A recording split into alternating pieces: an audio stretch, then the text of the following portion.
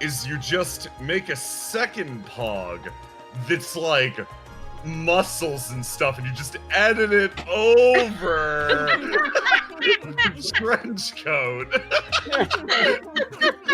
It Hey, would chat. work perfect. How's it Hey, going? Chad, how's it going? Hi, chat. Hello. I like Let to wait for when people are about to say something before I take us live. Yeah, Oh, no, fair. so check as a cryptic snapshot into whatever the fuck we're planning. Done. Okay, I'm gonna send out dun. some ads. Hey, chat, are you, can you hear us? Do we sound good? Blah, blah, blah, all that other Boy, fun I stuff. fucking hope so. I fucking Beep hope. boop. If I not, fucking hope. I'm a fucking stabber man. Sounds good. Ozark, thank you so much for the sub, and thank you, as always, for your incredible work on the API. Yeah, Hello. that shit's fucking great, yo. Chad, thank you so much for the sub, and thank you, as always, for your incredible artwork. Yeah, Yeah. that shit's great, yo. It's really good. It's Sim, Silverlight. I was zooming into the Sandra and he got big. Alon. Sib. Hello. I did. Yeah. For the sub. Onichi, thank you for the sub. Also, as well, thank you for the incredible artwork. Yeah, that shit's great, yo. I forgot about the eggs. Wasteland Hatter Productions did you says, forget finally about the first time live. Really glad to Hello. have you here. Oh, Hello. Our Heartbrain Hatter. says, here for my first ever live stream after catching up on the whole series. Damn, good work. good news. Thank you Hello. so- Good Every choice, dig bro. 314, thank you so much for the sub. Everyone, this is great. Oh shit, I'm excited. Okay. Oh, I forgot to tweet. There we go. Tweet. There we go. You might have heard us for a second there, chat. Don't fucking worry about that. That was definitely not my chat reading monitor going off for a second there. That's Yeah, you'll be fine. No one heard anything. I've never heard anything a day in my life. Read this. Dark Wolf Eyes, thank you for the sub. Oh, hey, Saunders' new outfit looking stylish. Yeah, no, like we gotta. Oh boy, so we're on the right screen. Eggs. Eggs. Bless you. So, this screen's looking pretty good. It's pretty accurate, you know. You got the Fade with the Fade grunts. You got the Delilah with the shiny Jeremiah. You got War Crimes. You got the horn. And the horns. Oh, hey, Orchestra, you got here at some point. But you know, So, I girl. think this screen's a little inaccurate. I think this is a little more accurate. Oh wow. Oh yeah, I forgot we made that. We made that like a while ago. Yeah, we made that a long ass time ago. I'm gonna be real. It took me a minute. Oh god. Oh. Dude Violet, thank you for the sub. Shimmy Gang God, thank you for all of the bits. Holy shit. And Ancient J-Wall, thank you for the sub. You guys Sorry. are great. I'm gonna turn Martha Civ Teach. down a little. Martha Keith was forgotten. Yeah. Nah, she's gotta go to Denny's. Yeah, so full disclosure, Teach is going to have something to do this session. Don't worry about that. Yeah, But right in the hospital bed. yeah, for the first few hours, Christian, you're not gonna be doing much. I'm gonna chill. You get to chill. Sit back. Eat Thank some you. Doritos. Yeah, thank you, Zogo Banable, for all the gift subs. Oh, Zogo, thank you for all the gift subs. Seriously. So go! We've reached the final Zogo, hype please. level. Excellent. Whatever the fuck hype level means, I don't know. I Yeah, don't know. maximum hype. I have no idea what the hype train does. It scares me. That's what it's meant to do. Scare Jay. There you go. That's the final tier. See, the secret is that reason why Teach is not on the screen is because she got abducted by the aliens that are the real crux of Indigo's plot. Yeah. Sarai Scarlatti's been working for him for the entire Yeah, well, time. you see, the eyes, the irises of Sarai Scarlatti's eyes are just tiny UFOs placed within there. Why do you think he hasn't been in this chapter at all? No, he was in this chapter. He did riddles for. I think Oh that- yeah, the most important part. I think that if you introduced aliens, you guys would literally owe me like $300 a person. Hold on. Hey, Ocean the Game God. got. Holy shit. Thanks for thank you for all the the 50 subs. subs. Jesus Oh, Christ! goodness. Nice. Holy Finale sub, shit. baby. So this is what it means to go even further beyond. Like, really. This is what it means to go even further beyond, yeah. Hey, Holy shit. Oh my god, okay. God. let's Thank start you for the introducing generosity, everyone. ourselves. Yeah, let's start introducing ourselves. Christian. Who? You. Hi, you! What? Hi, I'm Christian. I play, and I'm really excited for this session. It's gonna be a great time. Excellent. Show your Patreon. I've got a Patreon. You should go check it out. There's 13th God Sessions. There might be another one dropping soon this month. After all, it just turned over. So go check out soon. Yeah, it's a lot of fun stuff. There'll be even some more fun stuff in the coming months. So keep your eyes out. Excellent. Will! Hi, I'm Will. I play Delilah Daffodil, maybe Deltano. And I'm also on Surprise Round RPG, where tomorrow at 3 EST we'll be continuing Eben Ward. So hopefully we'll see you there as well. Yay! Excellent. Epuns. It is I, Carl. I am only here, but I play Fade. And after Evan Ward, come watch us play Vesperia. I doubt we'll have a better cutscene than last week, but who knows? Yeah. Please go look at my Twitter and look at the best JRPG cutscene of all time. Do me a favor. It's really important. J-Man. Hi, I'm the J-Man. I'm gonna be your camera and resident sad dads this evening, maybe. Check out our website and official Discord. Yes. Do it! Oh my god! Beautiful. Excellent. Nico.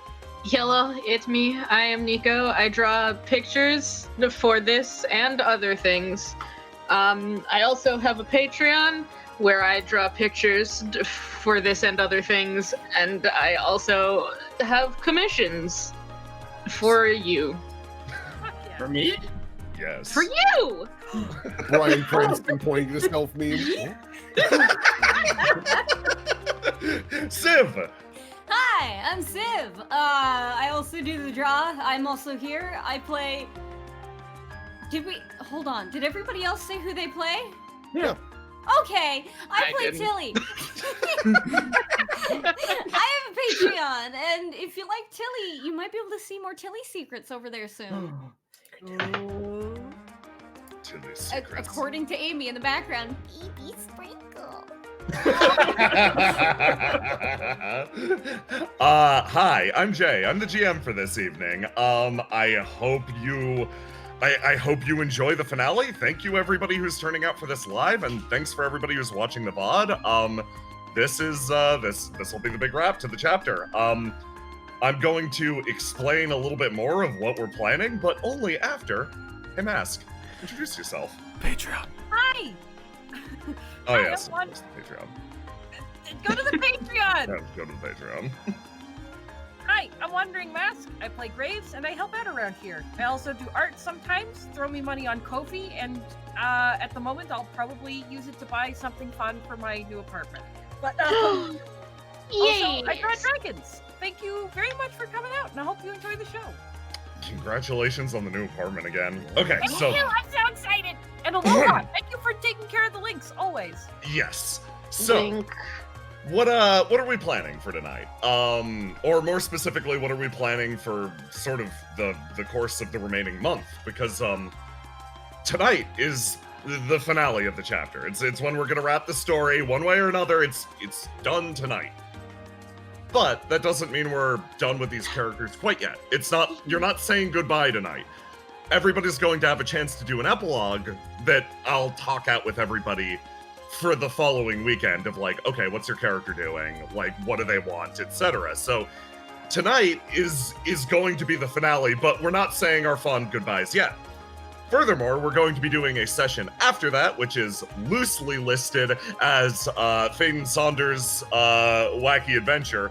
I don't know what that is yet. I just have it written down, and I'm going to figure that out after I'm done thinking about how to do the finale. Fade and Sander go to White Castle. Yeah, something like that, yes. And then, finally, we are going to be doing the beach episode. As the last sort of post-game content for Chapter 2. We're going to be doing the beach episode, so I hope you all are looking forward to that in about a month's time. But that's not what we're doing tonight. What we're doing tonight is facing down one of the city's urban legends. But we're not going to start with that. Because I specified that you guys should get one last chance to sort of rest up. I'm gonna give you a little bit of time, and most importantly, I've gotta ask, Delilah. Yeah. There's a small little kitchen in this place. Like, it mostly exists to bring the sort of fancier guests all sort of snacks and like refreshments, not to be eaten in the concert hall, of course, but it's important to have such accoutrements in the area. So there was enough to sort of throw something together. I want you to roll for feast and tell me what you cooked. Right, okay, so roll to die. Well, I guess we'll take red. Okay. So enjoy a 6 red, everybody. Everybody gets a 6 red. You can swap that in and you'll heal for 6 HP when you eat it. Delilah, can you tell me what you cooked? Just off the top of your head, what are you feeling? Like, is it something, what is your meal before the final battle? Oh boy, so I think a big thing is that Delilah doesn't want people to feel heavy going into this fight. No. So it's not exciting, it's not mind-blowing. I think she just makes a lot of really good different sandwiches, like specialized for each person, and then for Graves himself, makes him a nice salad. Because he seems to be more of the vegetarian type from what Delilah could tell. Yes. And make sure it's literally just like a head of cabbage and lettuce for him, just because that's maybe going to be enough to fill him up, as well as a couple of other things. And maybe if someone is interested in something a little heartier, also does like spaghetti and meatballs. It's just like she was just grabbing things and cooking, quite frankly. She's not 100% here. It's like a puttanesca or something. Yeah, no. It's also one of those things where I didn't know that this was going to be a big, good kitchen. I assumed it was a little one, so I was like, yeah, it'll be sandwiches. Then you're like, no, it's a fancy place. Yeah, like, oh, shit. It's relatively fancy, yeah. These two are over here. Oh, you're sitting at this table, Fade, I see. It's the only open chair. There's a bench. There's the bench. You can sit on the bench. That's lonely. I know where it's going. To be fair, there's no good table to be Yeah, at. there you go. So, basically, this takes place, actually, we're going to do a little bit of a cut back in time. This takes place after you called Sonder, Fade. We don't know the results of that phone call yet, but you called him already. We you know the results of this phone call, Yeah. let's be honest. So... So yeah, no, going around the room, Dario got the pasta. Dario got the big fucking honking plate of pasta, and he's just shoveling it into his face. He's getting really into eating, actually. Oh my goodness. Did you it's really good. Okay, What? well that's good. You just shoveling it so quickly, I'm just concerned. Yeah, I stopped moving for 7.5 seconds, and all the hunger hit me at once. Realized I haven't had a good meal, well, since this morning. He says, kind of smiling at you. Oh my goodness. Well, thank you very much. I'm glad you enjoyed that so much. I planned on making something a little more specific for you. I wanted to do fried chicken, but we just don't have time, I'm afraid. We make it through this, I'll gladly take you up on a fried chicken dinner. I would be curious to see how you cook a pheasant, though. You did mention that you've got quite the technique. Yeah, it's been a bit, but I could give it a shot. I don't want to say this out loud, but my brain is making me. Dario internally. You ever hear about an air fryer before? RNA has not made those yet. RNA has not made it, but Dario has hardcore is your friend with an air fryer energy. You want two middle-aged people to talk about that? That's Delilah would be on board. My God, it's so, and it makes it so less tasty. I love it. Welcome to the stream. Oh my God. Meanwhile, Prima actually sitting across from you is actually enjoying she took you up on the salad as well. She's sort of picking away at it a little bit at a time. And is Tilly, what are you doing? Are you scooting around checking on everyone? Yes. Yeah, you go back and forth between Tyr and your sister. They are both enjoying the same meal and both eating it at the exact same pace. Both of them are praising every individual leaf of lettuce and then placing it within their mouths. Very good for them. Take it at their own pace. Tilly is eating a cucumber sandwich at the most impolite rate she has ever eaten food in her life. Hey, how's Papa doing? Oh, Jean Mirage has been, he did take food, actually. He's just munching on the sandwich real slowly, and the entire time he's just been kind of eyeing the entrance to this place.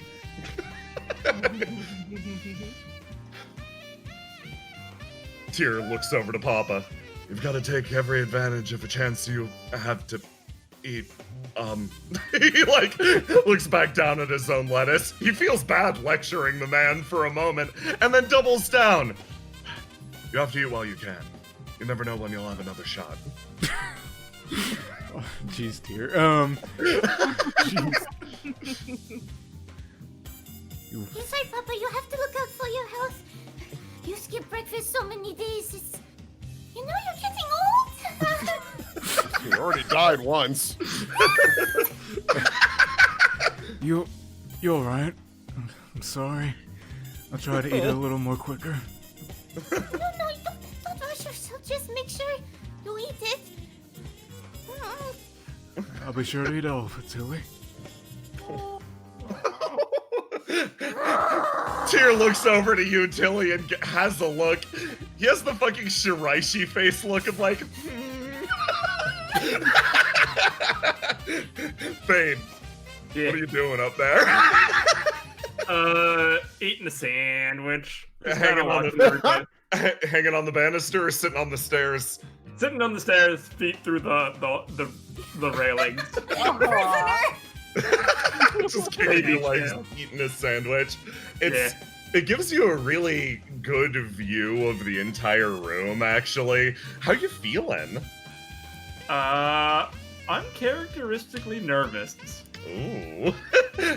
Yeah, Fade, something about your instincts are kicking up. You're like, this is a good meal for sure, but at the same time, something about this feels weird. Prima sort of stops you as you scoot past Tilly.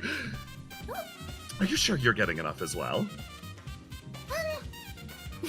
She looks down at her hand. She only has one bite left. She has somehow managed to scarf down the whole sandwich. Oh, was that a complete sandwich moments ago? I think this is the fastest I've ever seen you eat. I hope I don't lose it. Oh, yeah, maybe just take a seat for a bit. I mean, you're shaking your tummy so much just running around like that. That's probably a good idea. Okay. You want some of my spaghetti? No. What has Delilah gotten for herself? I think Delilah is enjoying some spaghetti as well. I think a big part of it is that when she eats sandwiches and things of the sort, it always, even with the illusion, looks like a bigger bite is being taken, and she doesn't want to draw attention to that right now. Plus, but she forgets the fact that she eats meatballs whole. So you just look over and boom, it's gone. Carbs! And, over here, Battle stares out to the empty void of space. Graves, leans leans over, waves a hand in front of him. Yes, hi, how's it going? He, like, seems to snap out of it for a moment. Nervous? No, actually, no, I feel weird. Weird. I feel excited. Deeply excited. I think we're pushing the bounds of what can be accomplished with, well, my own personal alchemy, but at the same time, I am furious. From the bottoms of my feet to the top of my head, yes, I am twitching with anger. Graves just sits silently waiting for him to continue, as he knows he will. Graves, something has been taken from me. I don't like that.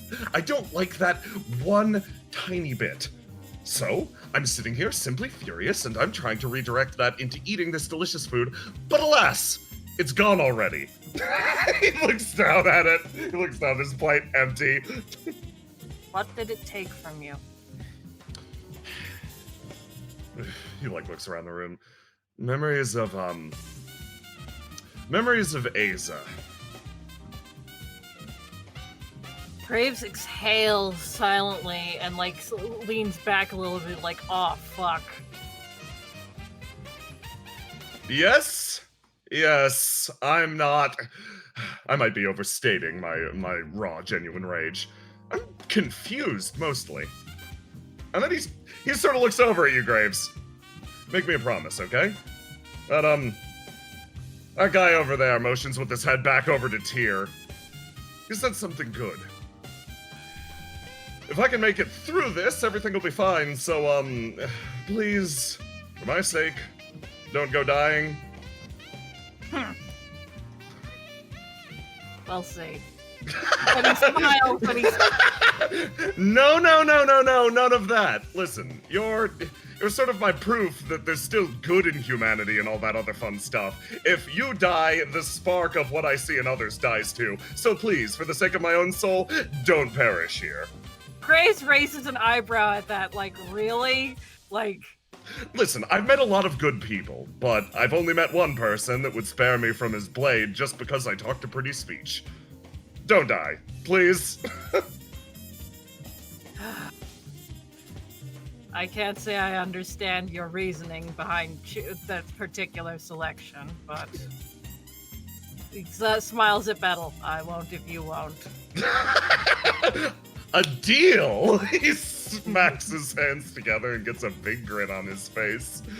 Oh man, you all continue on, just eating your food. It's a good meal, a big one, if you chose to indulge in that, before your final confrontation. But now, I have a question. How did that call with the tide go? How did that call with Sonder go? We're gonna roll back the clock a little bit and see what happened when Sonder received a phone call. Here we go.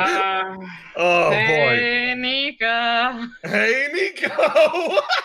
Oh God. Okay. I apologize for anyone who has in the past and will ever speak to Sonder over the phone. Notice that Fate has been the only one to call This fucking campaign, this chapter started with, "Hey guys, we're not going to use phones," and I was like, "Oh, you're all spared from hell. Good." So, here's what happens. You literally come into this room with the body of Maxie Higgins, and you fucking throw him on the ground, and your phone rings at that exact moment. Okay. All right. Sonder drops Maxie on the ground, ignores this man, answers his phone. What do you need? Sonder, please don't tell me you're in the middle of the street again. Sonder looks around as if he expects to be in the middle of the street again. Nah. Where are you? I'm with the tide. What are you? Oh, this actually works out fine. I I need you to talk to them. See if you can get any of them to come to the theater. We're probably gonna need some help. All right, He looks down at Maxie. I'll see what I can do. Here's the question. Do you fill Sonder in more or less on the current situation? He will not ask any questions, so whether or not you do it is up to you. So, see, we know we're going to be fighting some sort of spookum, which Fate would feel bad if Sonder would miss that, so he would tell Sonder that there's probably going to be some sort of monster involved. Okay, so you fill Sonder in on the situation more or less, and Sonder, wow, it looks like you're fighting something that you want to fight. Oh, how exciting! This horrible, horrible fiasco with the mafia has taken a turn into something he can actually engage with. And like, you get the complete rundown from Fade and that promise of like, yeah, I'll talk to him. Pretty much. I like the thing coming through this door behind right as a door flies open and thumps into something on the ground. Hey, Karsh? Yeah? You think you can kick this door down really quick? Yeah, absolutely. Karsh flying kicks the door open and the corpse slams into the side trophy as Karsh rolls into the room, a feral ball of a man. Sonder, who I imagine is like in the last parts of his conversation with Fade, kind of like he's doing that thing where you're kind of like looking up at the ceiling a little bit because you're on the phone. And Karsh rolls in and he kind of watches Karsh for a second. Goes, I gotta go. Oh my god. And as you do that, Karsh kind of turns around. Sonder! Oh my god, how long's it been? He runs up and like claps you on the shoulder. He needs to jump to do that. He's 5'3". This small boy. Sonder is actually kind of surprised. Because, like, he figured after a while it's been long enough that even Karsh, who usually remembers him, would have forgotten by now. Hey, Vaughn! Sonder came home! Vaughn, Vaughn walked into the room, looked over here, then looked immediately at the dead fucking body. And, Vaughn just kind of pulls out his, he doesn't, like, unsheath his sword, but he just takes his entire sword with the sheath off and just fucking pokes at Maxie Higgins here. Then Vaughn turns around. Who? Sonder, you know the guy I was talking about? Like, we could get his old room set up. Come on. Vaughn... He's back! Vaughn thinks to himself, afraid I don't recall. Yeah, that's alright. You never did. He motions to Higgins. That's yours. Vaughn looks over at Maxie Higgins' fucking corpse. And, kind of leans down and looks at it. You know, this guy had a bounty on his head, right? Yeah. So you want money or something? Nah, that's yours. I see. Karsh, as Sonder's that's yours, Karsh is nodding and being yeah, he's the best, see? Vaughn. He has the energy of a kid who just brought over his best friend, and the best friend is doing things that he thinks is impressing the parent. I told you my friend was cool, Dad. I told you he was cool. Oh god. Vaughn stands up, turns around, takes a step forward. So, thanks, I guess.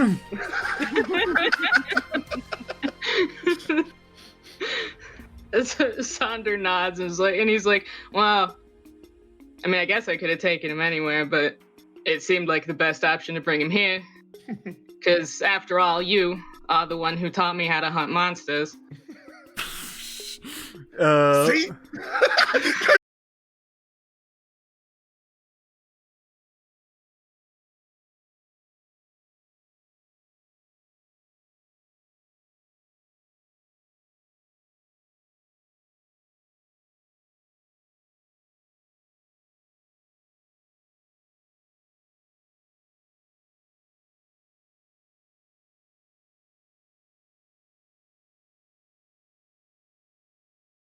do things here. Hey, cut that shit out. There we go. No. We're back. We're back. Okay. Talking about Saunders' Oh, we're backstory back. is That was an illegal. OBS fucker. Oh, that's fine. OBS new. Yeah, okay, we're good. Where'd we leave off at? Vaughn doesn't understand what's going on here. You don't understand what's going on here, but you look at Karsh and then you look at Sonder and then something. Okay, well, Karsh seems to know you at the very least. Karsh, who is this? Oh boy. Yeah, this is Sonder. He's like, come on.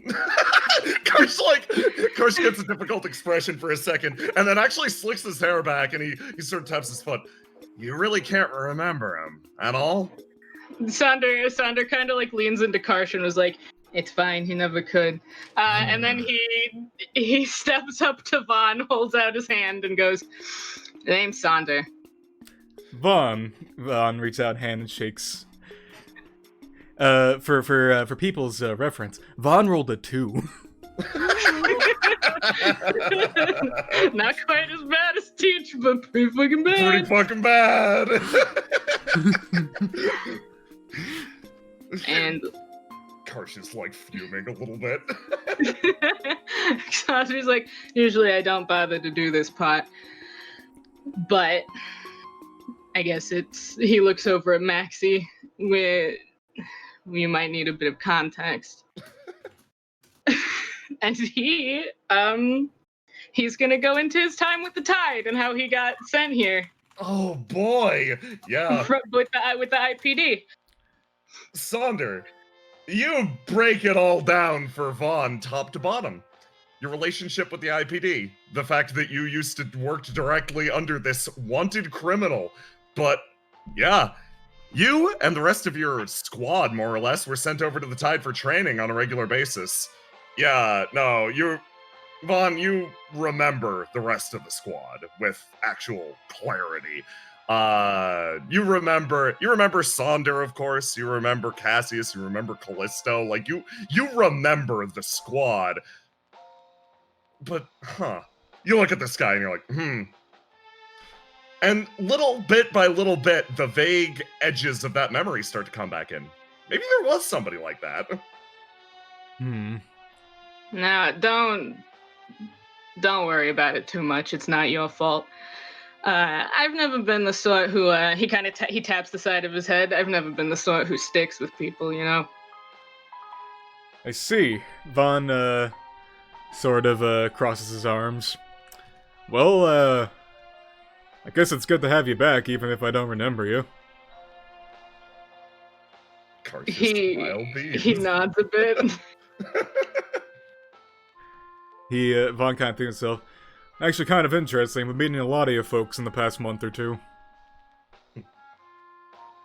A lot of us. Yeah, we met Cassius again too. Like he was lying low for a bit. I mean, like slow head tilt. I don't think he's seen Cassius around because they haven't seen Cassius in different like 2 parts years. of the city. Yeah, you haven't seen that dude in 2 entire years. He's just been gone since the Empty Night, actually. Yeah, no, that guy vanished. Huh. Interesting. I didn't think he was still around. Yeah, us either, honestly. I'd love to do another, like, big get-together. We could, I don't know, open up the feast hall again. It'll be kind of like old times. Sonder kind of like... Sonder actually, he kind of smiles a little bit. He's like, yeah, I guess I never really hung around in one place to another for too long, but the time I spent with the Tide, I guess, is some of my favorites. Hey, Sonder. Hey, Sonder. Take this Karsh bond up immediately. Did I bond up with my wife? Yeah, you get an immediate Karsh bond up. Like, you pretty much validated his own point of view this entire time of like, man, I miss this dude. And he's like, oh yeah, the time I spent with the Tide was some of my favorite. It's like, Karsh loved that. Oh my god! What the fuck? Yep.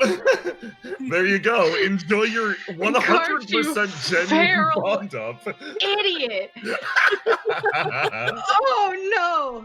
Yep. I suppose it would be nice to see everyone again, even if I'm sure most of them don't know who I am anymore. I mean, we could tell them. We could show them you. Like, it's hard to deny what's right in front of your face. Like, even Vaughn used to be like, "Oh no, Karsh, don't set up a room for Sonder. I don't know who that is." Yeah, no. Now he's forced to see the light of day. Sonder watches Karsh and doesn't have the heart to tell him that if he leaves for like an hour, Vaughn isn't gonna know who he is anymore. And he's like, you know what?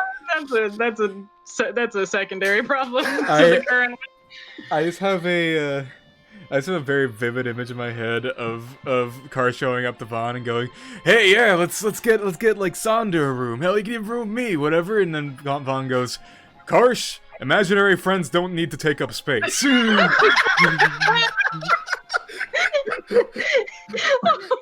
I bet. Karsh is having a time. Well, Welcome to the Gaslight Club, fucko. thanks for bringing us this highly wanted actual serial killer. Karsh says, picking him up and heaving him up onto his shoulder. Yeah, I thought you might like that one.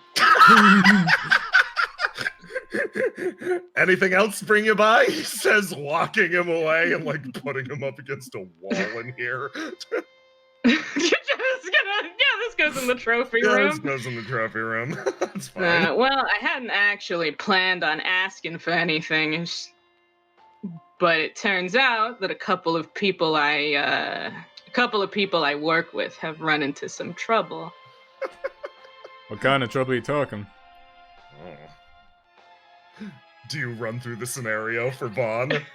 Yeah, he kind of is like, I guess they're holed up in the theater, and they could use a little extra muscle. They got something big coming their way. Big, like monster big or something? Yeah. He kind of gets a look on his face like, you know. Yeah. Karsh's eyes light up. Oh, monster big, huh? Monster big. Oh, well, Sonder's one of the best private detectives in the entire city, and if he says something's coming, then we can actually believe him, because he is a professional, Karsh says, taking another few steps backwards.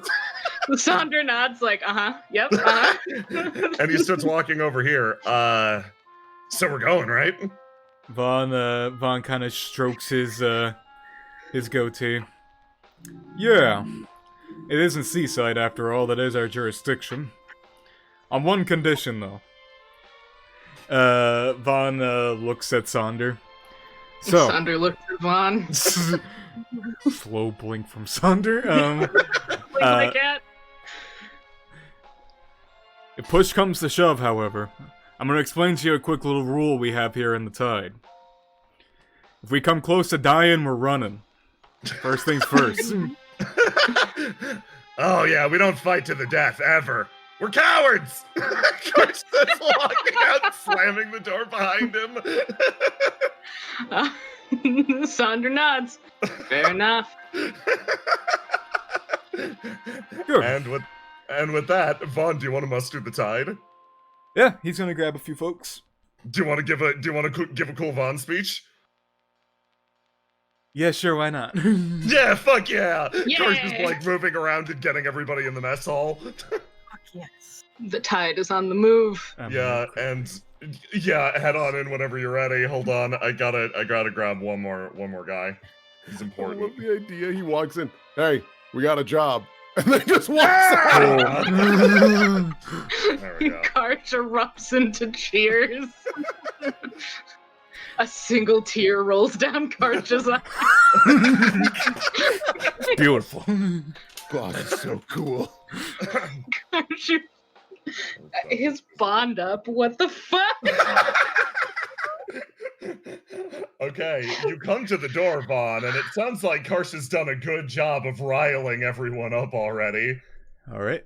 Vaughn steps in, past the giant fuck-off refrigerators. Yes. Alright, everyone, listen up. Stands in front of the giant bonfire. Looks like for the first time in 2 years, we're going to be able to go on a quick monster hunt. I know all of us are pretty out of damn practice, given the fact that we've been sitting on our asses pretending to be cops for the past year and a half. But, see this is a great opportunity to get back into practice. This will be, let's consider it training exercise, except where you can die.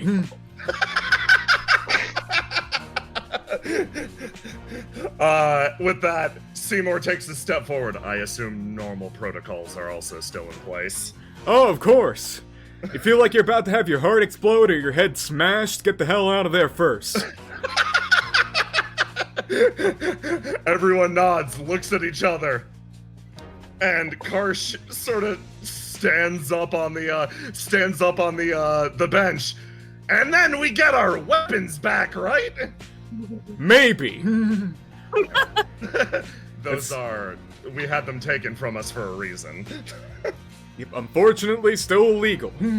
Crap, okay, yeah, I'll stick to the small swords again. Karsh settles down. But hey, listen up, everyone.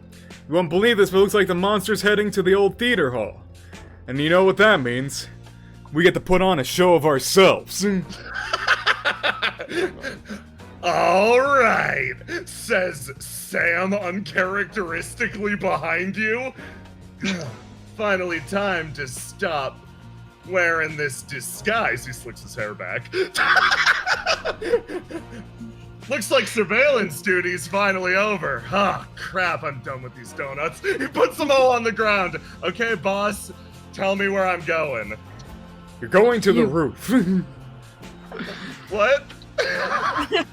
No. Well, we heard they're coming. Wait, hold on though. They took my cowbell. I don't have it anymore. I'm not a good roof guard. No, you'd be best suited on the roof, Sam. Seymour pats him on the shoulder. Okay, yeah, I'll get going first. Hey, good to see you, Sonder. Sonder Harmblin!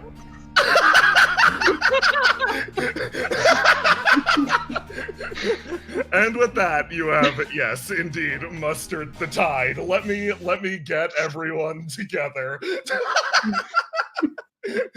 Oh, I love these dumbasses. Good work, everyone. Okay, you know what? This is Fucking bunch of goobers. This Oh my is god. gonna be me copying Pogs. Everybody, go. I know it's early. Go break now. Combat is coming. You know how that be. Like, Oh shit! I just missed something cool, didn't I? You gotta see Sam get bullied. you got to see Aw. Sam get bullied. Aw. That's it. You're Aw. fine. And Sam's true face. Yeah. Yes. Let's see. Okay. Karsh is not an edible bond, is he? I don't think Karsh so. is not an edible bond. No. Karsh rolled a So- 10. Quick question on that. In that case, would Karsh be a bond 1 now or 2? 2. 2. Okay, that's what I Karsh thought. is That's what I a put him down as. Fantastic. Yes. I love my wife. Dumbass. I love my feral idiot wife. I'm gonna make another cup of coffee. Yeah. Everybody, coffee. Do whatever you need to do. We'll have. I'm just copying Pogs right now. Yeah, take your time. You I know know how it's it goes. I shall return. I shall go refill my water. Hi, Chad. How's it going? Yeah, how you doing, chat? Hey, by the way, Middle, thanks for subscribing. Middle, thank you for the sub. Thank you also, everybody, for the sub train earlier. The big sub. Big subbing. Yes. Big subby. You know, for this bit, me and Jay were like, okay, we don't want to go too overboard on like named Tide members who could be in there, because that'd be a lot of characters talking and whatnot. So Yeah, we exactly. picked the ones that would go in there, and we're like, is Sam gonna be able to go in? No. Not today, probably not. Poor man. I've got to grab one more. I'm grabbing Mask. I'm grabbing your Tide character as well. However, My boy! yes, the one thing I do have to say and warn is Graves is your main PC in this encounter. Oh god, yeah. For the most part, we're gonna be piloting the Tide, etc. You got it. Yep. So yes, if you want to narrate exactly what he's doing, what he's up to, feel free. But for the most part, your main focus should be on Graves. You got it. I'll focus on Graves. Yeah. Okay. Alright, when everybody gets back, we should probably tell them a little bit about the mechanics of this. Oh, absolutely. Okay. Pogs are placed. I'm gonna put that away. There we go. This is gonna be fun. This is gonna be fun. Nobody's gonna die. Not Okay, today. great. Say that. S- Nobody dies in Indigo, except for that one guy. Except for that one guy last time. Sonder directly decided to say no to us being able to say that. Are we talking about Sonder killing Maxie? Yeah. Yeah. Yeah. Somebody dies in Indigo. Somebody. One man dies in Indigo. One man dies in My Indigo. coffee is brewing. I came back real quick. I ran back real quick because I had a thought in my thinking space. I think before the Tide heads out, while they're like rallying up, Sonder is going to let Vaughn know that he's going ahead, and Sonder is going to go ahead in the way that Sonder does, because he's not in the fucking abandoned district anymore, so nothing can stop him. Yeah. So you're just gonna bam over. Yeah, he's gonna bamp over to basically get like essentially he's gonna do recon for the Tide so that he has like Oh.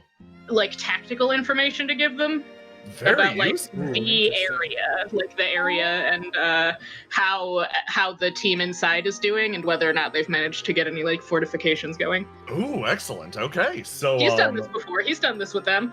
yeah, you sure have. Holy shit! Good work, dude. How conveniently for Sonder you, immediately falls back into Tide. you have 3 irises to ask for the specs of the building. Yes, Yeah. exactly. Okay. So that when Vaughn and the Tide shows up, he can immediately be like, all right, these are the weak points, these are the places we need, these are the areas that have been fortified, this is what they've already had, this is what they've already gotten done. Brilliant. Hey, Kelly, what's the sound system like in there? It's a theater. It's good. Good. I'm gonna fiddle with that for a while. I go back to grab my coffee. Okay. Go retrieve coffee. I am so excited for Sonder to do recon of the theater and realize that we have done no barricading whatsoever, and instead we're sitting down to eat spaghetti. You see, that we did have barricades built on the map. We thought this was gonna happen. Huh? It's fine. Yeah. I can actually port some barricades over if you guys are like, yeah, I want a barricade here and there. That's actually one of the questions that I was I going to would ask say you. we would do it, yeah. Yeah, I've got the assets saved. Like I just want to ask you where it's going. So yeah, let me go over to here. Yeah, we'll just assume you had your nice meal after setting up some barricades. Like that was your strenuous physical labor before eating a giant plate of spaghetti. Look at. Dario's gonna have a stomach ache. Dario. Gotta get his dad bod back on. Remember he's a dad. Yeah, I now want to that look my worst for my daughter. now that I realized I'm a dad, I'm legally like allowed to have this dad bod. So yeah, I'm gonna. Now that I know my dad, I'm not gonna look good for anybody.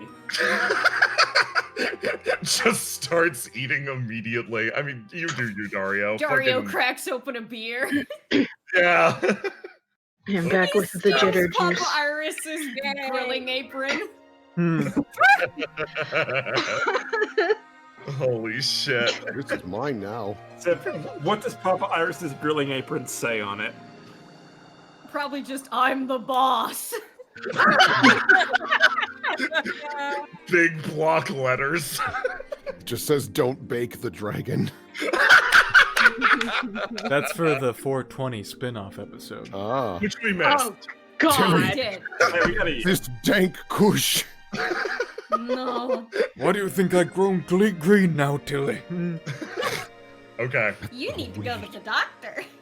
Everybody And not drop Morales. a plus. Yeah, not that one. Everybody drop a plus in chat if you're back. Where'd my mouse go? There it is. Yeah. I've been here the entire time. So, I think we're missing a Sonder. Yep. Nico went to get coffee. Nico's getting coffee. Coffee. Oh shit. Oh, I return with the jitter juice. okay. Judah juice. So, for this next bit, you don't have to RP out like reuniting and discussing, like tactically planning, moving around the room. All of this happened through a fusion of your efforts. I'm gonna run you through the building really quick. So, Sunder arrives again, and you guys give him the rundown of the building. You give him the specs. You give him the recon. I'm going to run you through entrances, etc. So, the main hall where the orb is now is up there. Basically, you take that passageway straight down, and there's staircases that lead up to the balconies, etc. But this is functionally the one entrance, is the best way to put it. If you want to relocate the orb, honestly, allowed, legal. I didn't think of that, but like, feel free. Then we've got the wings. So there is a wing to the up and to the left. The irises fill you in on this information. These are more or less like conference/meeting rooms. These are meant for like lectures, speeches, etc. This was constructed during an age where the university actually sort of had an outreach program to here. So like there are what are functionally X classrooms that have been reconverted to meeting spaces between folks. They're set up here. In terms of entrances, there shouldn't be any way into these places, but honestly, like, yeah, at this point, more or less, you've seen enough spooky shit to know that doesn't necessarily mean that it can't come from there. Then we've got the right wing, up the right stairs. This contains additional theaters. 2, in fact. Both of them actually under a sort of state of, not disrepair, but they've been reconfigured a little bit. This one, right here, has actually been converted into a space used for fencing. That is the main draw of this little area is it's more or less a fencing observational area with the music taking place in the main hall. And then finally we have the last room. This would be I can label them actually. This would be the first hallway up on the right wing. This is a completely empty theater room. So, to give you the right wing again. Top, fencing. This one, empty.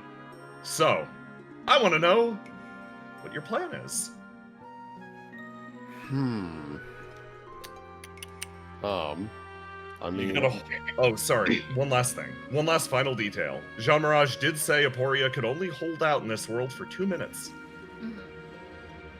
Survival quest. Well, I would say in that He said case, 2 we minutes, probably want to have whatever Aporia is trying to chase after be as far away from its spawning point as we can. Understandable. Yep. That But makes do we most know sense. where it will spawn? No.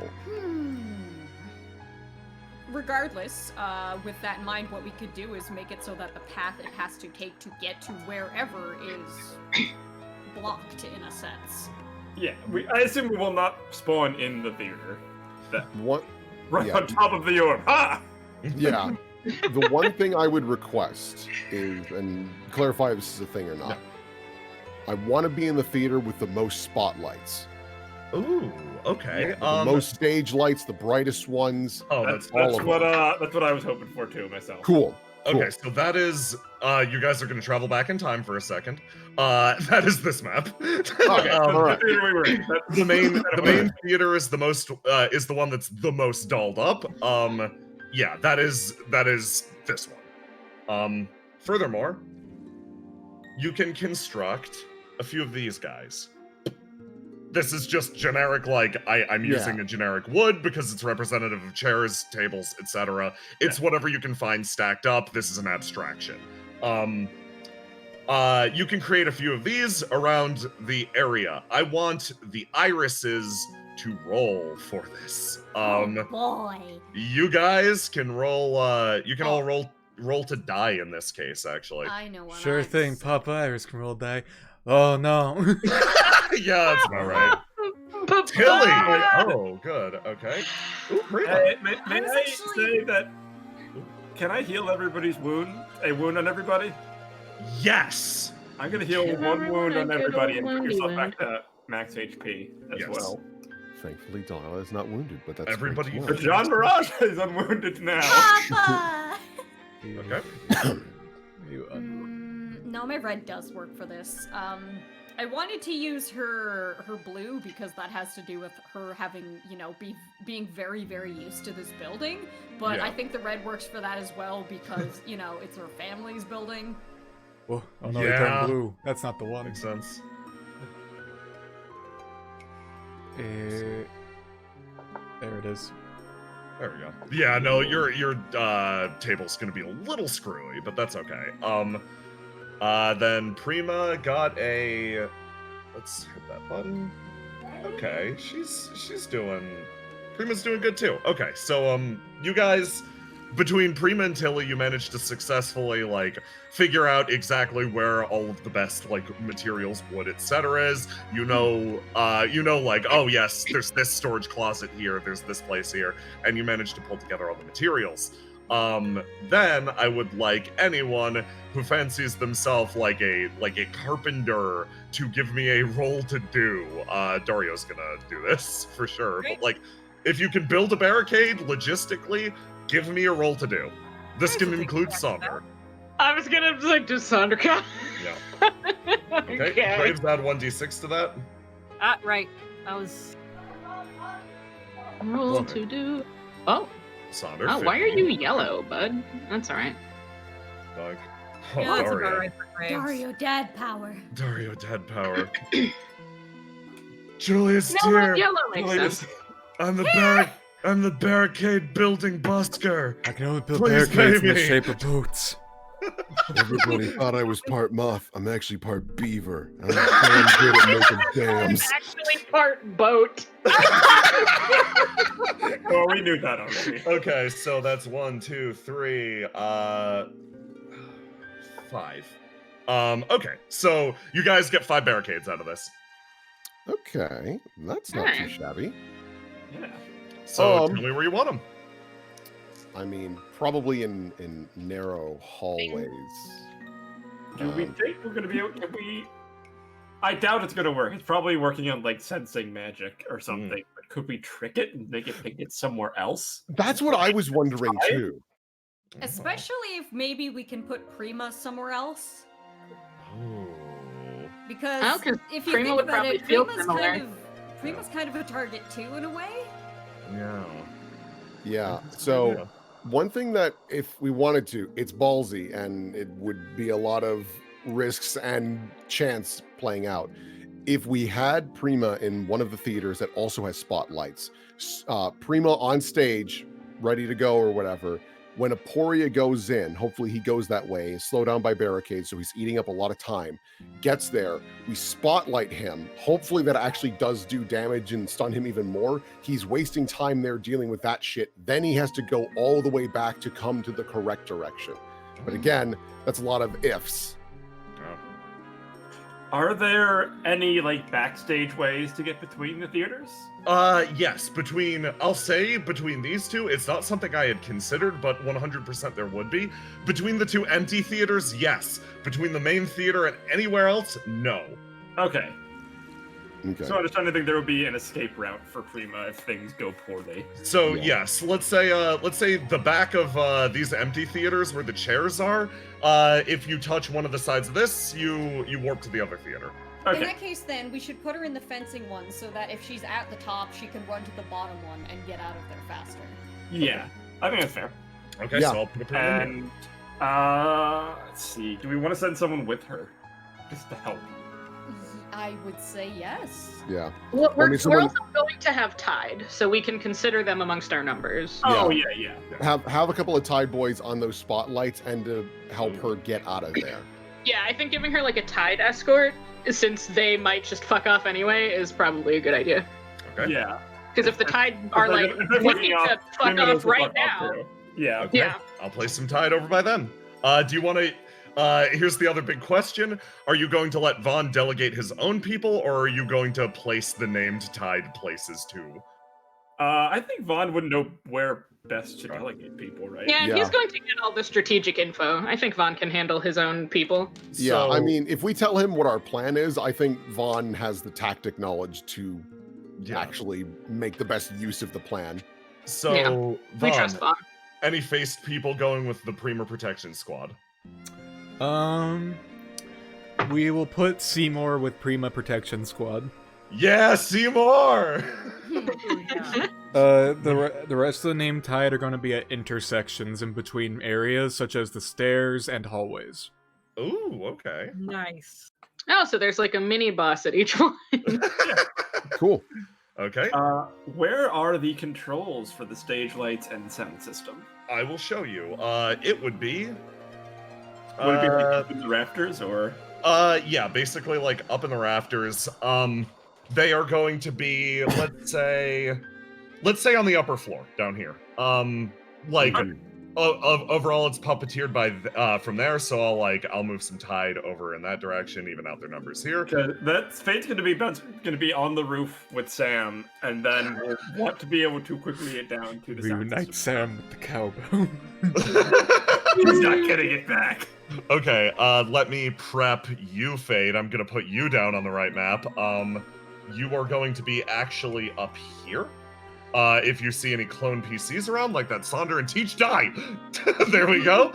Shoot them, Sam. Sam, kill them. Yeah, I want Fade to have access to the main theater sense. Okay. But have obviously some time there so we can tell them what to do when. So yeah, you'll be crawling around through windows and shit. You're up here. Oh boy. Okay, so that's where Fade is. Okay. Barricades. Where are you feeling? And Prima's gone. Goodbye. I feel like we will need at least one of these barricades in this hallway, but we need to make sure that Aporia goes to the right first.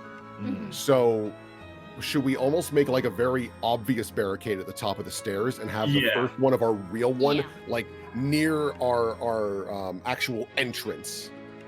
That way he hopefully can't see all the way down and see that there's a barricade. Or better yet, what we could do is barricade the door from the inside. That way he has to actually break, because I imagine they're probably big, heavy doors. Yeah. Can we do something about the Prima passage that would make Aporia think that there's like something over there? Like if we...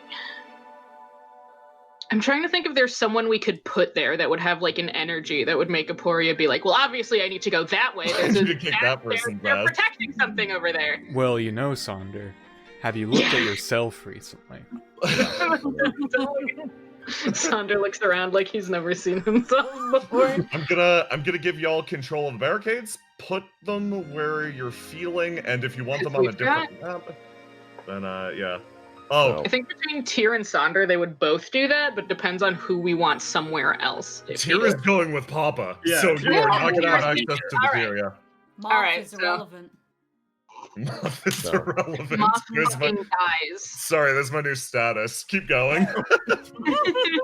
So I think one thing that we need, Affectionately. what we also need to do with these barricades and make sure that it's difficult for a large thing to get through, but simple enough for someone like Prima to scoot by, because she is going to be running past these at a certain point.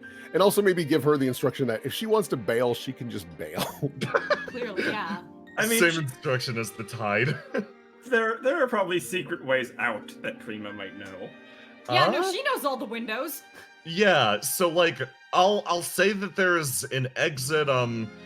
Let's say that there's a big like vaulted window here that she can exit through if she's gotta. Like there are ways out. Like yeah, she'll be able to squiddle and squoodle if she makes it over to this barricade. Excellent. Okay.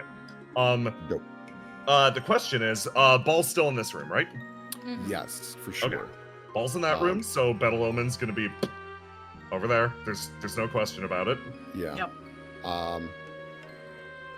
Yeah, it I think it'd be wise to have the barricade almost like inside the door, Yeah. Ooh, yeah. On the That inside way, of- like, we have to get through the door first, and also this barricade that's holding it in place. Once they do break through, there's going to be a bunch of debris and shit in their way to get to us. Yeah. So hopefully slowing them down even more. Okay. I'll put it at the head of the hallway and say it's inside the door, more or less. Like, And, that's the best way to represent that. and out of curiosity, these are like spiked, right? Like impale, not good, would feel bad, or It would they're made out of imagine broken it's wood. chairs turned Chairs, over. exactly. Yeah. So it's like getting smacked, like basically falling into the end of a chair leg. Exactly. Okay. I mean, It's- we could probably break the chair legs off if we needed to. You can. 'Cause- They're a little maybe sharp, kind of but not. flaky.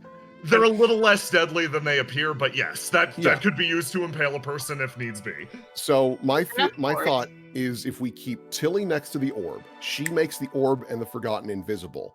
We set up a Ooh. barricade, spikes out. I make that look like the Forgotten and the orb. It's magic, so he should probably detect that.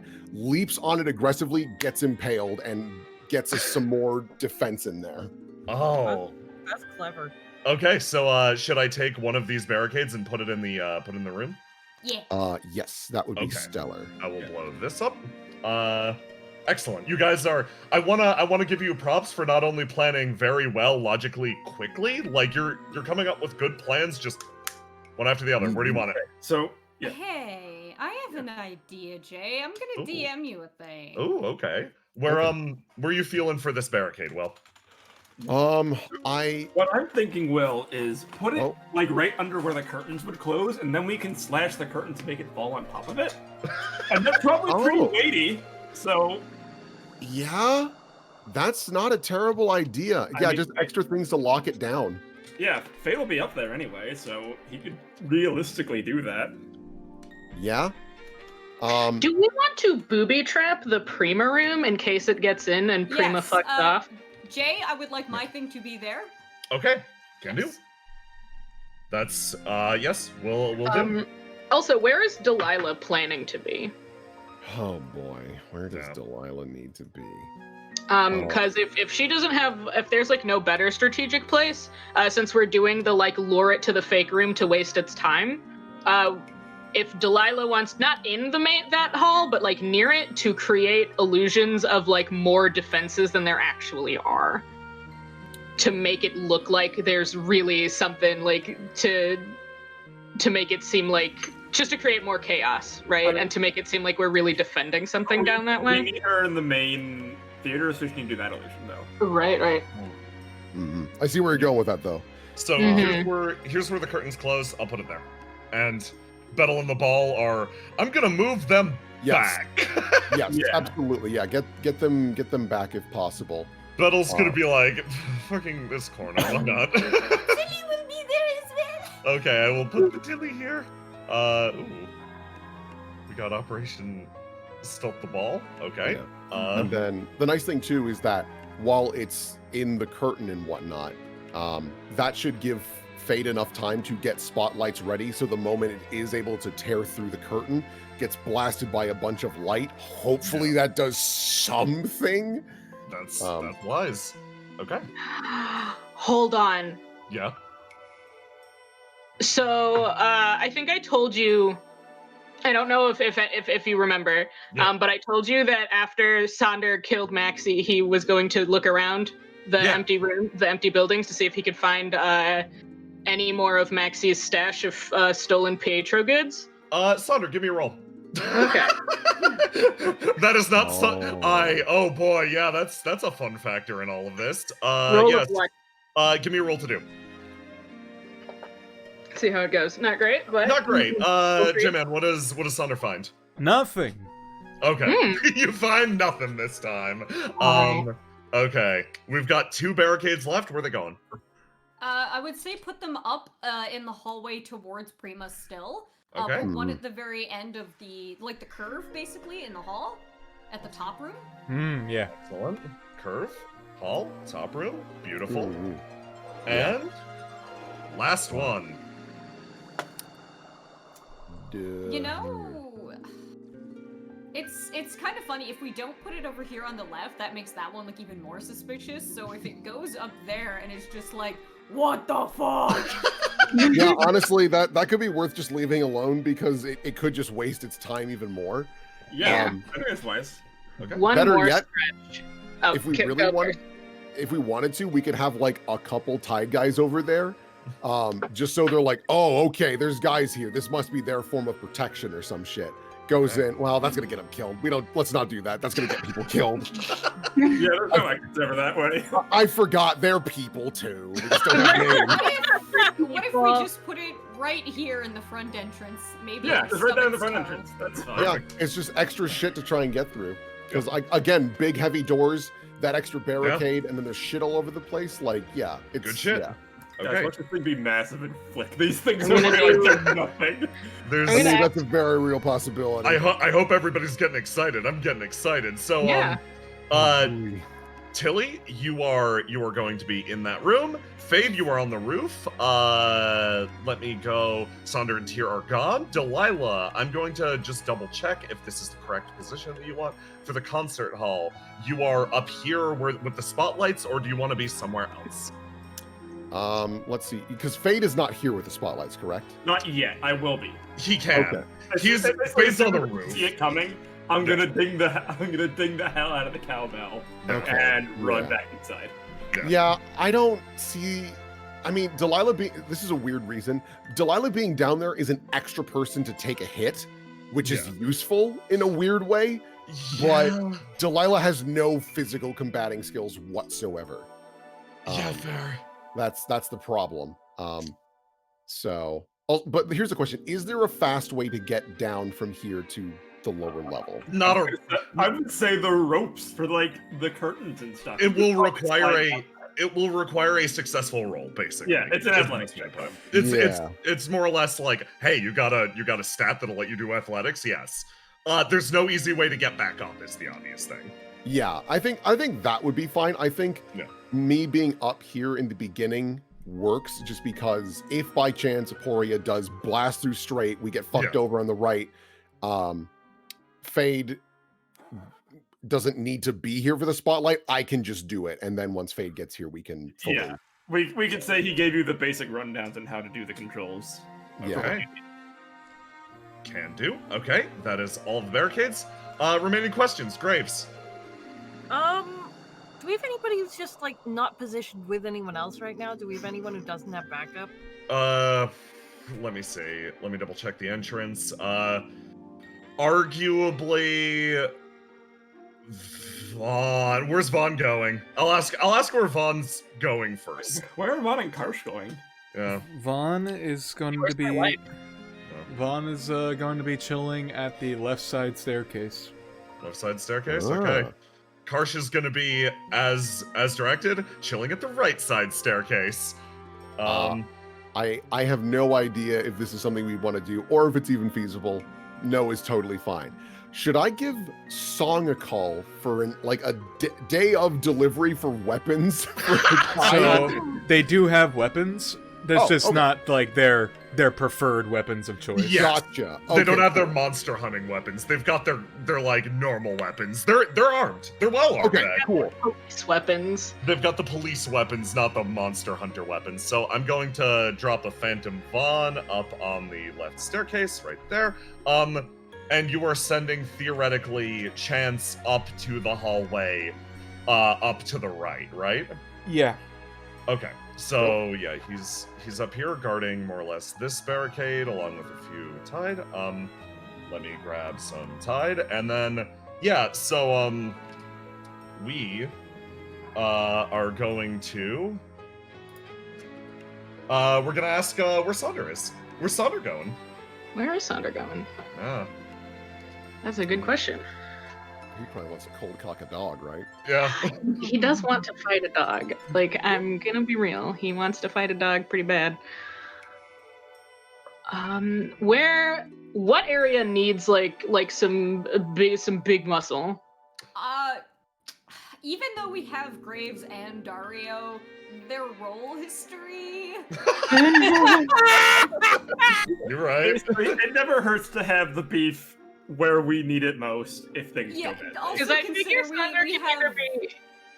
Yeah, we have two dainty beings and Bettel Illman as the other Yeah, half of the Because I think Uh-huh. would probably be in one of the main rooms, either guarding Prima or the big ball. One of the two. What are you Yeah. feeling? Prima or big ball? It might have, because Prima has a team of people who will fuck off, like Yeah. at some point. And if Yeah. they fuck off, they can just whisk her away with them. Like if it starts getting too dangerous to the tide, they're just gonna run.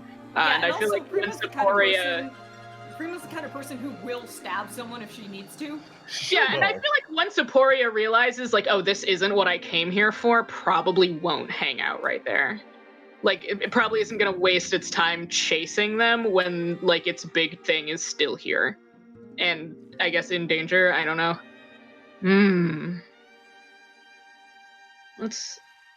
Should he be with... Oh, and Prima's room is booby-trapped, isn't it? Yep. So, yeah. It is. Okay. So, Sonder can either lead it into a booby trap, or he should probably be with the big ball, honestly, because that's where, Okay. like, all the... Sounds good. Excellent. Okay, so big ball for Sonder. I believe that places everyone. Yep. Yeah. I gotta grab one asset very fast. Mm-hmm. But- Before we start and check our top Yeah. map, I'm gonna request one last really quick break. Okay. Just so everybody can make sure they use the bathroom, get water, because shit's gonna go. I'm gonna do Shit's gonna that. go. Alright, BRB! Yeah, I'm gonna be right back too. I'm excited. Whoa.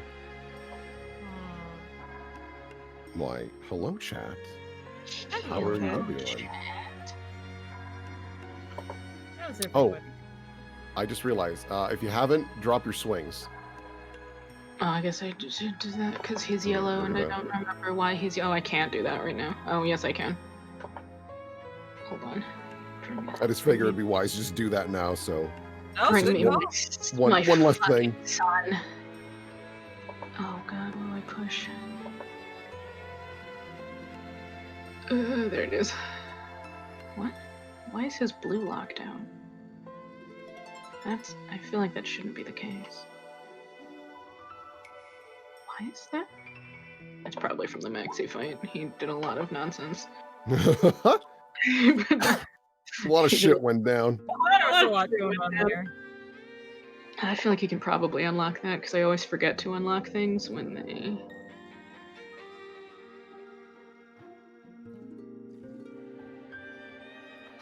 I don't know what you're doing, but we'll figure it out when we get there. All right, I'm gonna go get a not coffee drink because I still have coffee, but it's not a lot, and I don't want to make a third one. Fair. Cease this coffee.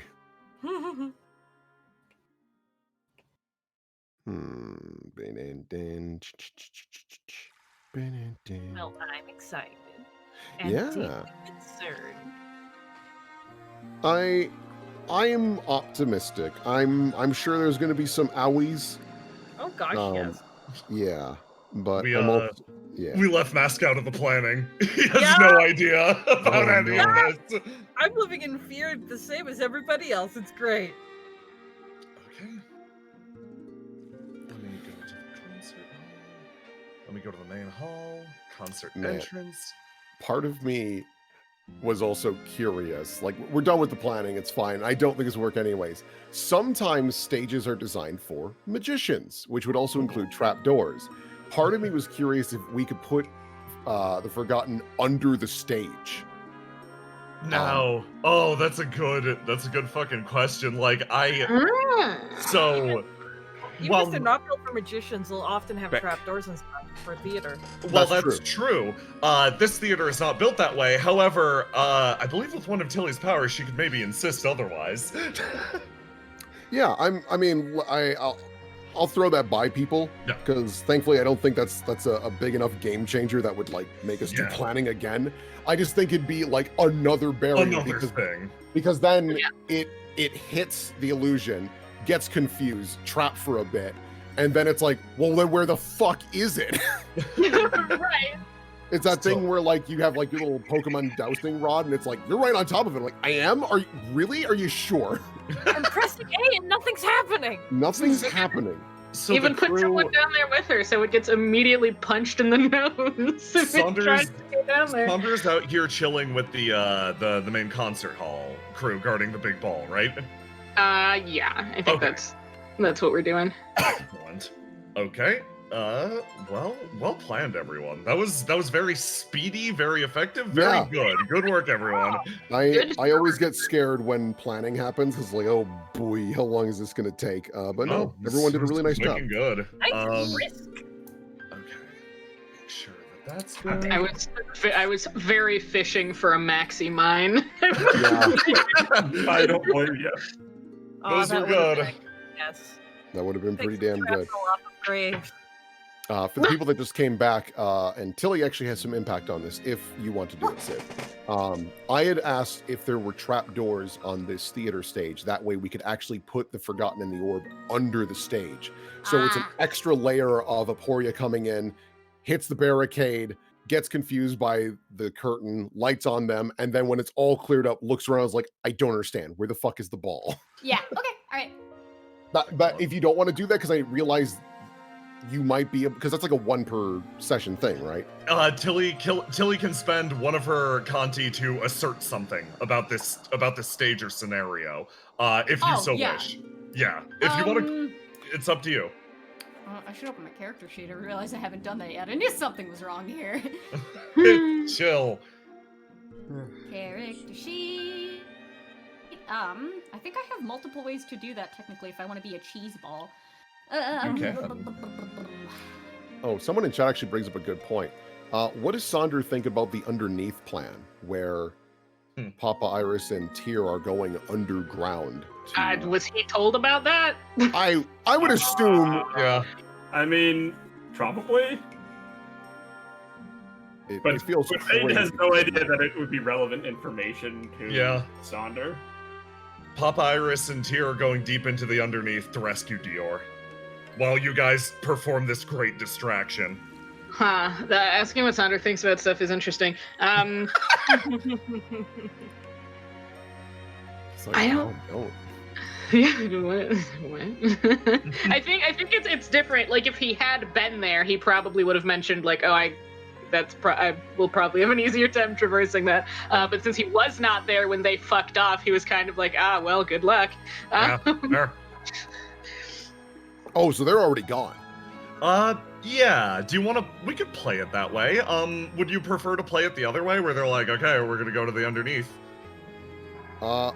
The only thing is, and like we don't need to do this in character. I just wanted to ask Jean Mirage, like he made a contract with Aporia, correct? Yep. Who asked who? Aporia asked him. Okay, that's what I was curious about. Very interesting question. Because you don't ask for a pact unless you need help. It's true. Facts. Yeah. Good info. Good question. Good shit. Yep. Yep. I was thinking about that earlier today, and I was like, Okay. Let's start seeing some pluses in chat if Oh, you're yeah. back. Excuse me. Sorry about that. Let me. I'll participate. Delilah to Jean Mirage. Who contracted who? Graves to Tyr. Did you try to stab? Are you the guy that tried to stab our orb? Yes. God, yes. Don't do that. Okay. So like So we are playing it that Tyr and Papa were already gone before Tyr and Sandra showed up? Tyr and Papa were already Okay. gone before Sonder showed up. Basically, I'm gonna In do which case, good luck to them. a fast there- forward. Oh, you go. Were there any other parts of the pact that Jean Mirage would want to enlighten us about before he leaves, or is it like I can't go into detail about that because of similar thing as Tyr? Yeah, it's very similar. To put it Cool. blankly, if he were to tell you about it, he would probably combust. Sure, Yeah. fair enough. And Delilah will not question any further. We got plenty. Oh boy. Okay. So yeah, let's do a fast forward of the events of you setting up, because that'll add a little bit of additional context. You all come in, you eat your meal, ignore the Phantom Vaughn and Karsh in the upper left and right. Don't look at them. They're Oh, not no. real. Too late. Guys, You will turn to salt then. Okay, let's play this one. So yeah. Sunder comes in first, helps scout out the area, helps you make some barricades, reports back to the tide while they're still mobilizing. They all come in and wind up dispersing to their various positions. Ignore the man who is trapped under the barricade. He's gone now. Eventually, everybody pans out around the building, and time passes. Tyr and Papa Iris leave. They depart for the world below, and this is Tilly. This is a good chance to talk to either of them. This is the moment before they leave. What did you say? Oh boy. Oh gee. Oh boy. Yeah. I think, like, during all of this, even when she was, like, still trying to finish her sandwich and stuff, she was, like, trying to patch up any wounds they had. She has basically torn the skirt of her dress so that it is... She looks like a shabby little wave poppet skirts. Wave poppet skirts! So, yeah, she did her awful best to try and help them as best she can, but she knows that there's only so much she can do. And at this point, she's entirely just relying on the promise to pull through. She obviously gives her papa a hug before you go.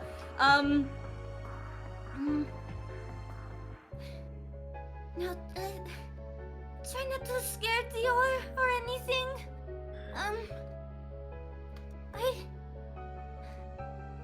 He's probably very lonely. So maybe distract him or something? I don't know. I'll try my best, Tilly. I'm personally hoping that he'll be asleep by the time I get there. I hope so. Please come back. I will. Bring him back, okay? Tyr nods. He has an odd aura of calm around him. Like, it's interesting. While the rest of the situation definitely has this electric feeling, Tyr feels almost like a cool wind. He sort of looks down at you. Of course I will. Good job. Good job holding everything together. I mean that. He looks back through the door and looks at all the people gathering around building barricades, all the upset in there. He looks up to the two people on the roof. You're, he looks down the way, actually.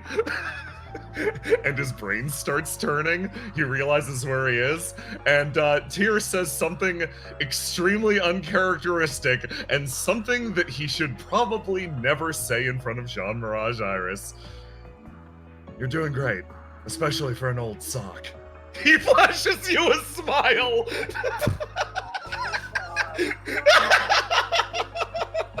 I see. Well, luckily, this old sock has a pair. She holds out her pinky for a pinky promise. Oh my god, he leans down and... Yup! Oh my god, yeah. He leans down and still smiling. Julius Tyr, smiling as serenely as possible, promises you once more that Jean Mirage Iris will return safe. Remember in the early sessions when Jean Mirage Iris silently marked off something in his brain when Fate called him Johnny? Yeah. That just happened again. Yeah, Tyr's fine with that. You're on the list, son. Yeah, he deserves it. It's fine. And with that, they depart. That was beautiful. Okay. And silence reigns for a second. Time to go through and check every map. Hey, Speakeasy. Time to go through and check every map. Make sure everything's looking good. Okay. None of you people are here. Yep. Doink, doink. That one isn't here. That one isn't here. That one isn't here. None of you are here. Okay. So this room This room seems to be silent, prepped. That same air of anticipation washing over it. The conference rooms, nothing moves. Absolute and utter void. All right, Wing. Put like that. I'm gonna move more people to the concert hall entrance just because I realized more tide came in than I had placed, and that would not be fair. Yeah. Silence reigns over the right hall as well. And then we go to this hall. And you guys are prepped. You're waiting, making sure everything's good. Move over to the fencing room. The fortifications seem to be well in place here. Operation Guard Prima is in effect. And finally, the last stage. Nothing moves here. And I'm going to move us back here for a second. Fade, I want to ask you a question. Yeah. What are you talking to Sam about? I think it's really just kind of uncomfortable silence. Fade obviously has the cowbell kind of twirling around his finger. Oh, where'd you got that? It's treated me well. Where'd you get it? Antagonizing Sam.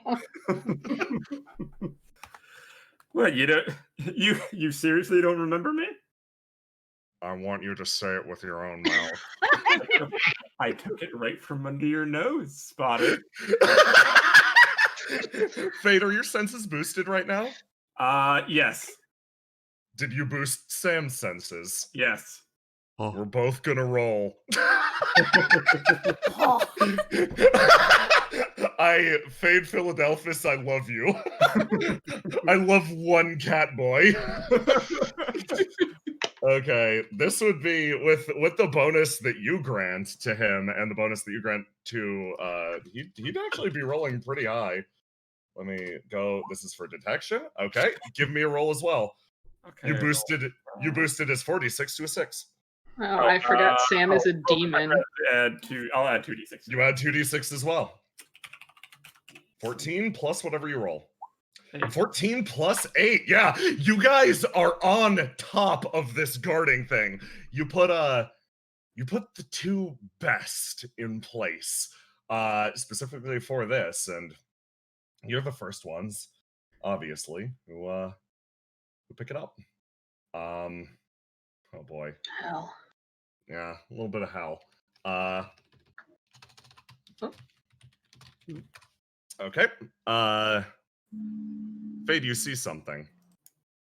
You see something rising almost from the darkness of the building nearby. Your building.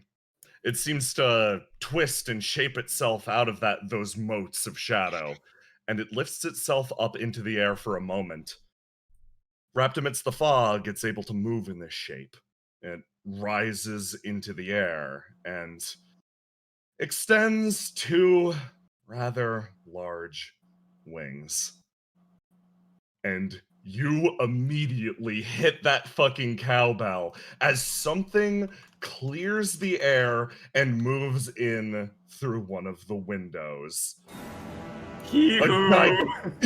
A gigantic beast slamming into the theater.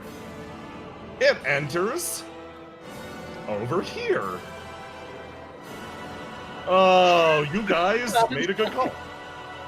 First of all, it hits the ground in the unoccupied theater and begins to scramble across the ground, almost bestial-like. It starts to clear the area. Do you do anything different, Fade? Do you move in to, warn people that something's coming? Yes. Fade runs in, immediately going to the main theater. Just kind of in a panic. He doesn't, I guess it can't see me now. It's in the theater. It's in the theater currently, yes. Yeah, so Fade runs into the main theater, taking the back ways and the ways up to the roof. Guys, it can fly! It's in the empty theater right now! Okay. It's going to start moving through the area. You all get this like little heads up as it moves from here down this way. And it's going to round the corner. I'm keeping track of how much it's moving and how much time we have. Trust me, every bit that it has to move to get to its goal is time off the clock, more or less. And it starts to close the distance. Chance and 2 guards. 3 guards, sorry. I'm gonna need some rolls to die from you immediately. Oh, not Question day. No, When it spawned, would it have been within range of Fade's magic? it would. Can I immediately drop our perception once we see it to reduce that thing? Ooh, yes, absolutely. It is okay. It has less sensing ability now. Maybe we'll not be able to sense the magic as well. Oh shit, We're not that's trying really to kill good. it. I don't care if it takes less damage. We're Yeah. just trying to slow it down. Oh, Honestly, that's a great idea. that's fucking brilliant. And Okay. I will drop it. I mean, we can't blind it as easily, but I can drop that as soon as it gets into a trap. Okay. So Chance gave me a roll to die. We're gonna do 2 more. Because it is hitting 3 people. Okay. Here we go. Doink. Okay. The verdant one's getting ready, and yep, it's going to close in, and reaching back, it seems to create what is like a large spear or flail, created of all of these hardened leaves. They sort of like fuse together with a thick black muck extending from its wrist. Using this large pole-like object, it leaps and slams into the ground, dragging its weapon through Chance, Owie! through this man. Oh my god, the last guy's a guy big dives deal. out of the way. Look, I did it! But the first 2, you are hit for 12 damage as you fly backwards, hit the wall, break the pot, slam into this. It starts to scramble across the ground and move towards the Prima room. Oh, It's- Chance, buddy. Chance, how you doing? Chance is doing bad, but... Yeah. This thing is clearly gonna fuck them up, so it's gonna be running time. But he is gonna bust out a bottle and chuck it at this thing on the way out. Okay. Yeah, this guy's cowering out too, actually. Yeah. Let's, That was most of his 15 HP. Oh my god, little man, Yeah. run Give me a roll away. to do. Yeah, roll to do. Okay, versus this bad. roll to die. You hit it. Oh my god! You throw this object into the side of it, and it turns around. Chance, that didn't deal any damage. Chance is gonna fucking run for Yeah, it. these 2 are getting the fuck out. The remaining 2 are going to deal with this creature, but then something else happens. The people out front start to hear a breaking noise Yeah. as something starts to hit the front barricade. Let me oh boy, let me find another theme. Oh yeah, music exists. Yes. Yeah, I just mute my Roll20 tab so they don't play music while I sit in them for an eternity. There we go. Someone's trying to find their way in through the front door. They're just hitting it repeatedly. Thunk, Who's there? thunk, thunk, thunk. Occupied. And Nobody's home. nobody home.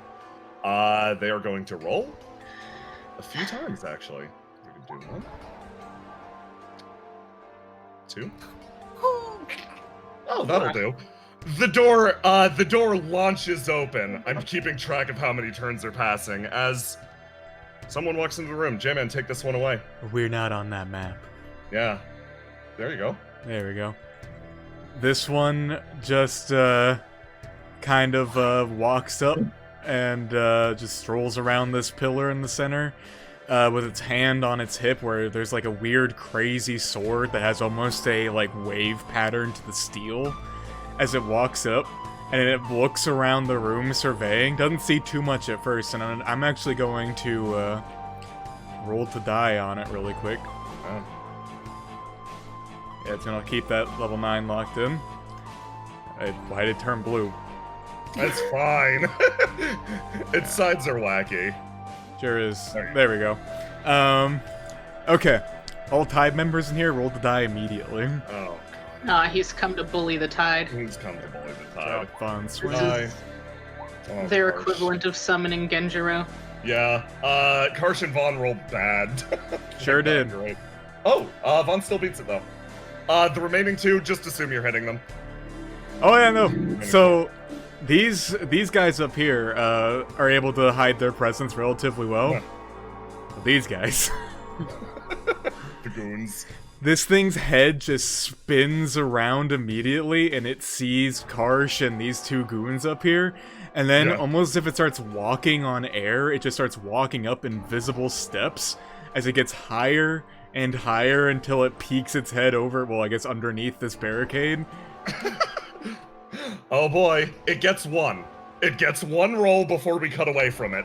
Yep, it is trying to cleave this barricade in fucking half. Okay, roll to do. Karsh is going to... Yeah, of course it rolls a 19. It's a clash, actually. Oh, yes. Well, you're hitting the barricade. You're gonna obliterate fair. the barricade. Tell me how you do it. This thing, it walks up and Karsh is like, what the fuck? I don't know that guy. And, it just, pulls out its weird wave sword, and then, almost as if it didn't even have a spine connected to its head, its torso spins around as it just slices this barricade clean in half. There we go. Okay. Then we're gonna check on, our bird friend. Yeah. We're gonna get a little bit of an update on, bird cam. So, all right wing. Once again, I am being very careful with counting these acts and turns. It is very important that I be precise here. So, it's going to, die. Oh, it's gotta drop, die, still 3, do, pre-rolled. Oh, these two people are hit against either wall. Neither of them wounded, just fucking bodily moved. This one's gonna go against orders and try to stab back. Wow. What a fucking legend! Get it, bitch! This member of the Tide actually is going to do the smartest thing it possibly can with the crit and try to drag its attention backwards. It slices at the creature's leg, but even with the crit, it seems like this thing is unhampered and undeterred by the strike. However, its interest has been grabbed. The man dives, ducking behind the barrier again. Chance, you and this friend are fleeing in this direction. And in this case, the barricade is going to take the next hit for it. It's going to spend an action attacking the barricade. It slams into the barricade, obliterates it, and then now these two with their 3 HP are going to bounce. Yeah! And guys. Chance and Random Tide Grunt, you make it down to here, and as you make it to here, you see people fighting out at the head of the staircase. You see Karsh engaged with the Faceless Swordsman. So yeah, then 1, 2, 3. It's going to start moving in this direction, but will not make it into the room this set of acts. Okay. Next up, back over to here. Entrance. Oh boy, Faceless Swordsman, it's freaking go. It's going to Drop, die, etc. Yeah. It's gonna drop. Karsh, it's Die. fucking ready. But Karsh, not defensive. Oh, Power boy. outs. That's about right. It's Gray. Yep. Okay. You get to go first. So the Faceless Swordsman, with its sword still unsheathed, it sees Karsh and all three of these dudes here, and it's going to do a wide strike as its arm almost unfurls a little bit as its blade just stretches around to hit this guy and Karsh. Oh boy, okay, well, let's roll for him. Maybe he'll get a crit too. Okay. Nope, he does not. That is a clash. My wife. That is a How much clash. damage do you deal? That is 30 damage to this guy. He's down. He's got to run. Wounded immediately. Yeah, no, he. Tell me how you hurt him. So that guy, he tries to counter it, and then as he goes for it, the Faceless Swordsman blade just, like, almost, like, carves through this dude's sword as it just reaches in, and it almost goes for the goddamn, like, neck. But luckily for him, he just dodges out the way ever so slightly, but he gets a bit of a haircut. Goes down. That man is gravely injured. Oh boy. Karsh. Karsh still loses. He takes 30 as well. Yeah, what happens here is that Faceless Swordsman, using the momentum from his sword hits the ground, and then using the weight from it, it swings its legs around, smacking Karsh in the side of the face, knocking him down the stairs. Karsh goes flying down the stairs. Time to die, do again. He's getting his health back. Go again. Karsh decided to cease to exist. Oh, what? What? Fuck this, I'm out! He fucking left. It's fine. Oh, there's there, two. he's back. Okay, give me die, do. Die, do? Give me a roll to die and then a roll to do. We're at the start of a new act. Oh, okay. You got 3 goes, then we rotate the clock again. That's fun. That's not Roll me a bad. 1d2. There you go. 2 it is. Okay, I'll do this. Okay, Karsh gets to go first. He's gonna run up, he's gonna fucking jump, and he's gonna try to get you. This is Clash a with that. clash. Yeah. Aw. 20 damage! Karsh, This- wounded again, slams into the ground, hits this dude. Oh my god, okay. And then 1 drop, die, do again. This time you get to go first. Okay. Oh, this is another drop swing? Drop swing, yes. Okay. I'm doing the rounds rather abridged. Okay. Let's see. Okay. Oh, whoops, I accidentally clicked Karsh. You did it too Karsh fast. just needs to be again. We got a wound. Oh boy. Why? Gosh, this Karsh guy's... learned blink. This This guy's guy's set close. is fucked.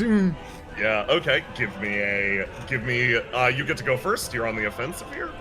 Yep. So this guy, points his sword forward, and it is going for a cut once again. It is this time going diagonally at, Karsh and this guy. Oh yeah. This guy administered first aid, so this dude doesn't fucking bleed out on the ground. Yeah. Give me a roll to do. For 1 for both. Oh, yep. Karsh will clash with that. Karsh wins. Oh yeah, Karsh did win. Oh shit! Karsh Wait. manages. You said Karsh clashed with that? Karsh did clash with that, yes. Oh. Fucking hell, I forgot about that shit! Oh, okay. Yeah, give me another roll to do. Yeah, okay, he's gonna roll to die versus that. That's 15 damage. Your wife's gonna take another wound. Okay, yeah, forgot about that gift. This man's turn.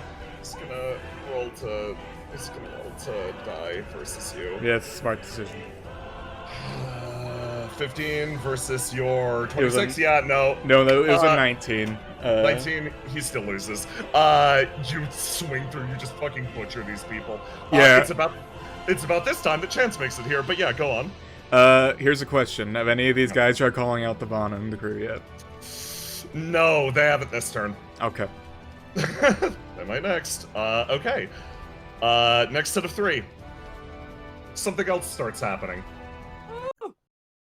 Fade, you make it to the central room and you start yelling, "It's got wings!" And do you want me to drop you near Delilah? Yes. Okay. Yeah. Let's go like this. Okay. Fade, you swing in through the window over here and you're like, "It's got wings!" It's got wings. But it's supposed to be a dog. It's not a dog. Delilah, get down there if you can. I'll take the controls. All right, dear. Thank you. All right.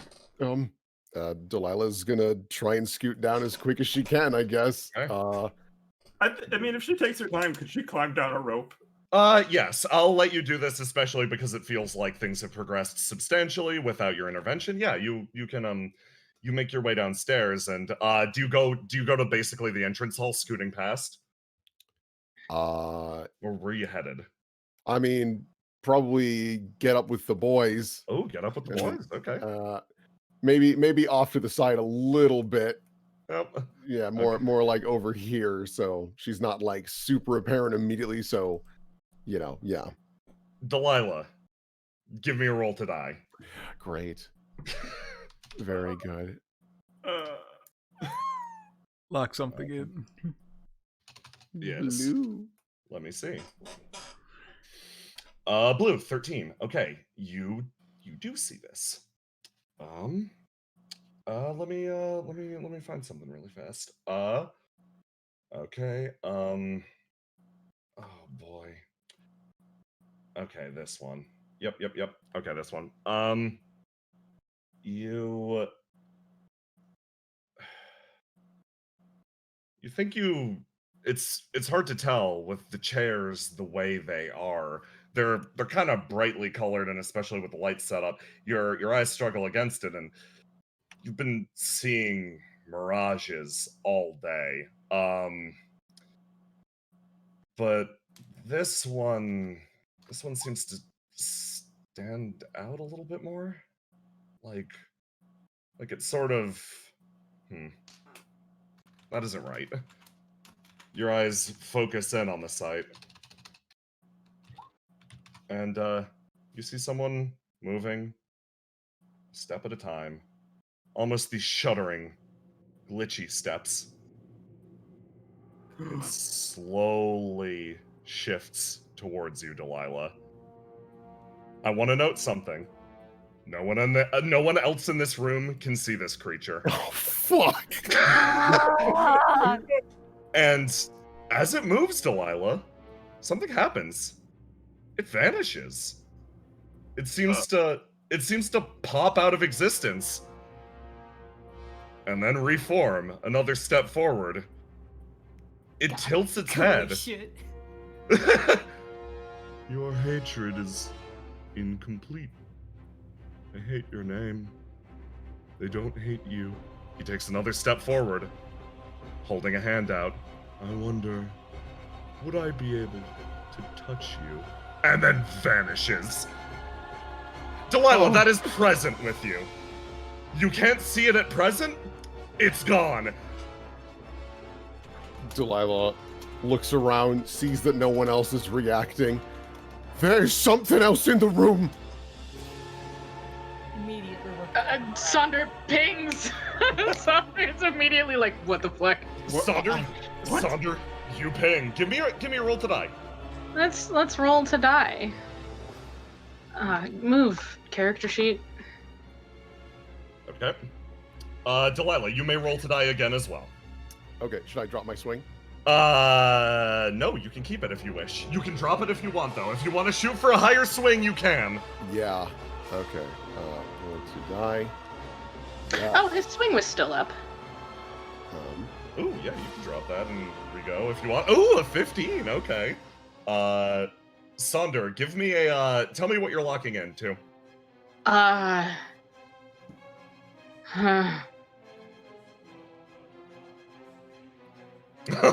Makes sense. Okay, Sonder, you don't pick up shit. But you lock into a color that you figure might help you, actually. Delilah, you blink, and tell me how you use your illusions to boost your set, or like, tell me how you focus in on this. Give me a little narration. What's she feeling emotionally? Delilah is terrified, but the thing kept on describing hate. So she is focusing on her daughter. She's focusing on Jeremiah. She's focusing on Leticia, everyone that she loves. To see if maybe that hides her a bit. She's not sure at all what the hell this thing is. Oh boy, you rolled a grand total of a 15. Okay, let me roll for it really quick. Okay, that's not correct. Let me give it a this. Okay, it's going to do this and this. Delilah, you look up at it. Its hand is reaching out directly for your face, and you close your eyes and you think of Doris, and it passes straight through. its body glitching and shifting away.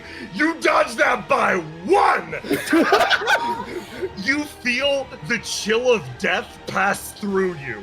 Instinctually, you know that was the attack that almost felled Morales.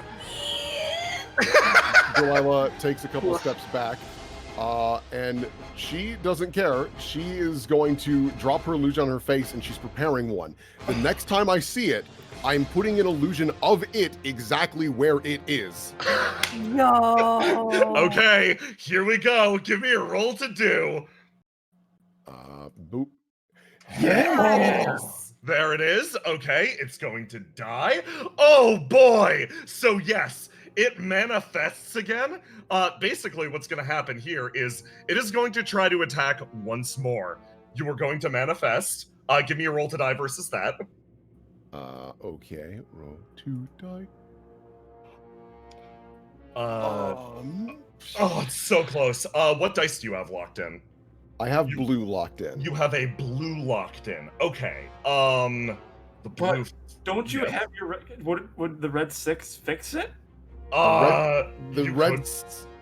could pop your red 6 right now to not take a hit.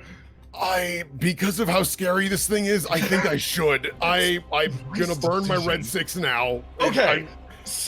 You make the attack barely miss again, and you conjure a form for it. Everyone can now see where it is. Okay, anyone else who wants to act on this thing now can. Good work, Delilah. Charge. Sonder and Graves, are you guys gonna fucking hit this thing? Yeah. Okay. What level are they on? Are they on an up? Like where are they? They're down, yeah. Down? Okay. So Sonder has been fucking around with his ghost bandage. Yeah. For a little bit. He's gonna wrap that around one of his hands like a, like boxing tape, and he is just gonna charge this thing immediately. Okay, Sonder, give me a roll to do first, and then Graves, give me a roll to do. Oh, Sonder, you ghost punching motherfucker! Okay. Get him.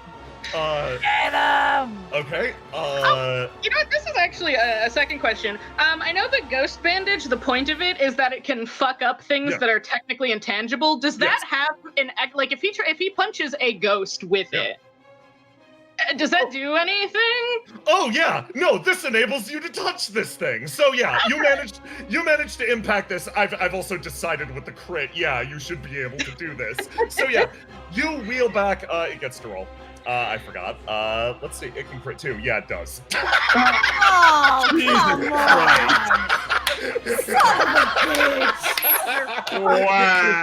Wow. You love to see it. Sonder, you feel like raw. You know this thing. You're like, okay, I felt this one around. This is the presence or the pall that's hung over a few of the heads of Riviera. It doesn't belong near Delilah. It was hanging out with Beretta a while ago. You're like, motherfucker, I finally got you. You reel back to go and punch it, and it turns. Your fist collides with it, and it hits it straight in that shattered glass face that seems to spread, break itself apart, and pull itself back together. It looks at you directly, Sonder. No. Only the distaste of the city holds me together. It reaches out a hand for you instead, Sonder.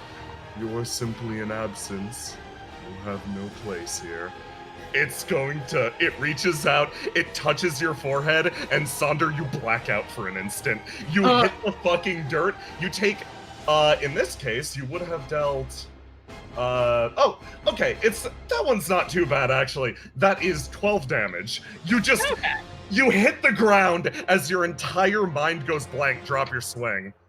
Okay. Hold on. I'm giving him a health bar so I can keep track of he's got so much. All right. Graves, you going? Oh, that did not do what I wanted it to do. Hold on. I will go ahead. I'm fucking around with stuff. Damn it, that blue shouldn't be locked out still. Hang That's on. fine. You can click it to unlock it. Okay. There we go. I keep rolling well on blue's dire locked out. There we go. That's Oh, the all other- right then. Drop our swing. It was literally better than last time. Oh, damn, it actually happened. It worked. Yeah, he's gonna fucking charge at this thing. Please. Oh, okay. Nothing special, just taking it up a vertical swing. Okay, give me a roll. Oof. 19, okay. Versus its roll to die. Okay, I'm Graves, my dude. I'm so sorry about this. It's never gonna happen. Delilah, as you've kept this thing held still, it seems rather fixated. It's fascinated by Sonder, but then it turns around and it looks at Graves, and it seems to get a look of pure recognition. Oh, there's so much here. So much buried. You swing through it, your sword cleaving the air apart as individual bits of shattered glass hang in the air. You start to notice the eyes crawling around in the red. They seem to fixate on you entirely, Graves. It holds up a hand. All the people you've killed, do you think they would delight in finding out that they got their revenge? It holds out its hand. And that's where we cut away from this. That was 3 goes. Real quick, super curious. Yeah.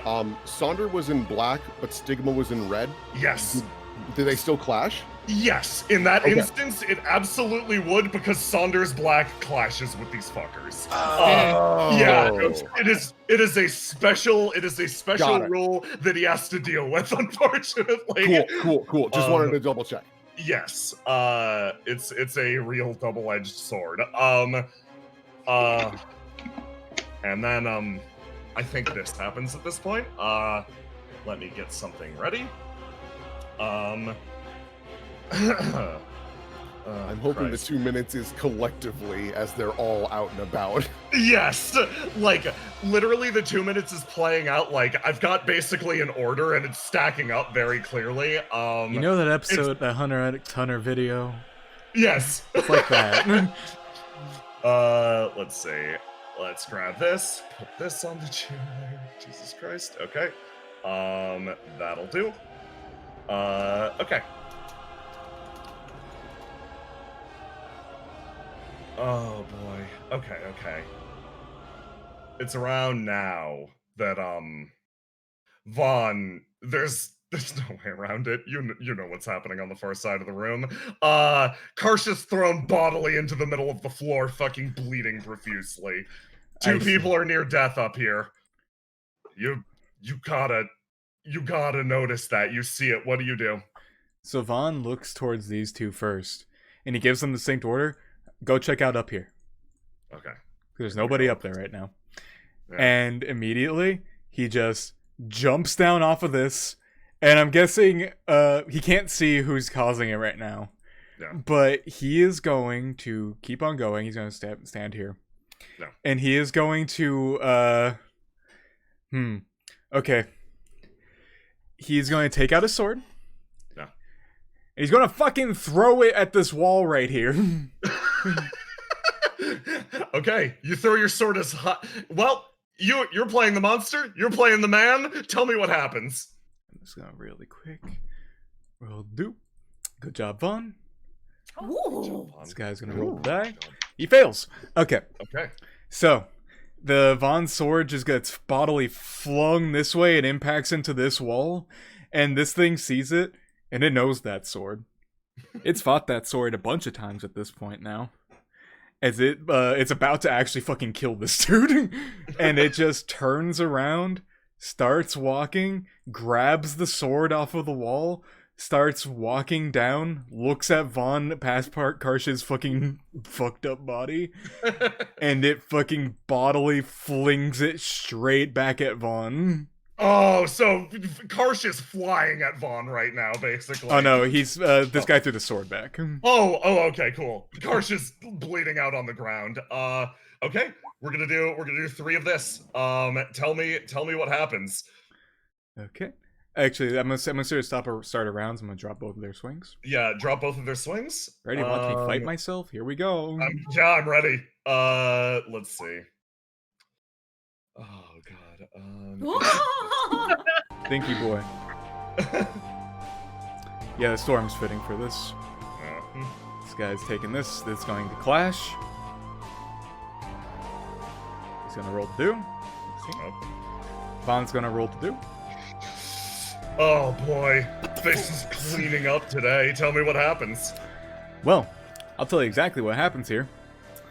Faceless Swordsman throws the sword at Vaughn, and then Vaughn clashes with it, but... Whoosh!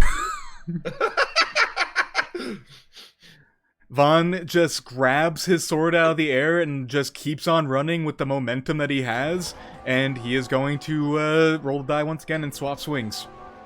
Ooh. He's going to go with yellow this time. Okay. Fuck the stairs. Vaughn, how you attack past the stairs? Shit. Vaughn is Vaughn, he's so short. Oh He's boy. also got old man knees. Sure Yeah. does. I feel you. Vaughn's gonna have to try to give this a bodily jump. Also, I don't think this is the battle theme I gave you.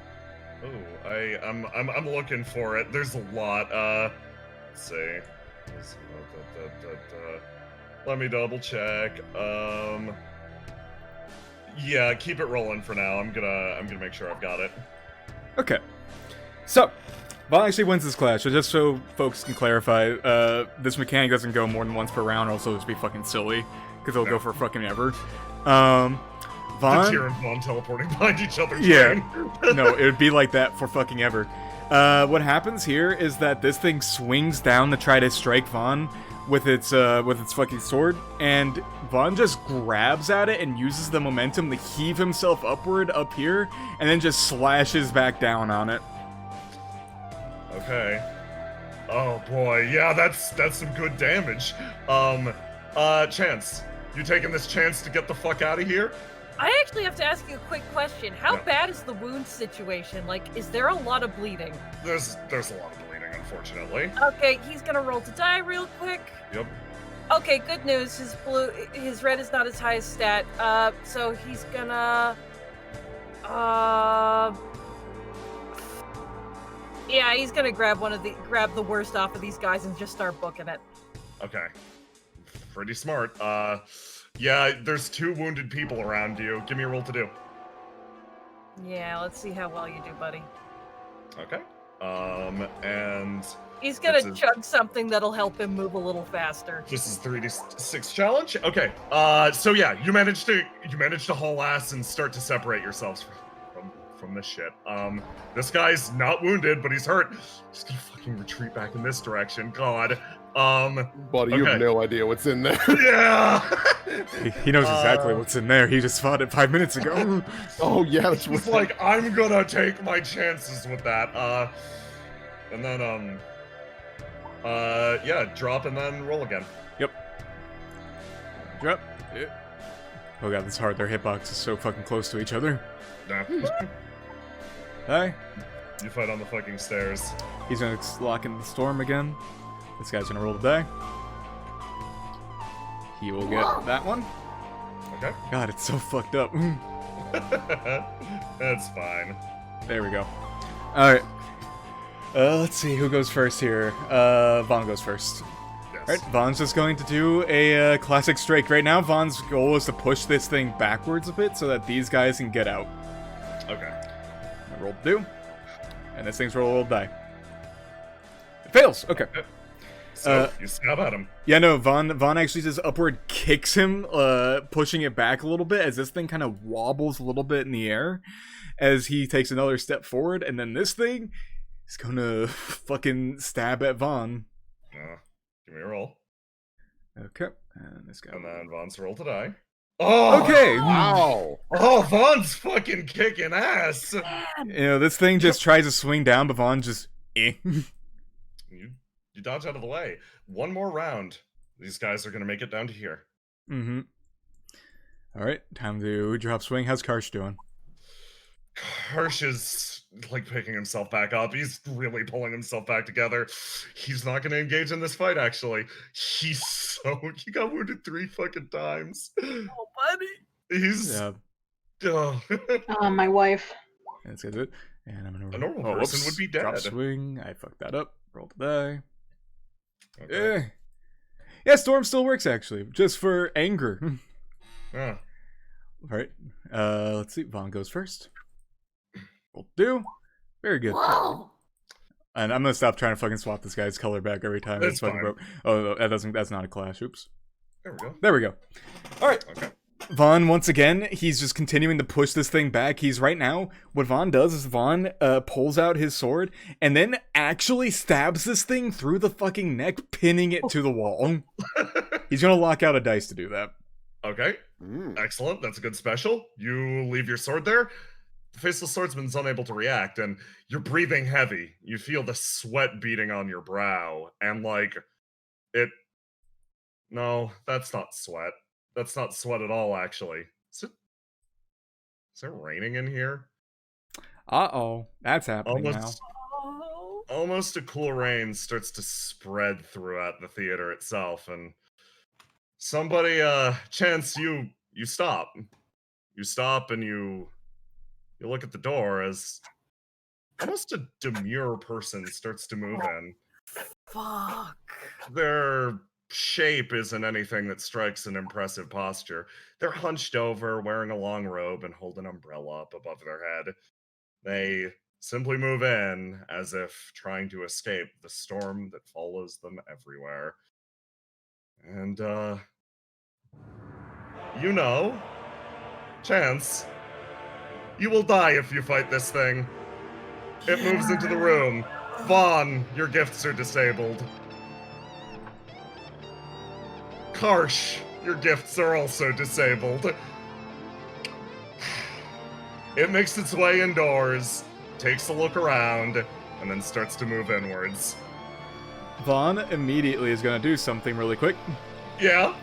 Vaughn sees that and pulls his sword out, unpinning his sword from the wall, quickly runs down the stairs and yells to Chance and that gang, "Run to the left wing, now!" Already on it. Yeah. It's already turning that way. Running All of away. these people start to run the fuck in this direction. Oh boy. Next up, this concert hall. Something breaches the door. It's almost fervent, desperate scrambling, enabling it to move into the room. It emerges down here and starts to make its way across. It's gonna go. That was its first. Here's its second. It's going to move up here. The guards are going to form up and do their best to form a fucking phalanx against this thing. Okay, drop, die, this. This thing is not rolling good enough to one-shot these people, but bad enough to grievously wound them. It strikes at 3. 3 will defend. Doink, doink, doink. Okay, all 3 are hit. They're not wounded, but they're hurt very badly as this thing lets out a bestial roar, striking a terrifying silhouette against the stage.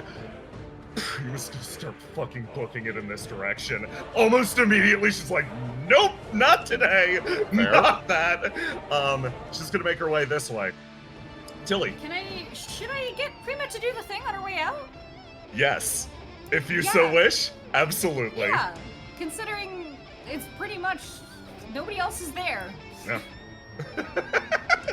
Okay. So, this is the Iris Theater. They know it well, and Prima knows that she is not one to fight this, and so she will take her environment to her advantage.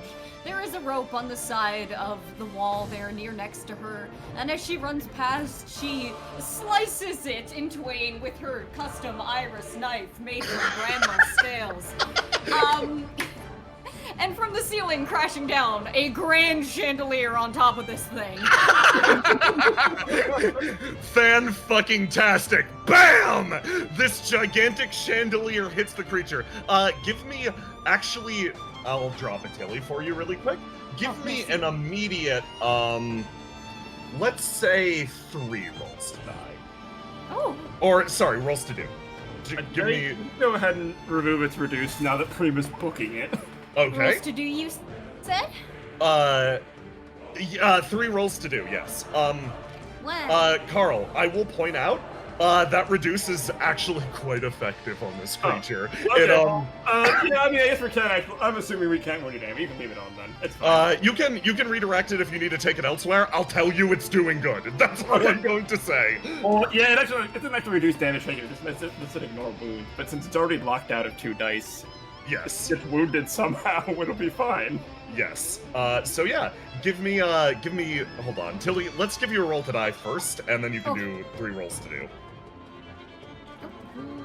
Did you roll that for me? You can do it. You do it. You do it. My hands are cursed. Okay, I see. Well. Ooh. And then 2 rolls to do or 1 roll to do? Because I already rolled 10. Give me 3. There we go. Oh, lock in something first. Oh, fuck. Sorry. Fuck. Okay. That's my well, bad. yes, that clearly. 1. Oh. Ooh. Okay. 3. Okay. The chandelier impacts the creature, and you know what it's gonna do? It's gonna roll to try to detect this thing. Exactly, Carl. Thwack! It impacts the top of the creature, and it's going to be held still for a little bit. Everyone, the grievously wounded people, they're gonna cycle out and move with Prima, moving to that other theater. That ends the cycle immediately. That creature is temporarily caught beneath the chandelier. Yeah, that's why you're like, oh, I'm gonna reduce, and Sip's like, I'm gonna drop a chandelier on it. I'm like, it will not be able to detect the chandelier in that case. That's excellent. So, back to you guys. You got three acts. Delilah has manifested an illusion of this creature, making it functionally hittable. Everybody rolled, drop, do the whole shebang. I hesitate to ask, but what happened to Graves? Nothing yet. Oh, all right then. You just didn't damage it. Hmm. Oh dear lord. Okay. No, wait. No, she wouldn't know that. Remember to drop Stigma's Oh swing yeah, first. you're right. Drop, die. Almost said Sigma. This ain't Mega It's on her Man. head right now. I'll click the button anyway. Yeah, Dario, let's do it. Oh, good.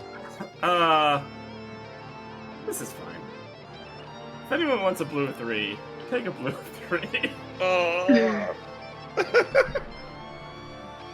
I guess I should roll. Hold on.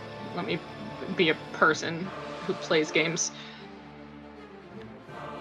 Boop. Oh.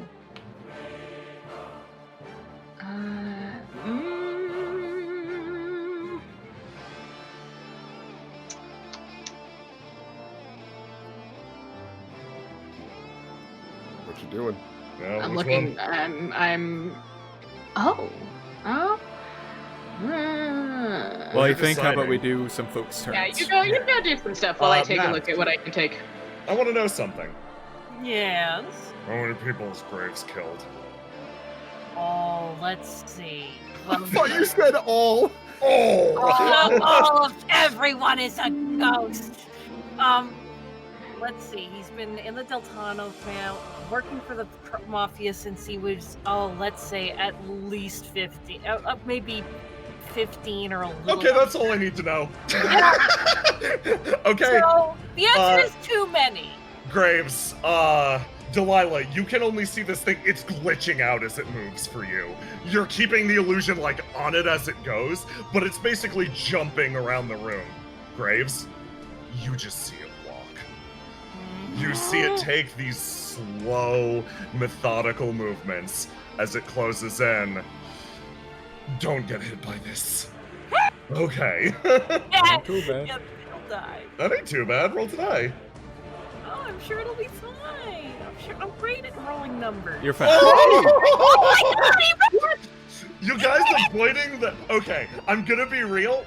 This thing has a touch of death if your sin is above a certain level. Graves, I'm serious. Do not get hit by this. You take a step backwards by literally the skin of your teeth, avoiding immediate annihilation.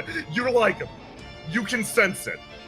Graves, you feel that promise you made to Betalilman earlier building up in your chest. If this thing touches you, you literally die.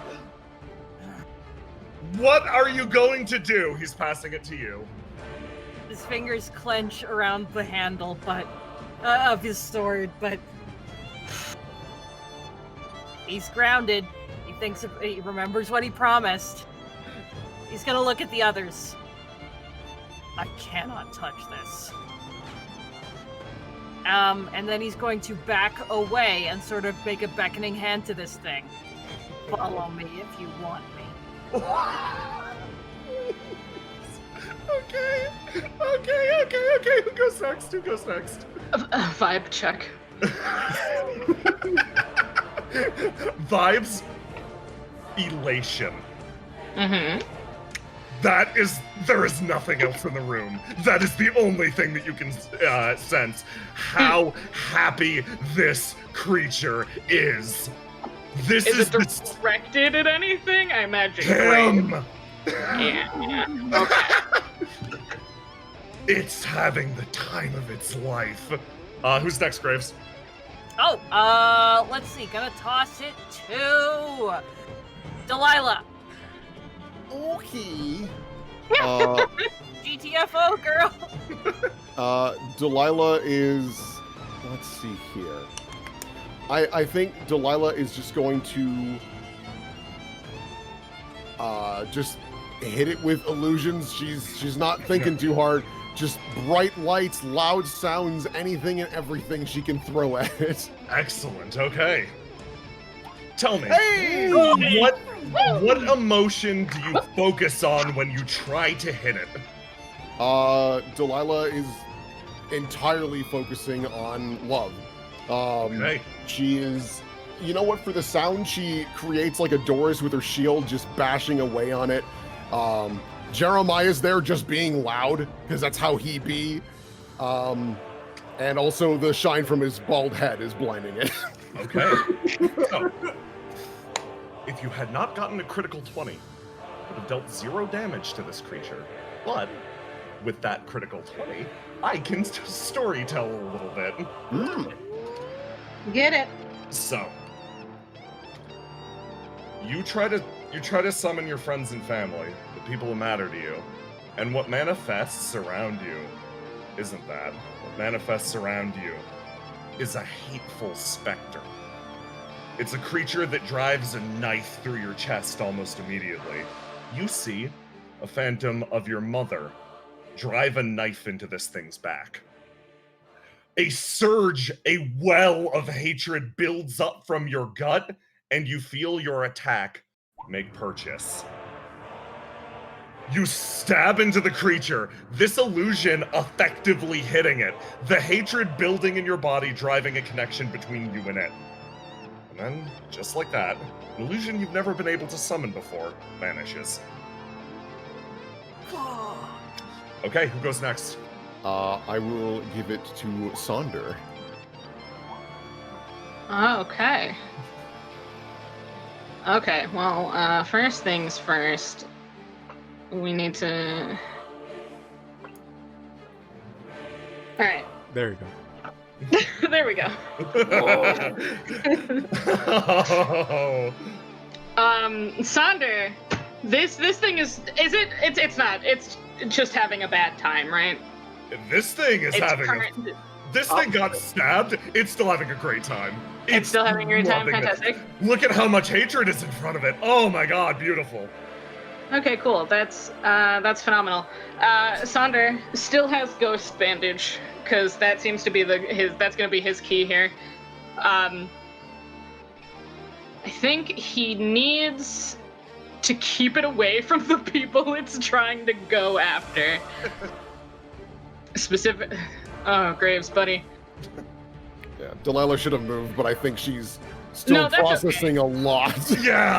She might not have to, depending on how the rolls go. So Sonder is he goes forward with the Ghost Bandage, and he's gonna try to take it and wrap it around this thing's neck and drag it backwards. Give me a roll to do. Let's see. Ugh. Oh, buddy. This thing.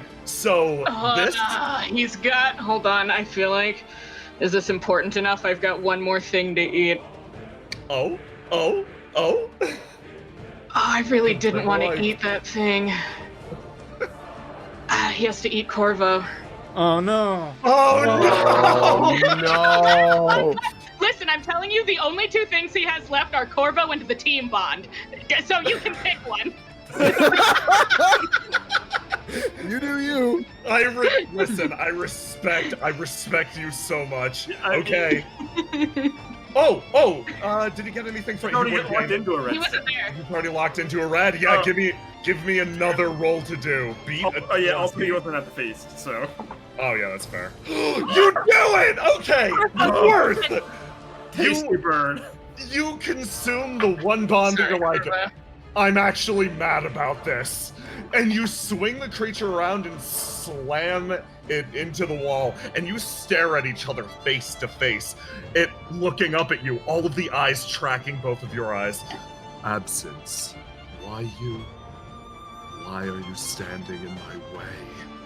And then, Sunder, who goes next?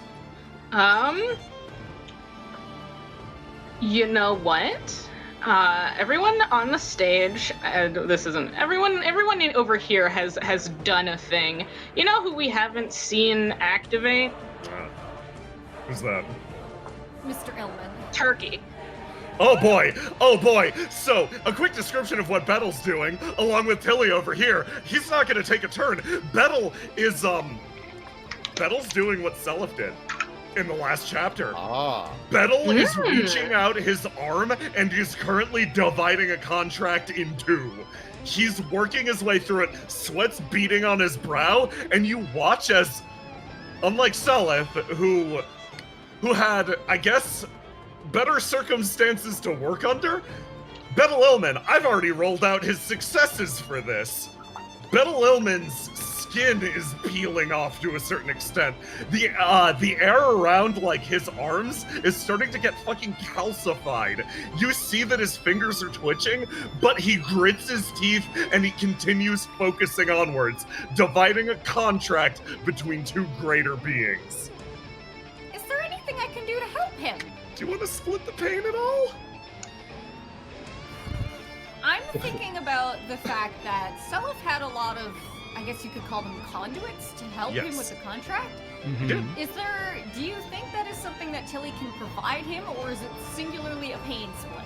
Oh boy, yes, if you could provide any sort of material to, like, even out the pain, yeah. Do you have anything that would match with Leticia? Or yourself, Yes. or... Oh.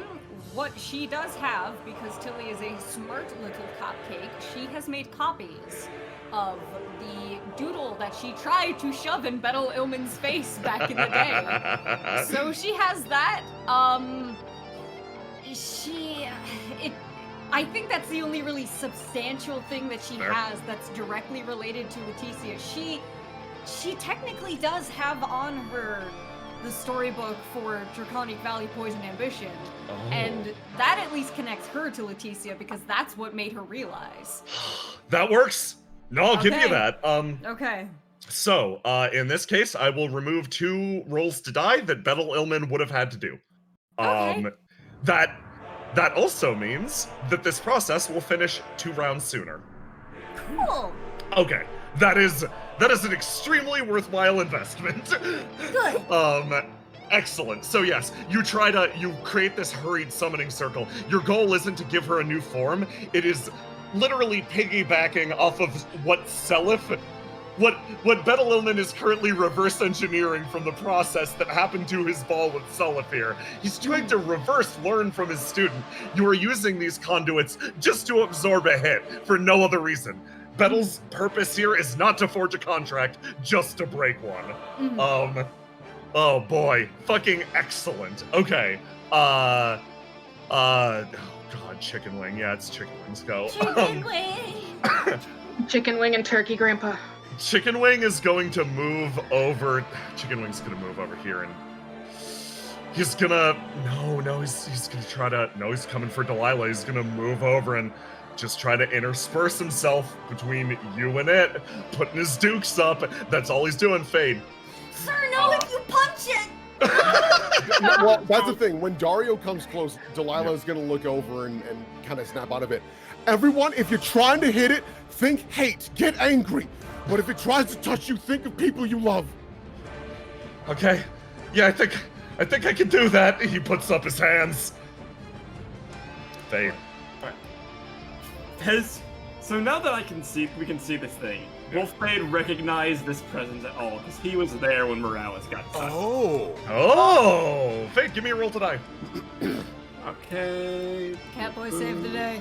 Catboy saved the day. Catboy saved... -4. -4, okay. So Matthew Dunas, yeah.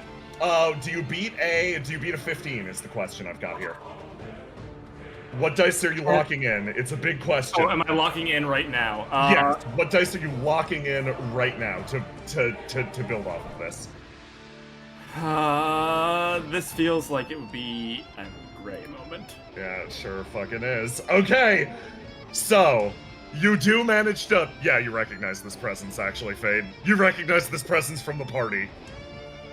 I don't know how that's gonna help me, but I definitely recognize that it was on Beretta. You recognize that this thing was, yeah, on Beretta. You put 2 and 2 together, you're like, wait, shit, I felt this before. Oh god, is every chapter gonna end this way? Alright, Yes. but... would I recognize that it wasn't able to touch me? Give me another roll to die. Okay. You can keep your swing. You don't need to drop. I'm gonna roll to die complex so I can get my -4 in there. Wow. Hey, Fade. Yeah. Just yes. Just fucking yes. God damn. Okay, so first thing I'm gonna do like fire. is really stay up by the controls in case the bird comes in. But You know what you do have? I do have a cowbell. No.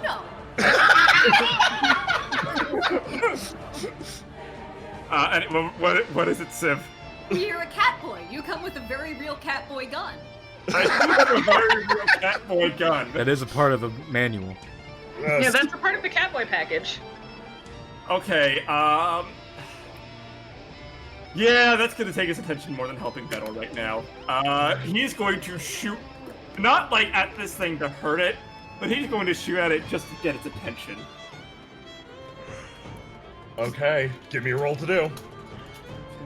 You're trying to CC it away from the people it can literally insta-gib. Yeah. Is that a roll to no bonuses for this? Oh no! Oh, no! god! Oh dear. Okay, You shoot Sonder. I'm so sorry, gang. I don't have any more replaced dice.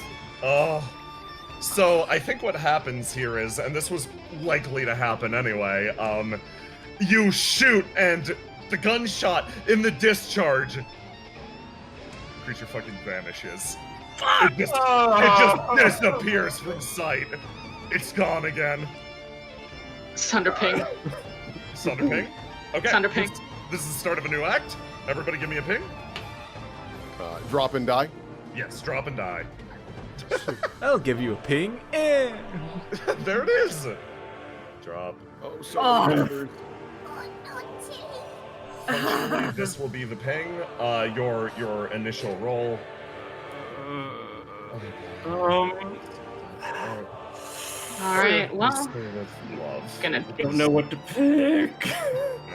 Or if I go want ahead to and eat take red- Chantilly's the red yellow food. sticks. Okay, I'm gonna go with this because it's somewhat You can relevant. drop. God, that was a good roll. Oh boy.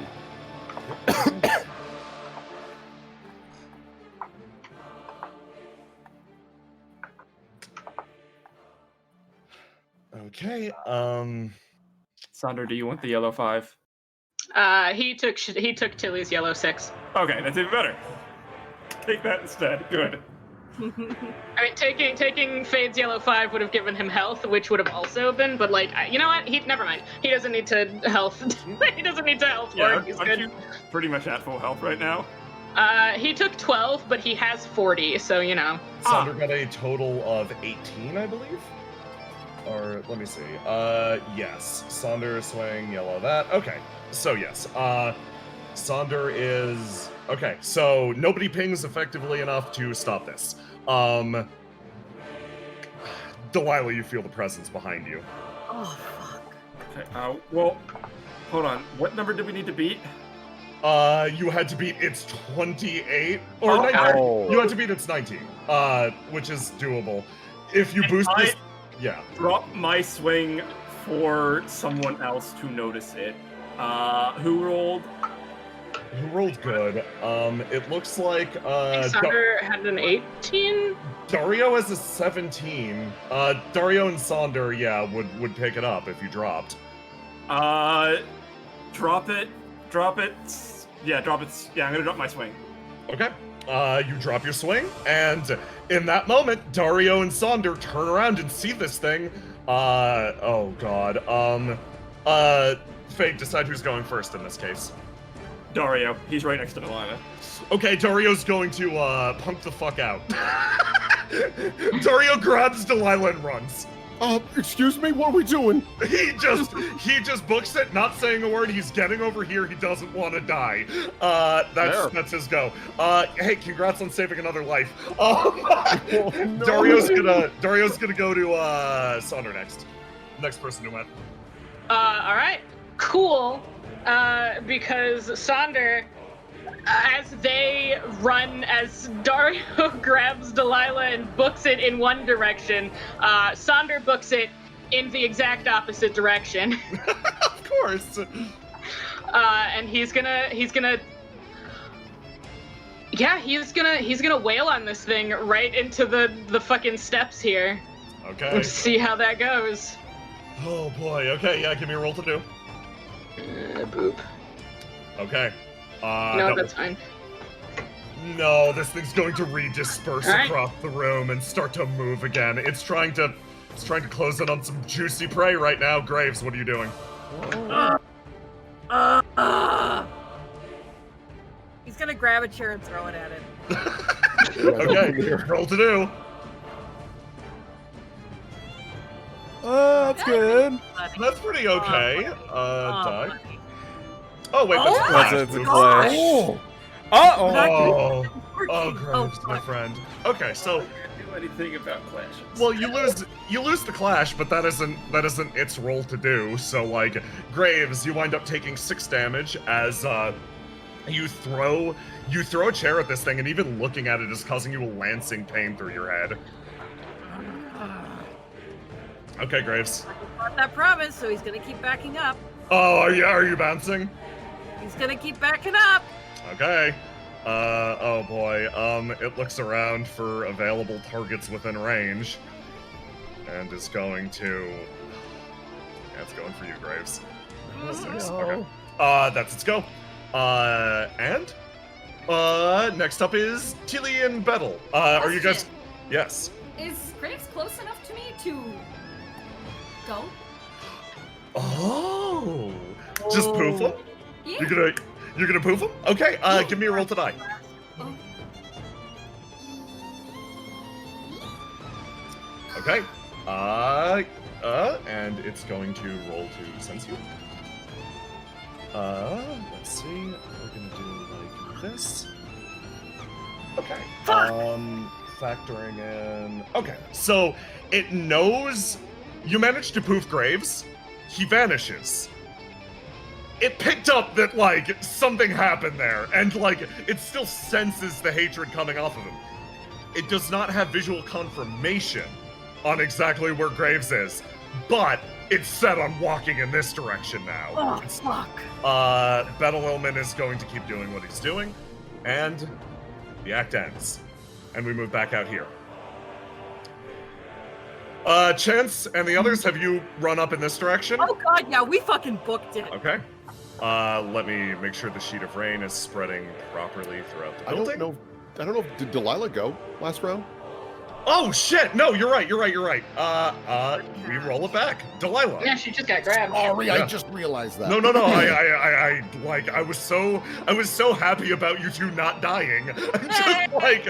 I'm just like, wait. Oh, okay. Yeah, nice. Yeah, you can still get a go. Yeah, I think what Delilah is gonna do is, now that she knows this thing acts or can be hurt by hate, she's gonna do something she never wanted to do. I will give you something deep in my heart that I still hate, and she is going to make the drowned man. Oh boy. Okay. Give me a roll to do. I hope I do well. Okay. Yeah. Roll to die. Okay. What this does. I'm not going to narrate this person's appearance because that's not the point of this character. No. The point of this character is how you feel about them. Yeah. The creature turns around. Delilah, I'm going to have you place a dice in lockout for this illusion, but because of your recently empowered illusions, it just pings that instead. That's right. Yeah. Your empowered illusions will lock out that dice. You're able to create this effect, and this figure wheels back around. Now that is something that it can feel. Okay, you've successfully redirected its attention over to you. At the entrance. God, Faceless is still pinned. Yep. Vaughn, what are you doing? Vaughn is going to just stroll up to right here and enter fucking getting ready to tussle stance. Ugh, Karsh is gonna walk up beside you and do it too. Here's a question. Yeah, Karsh's regeneration is turned off, hasn't it?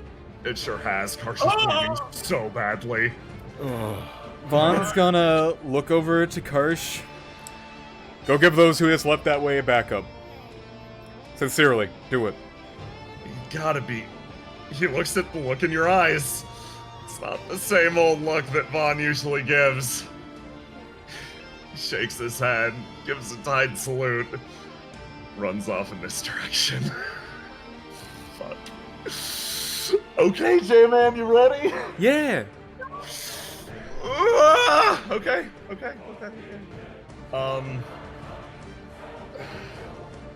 This figure is going to move into the room, and, okay. Give me a roll to die, then a roll to do. Well, we'll determine who's going. Oh, fuck. I forgot that's locked out. Uh-oh.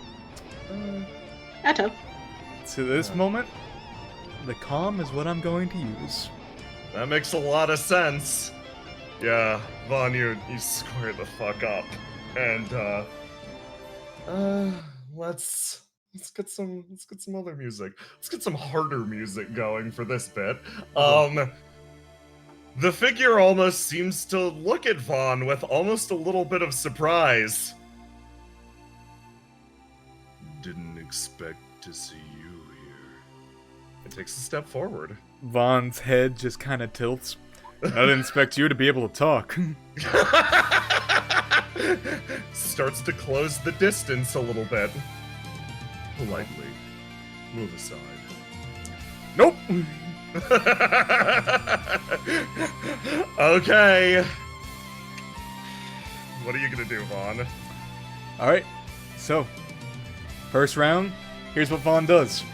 Vaughn immediately kicks back this way and then grabs the edge of this chair and then just tosses it straight at this thing. Okay. Yeah, beat a 30. You got it. Nope. You throw the chair at this thing and it just holds up a hand and it smashes against its form. It, almost disregarding Vaughn, just continues fucking walking. Drop. Oh wait, no, it'd be back here. Sorry, I'm not gonna cheap any space. This is very important that I don't cheat for Aporia right now. Oh yeah, no, that's dangerous. Let's see. Drop. Give me a new roll to die and then roll to do. Alright. I'm gonna go fair tides this time. Oh boy. Okay. Yeah, Aporia's gonna go first. 1, 2, 3, 4, 5, 6. Well, that's not good. Yeah. Vaughn, having already bodily thrown his chair, I'm not gonna make you delete it because there's a fucking rain layer over it. Yeah, there's a rain layer. Oh boy. Here's what Vaughn's gonna do. Vaughn is going to step back a little farther and then grab this table here, Yeah. He's going to lock out a dice. Okay. He is going to lock red in this instance. Okay. And he then grabs the table by its legs and then just charges forward at Aporia. And he is going to go similarly to how he did the Faceless Swordsman. He's going to go for a pin. Okay, give me a roll to do. All right. It's blue right now, so I believe you get a bonus to this one, actually. No, it's yellow. Oh, fuck yeah. Oh, the tie goes to Defender. Wins. So, yeah, you start to force this creature back, and you definitely succeed in drawing its attention, so that's good. But you find yourself with a table between you and them. Turns over and looks at you. Why? Where is your life? What was that? I actually genuinely couldn't hear you. Why risk your life? Well, it's always been my job to fight little fuckers like you.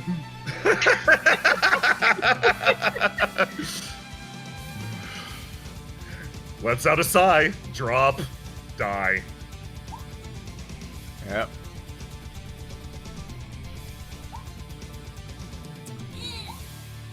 Okay. This case he's gonna go with blue, and I'm gonna unlock that. Okay, who's going first? It would be Aporia's go. Yeah, sure. So, oh boy. You feel everything start to grow cold around you. The last group of people I killed had someone like you. Said it was his job to stand in my way. He reaches out a hand. I wonder if this'll work as well. Clash with me. I know it isn't your color. Clash with me. No, it is my color. Huh? I locked in blue this time. Okay, you lock in blue and evade this part of the attack. A hand reaches out for you. Well, you forget something, Joe. Yes. There's rain. Hey, I've got a fun surprise for you, Vaughn. What's that? You're under the shade of this umbrella currently. Oh, fuck. The one space around Aporia is free of this effect. Alright, so, if that's the case, the Aporia is going to go for the grab. And Vaughn just fucking, I'm guessing since there's a table in between the two of them, it's trying to reach to the table. It assumes that Vaughn is still there, but then it looks over, and as it grabs through, it does grab something. It grabs Vaughn's vest that he has discarded. You throw off your vest and you re-enter the rain. Yeah, here's what happens, actually. Yeah. Vaughn then slips around the side underneath the table behind Aporia. Yeah. And he gets to roll the die again. Yes. He is locking in red. Okay. He now gets a +6 bonus against Aporia when he attacks here. So, I've got some bad news. Yeah? There's an order of operations to this. Mm-hmm. You managed to negate the very first strike. There are still 2 more coming. Oh, excellent. Yeah, so, next up, we're gonna do, this one. Reaching out, grabbing you, clash with that. I just swapped to red. Oh, excellent! You dash through again! Alright. Bomb once again. Okay, I gotta... Oh.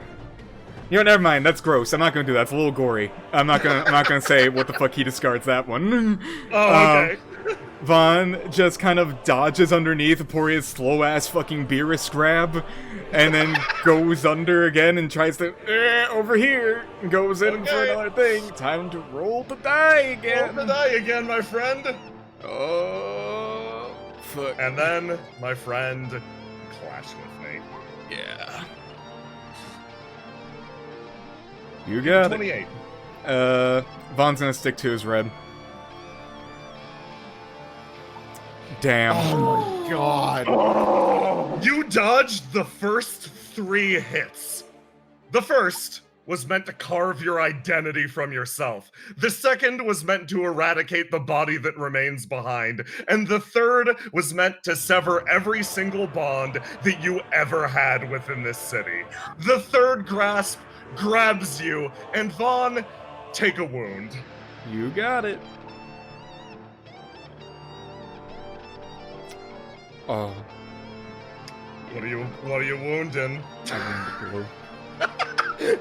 You wound Blue. He grabs you by the face, and you feel a dozen bonds sever instantly. With your family, with the people you know, gone. He grabs you and throws you to the side. Oh, fuck. I'm gonna roll die to regain health. Roll to die to regain health. Well, here's the thing, bitch. Yeah, It ain't been my turn yet. exactly. So, here's what Vaughn does. He is going to, after taking that hit, he bounces off the ground, immediately kind of just rolls back a little bit, and then charges forward. I'm gonna lock out a dice here. Okay. I'm locking out yellow. Vaughn's gonna fucking drop kick that table. Oh boy, okay, give me a roll to do. You got it. Fuck you. Oh, hold on. He gets to lock something in. He gets to lock something in, but this time it has to be something. He did that one, and this one. So it has to be yellow. Doink. Yeah, you feel like you caught Aporia during a moment of recharging, and yeah, you managed to fly, drop kick the table. Tell me what happens. So, Vaughn drop kicks the table as Aporia is recharging. It's almost like he's kind of constituting a bit.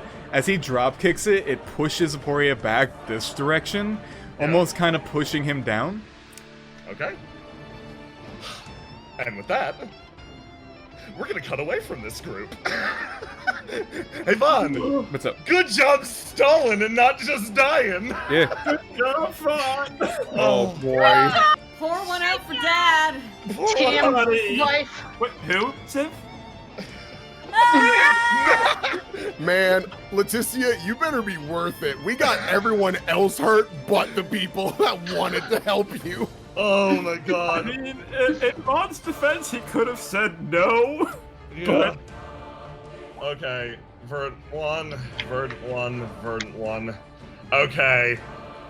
The Verdant 1 emerges from beneath the chandelier, properly held up, and strikes outwards at the group. Seymour. Please, sir, you're still on the old roll to die. This is running a little slow because the API is overloaded from all of the fuck. It's fine. It'll be fine. Seymour, you should not have that locked out, my friend.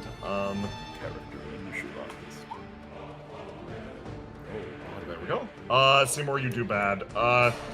Yeah, Seymour's gonna catch these hands and fly and hit here. This guy, fly, hit here. Everyone in this room is damn near wounded. The Verdant One's going to roar again, leap in the air, and these two back here are going to hit them with the spotlights. We're gonna go. You can drop reduce now, because the spotlights won't do anything otherwise. That's fair. That'll do. Okay, so it manages to whirl around a little bit confused, saving probably this man's life as he runs off to the side. Seymour's going to try to go in this direction as well. Verdant 1, drop, die, roll. Seymour, drop, die, roll. Okay. Verdant 1. 3. Seymour, die. Okay. That does not hit, actually. Oh, wow. So the first one missed. The first one, okay. Seymour manages to get out of the way of this thing as it wields its gigantic spear over its head, slamming it into the wall, wounding these two immediately. Seymour starts to distance himself. They're gonna try to hit him with the spotlights again. Is Seymour, yeah, that's not gonna work. Is Seymour fool enough to attack? We're gonna say, yeah, he is. Seymour puts his hand on his sword and, almost in perfect imitation of Vaughn, whoops over to the other side, giving these three a chance to escape. Seymour in it now. We're gonna. Wait, in perfect imitation of who? Fuck! God damn. Okay. Yeah, that's sad. Okay, this.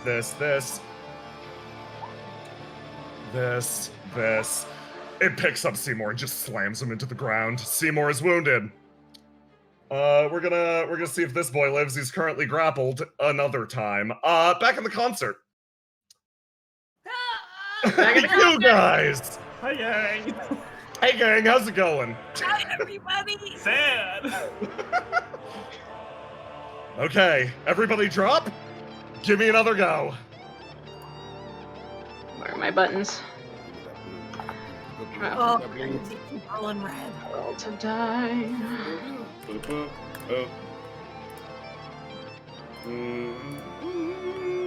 go with this. Okay. Anyone may take a blue 6. I need to. Sonder will take that blue 6. I'll take a blue 6. It is not for me. But you may take a 6 still. Dario time. Oh Submit boy. 6, and that means Sonder, because it was a fade 6. I mean, honestly, I might as well take a. That's for anybody, right? Yeah, anyone can take the blue 80. 6. Yeah, it's fade, so everyone can have it, and it's not just Sonder being an asshole. I might as well just bump up to a blue 6 instead of a 5. Yeah, Yeah. exactly. That's where Dario is. And everyone heal 1 HP if you take it. Anybody beat a 17? Doesn't look like it. Oh, you did? Graves has an 18. Oh, Graves has an 18. Graves, Yes. you get to go first. Oh, For what that's worth. Yeah. hooray! You doing, bud? Yeah, he's just gonna dash across the stage, like he's leaving the protective area, but he's not gonna let that thing follow him towards the soft squishies. And fuck, he's gonna pass down, he's gonna fucking rip a chunk out of the stage as he runs and throw it at the Hatred Eater, because he's fucking mad right now. Okay. Give me a go. Okay. Yeah, that's... You're doing Yeah, great, Weapon. Oh wait. Hold on. You throw that dice at the creature and yeah. Oh boy, Graves, looking at this is giving you a real bad headache. 11 damage.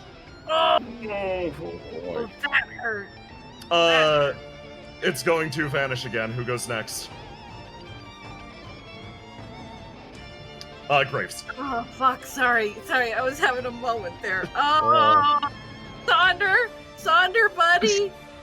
Sonder? Alright, which direction was it headed in when it disappeared? Who was Delilah. it targeted on? Delilah? 100% towards Delilah. Okay, so Sonder is gonna, he's gonna do something Sonder's never done before, so we're gonna put some question marks on it. Sonder, since it seems to go in the direction of the... Like, it honed in on Delilah because of her current emotional state. Yes. Sonder is gonna reflect Delilah. That's smart. Oh boy. Okay. Yeah, that'll do. Yeah, give me a roll to do. So basically, like copying my current emotion. Yes, state. like her current emotional state is Vibe going check. to also be what he is projecting. Offensive vibe check. Okay. Weapons grade vibe check. Okay. Versus its roll to die. Okay. You have successfully drawn its attention. You're not dealing any damage to it, really. You're just That's fine. distracting it, pulling it in your direction. Sonder, give me that good old. Alright. Okay. Hope I don't get you dead, mate. That'll be fine. He's gonna keep... I don't think Okay. that was a... It's Oh, fine. sorry. Give me a roll to do. This is Clash. Oh, okay. Boop. Okay, you beat it by God, that is the story of this fight. Like, Yeah, you guys... exactly one. Yeah, exactly one again. You're being such a tease to this demon. So yes, you managed to step backwards and evade, dropping the emotion just as quickly as it came, consuming it, munching it for energy. You managed to stop its offensive against you. Who goes next? It's It's gonna elect Delilah. Sure. All right. Delilah is once again just gonna keep. I mean, the illusion's probably still up. Yeah. You just see this man march on up, and you see Delilah's actually shaking as she's controlling this illusion. This is a person she has not seen in 24 years, and this guy is actually gonna come up from behind and just punch him in the back of the head and just be awful, just the worst kind of person. Give me that roll to do. Boop. Oh, Die! On fire. Okay. Die! Roll to do. Okay. Die. You manage to drive enough hatred into this creature that you feel parts of the clock almost start to disintegrate. It's now fixated on you, but you feel like actually it's getting a little bit weaker. This form in front of you is actually diminishing. It's so firmly set on you, but fuck. Yeah, this presence is dropping. You can do this. Who goes next? I will give it to, I guess, a Fade, if you want to do that. I think Delilah's also going to grab Dario and be like, we need to not be here. Yeah. I seem to have made it very upset because I'm upset. And that's probably as far as she actually. Yeah. That's all right. Sandra will be upset in your proxy. Yeah, I always forget because there's so many times where like 6, movement doesn't matter. Okay. Yeah. Matters greatly this time. Yeah, Fade. Fade realizes that he probably can't draw this thing's attention very well. No. So he's gonna focus on helping Bettle. Reduce Bettle, please. Make it hurt less. Oh, bless your soul. Yeah, Bettle's going to take less damage from the burn on the ball. Okay, yeah, no, good call. Who's up next? Bettle is up next. Bettle's gonna keep going through his thing. He's doing a little bit better. He's still holding on for dear life. His fingers are twitching, but doesn't feel the pain so much anymore. And now if he's wounded, he can act as if he wasn't. That will change my math, actually. So I'm gonna re-roll that quietly off the side. Good job, Fade. Thank you, Fade. I am the bard. I will help. You are helping. I am the bard. I will help. Dude. Dude. Okay. Let me see. Okay, Bettle, how you doing, mate? Okay, Oh, boy. so I'm just gonna pretend none of this shit's wounded. Oh wait. He's still got that red 6 if he ever Yeah. needed it. Yeah. Oh boy. Yeah, he sure does. Didn't he heal the wound when I He did. Yes. Yeah. Let me do lock. Make sure that that's unlocked. Okay. Bettle's going to just do this a few times. Why are you re-wounded? Because you wounded him. Double let's click see. them. Heal. Die. Ooh, There we good. go. Die. Okay. That was what I. That was a. Oh shit. Hi. Session. There's. Okay. Cool. There's me figuring shit out on the side. Ignore that. Don't think about too hard how many rolls are left. So. Next up I would don't be do math. if you are here, Civ. Yes, I think at this point looking at that, Yeah. there's no way that because she never saw it that No. night, but she was No. definitely around Barretto when it was like stalking her, right? Yes, Like she she was there was. around the aftermath of it. Yes. Is she able to pick up on that vibe at all? Recognize any sort of trace of that, or is this just what the fuck is that scary thing? Give me a roll to do. Okay. Yes! Yeah, no, you can pick up on that. Okay. In that case, Tilly realizes I'm not going to be able to hurt that thing, but Bettle currently is hurting, and she can only do one thing to really help him, so she is going to try and split the pain with him. Oh boy, okay. Tilly. So, give me a roll to die. Okay. Okay. For this, and then I gotta roll for this fucking monster. Hold on 1 second. We gotta do something that Bettle's been contending with. What is he currently in? This one. Okay, I got to drop. Let's do. Okay. Tilly, you take 6 damage. Okay. Yeah, you take 6 damage as you split the pain with Betelilman, and he looks over at you, and his expression goes from that same determined, like, set, almost borderline crazed look to a single nod, and then you both focus in, and the lightning lances across your body, and God, Tilly, it hurts. Civ, I dropped my swing. She takes no damage instead. Okay. Okay, let's keep Tilly. Let's keep Tilly from getting burned up. Okay. So in that case, Bettel will take no damage next time. Okay. Drop. Go again. You notice that I started with rounds of 3, then 2, then yeah, we're counting down.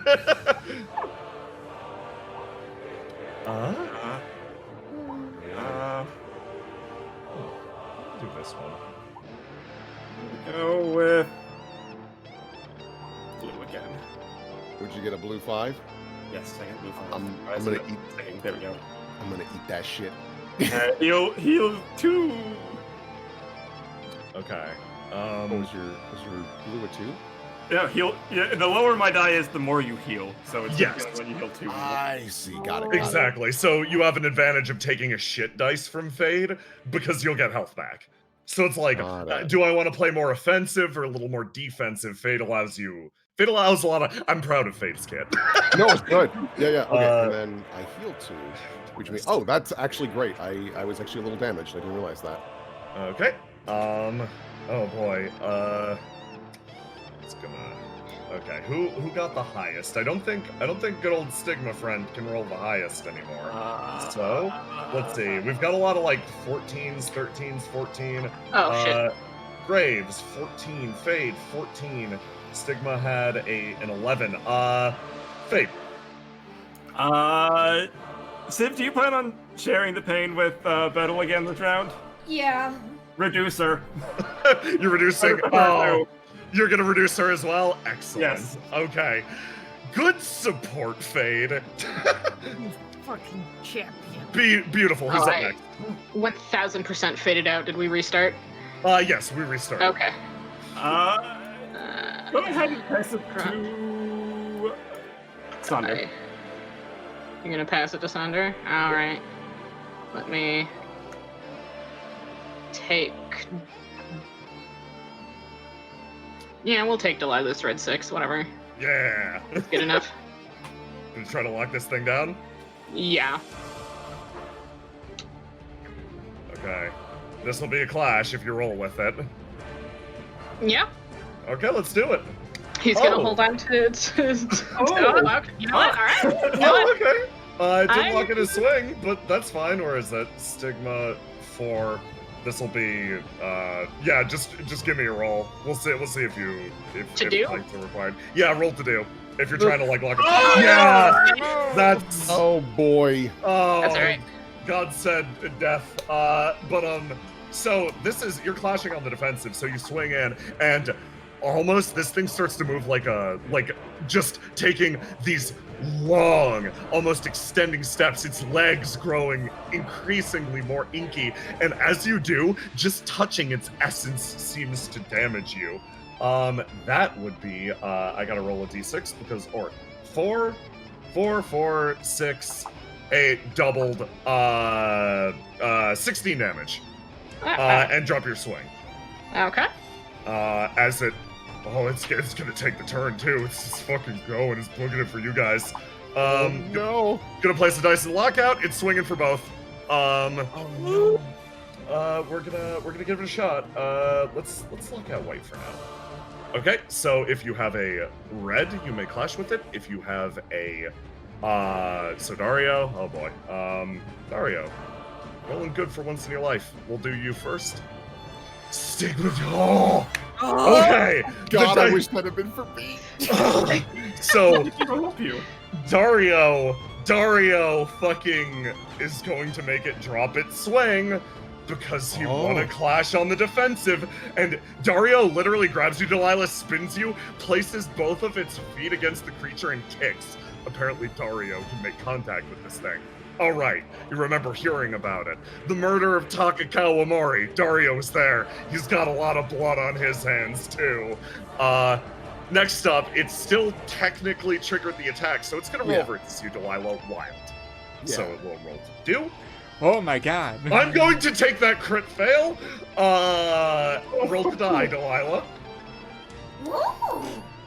You continue dancing and pirouetting around the fingers of death. Tell me how you evade.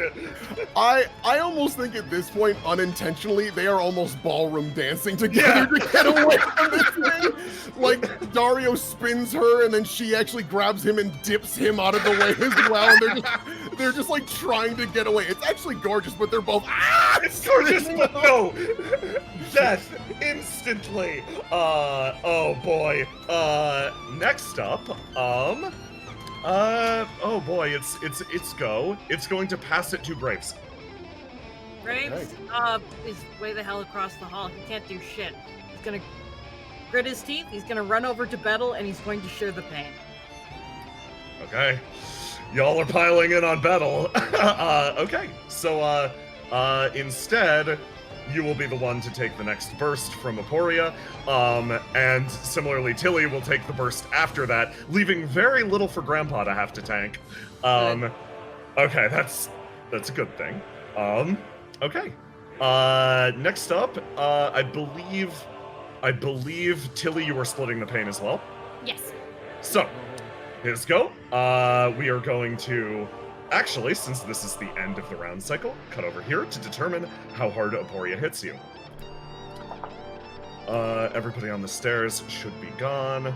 Delilah have an offense? Oh god, fucking damn it, yeah, No, sorry. you're good. I keep seeing, like, the ones, and I'm like, oh yeah, Delilah. Are you foreshadowing me to be the new Forgotten? Give me a roll. Only a little. Yeah, no, Delilah will, do. Okay.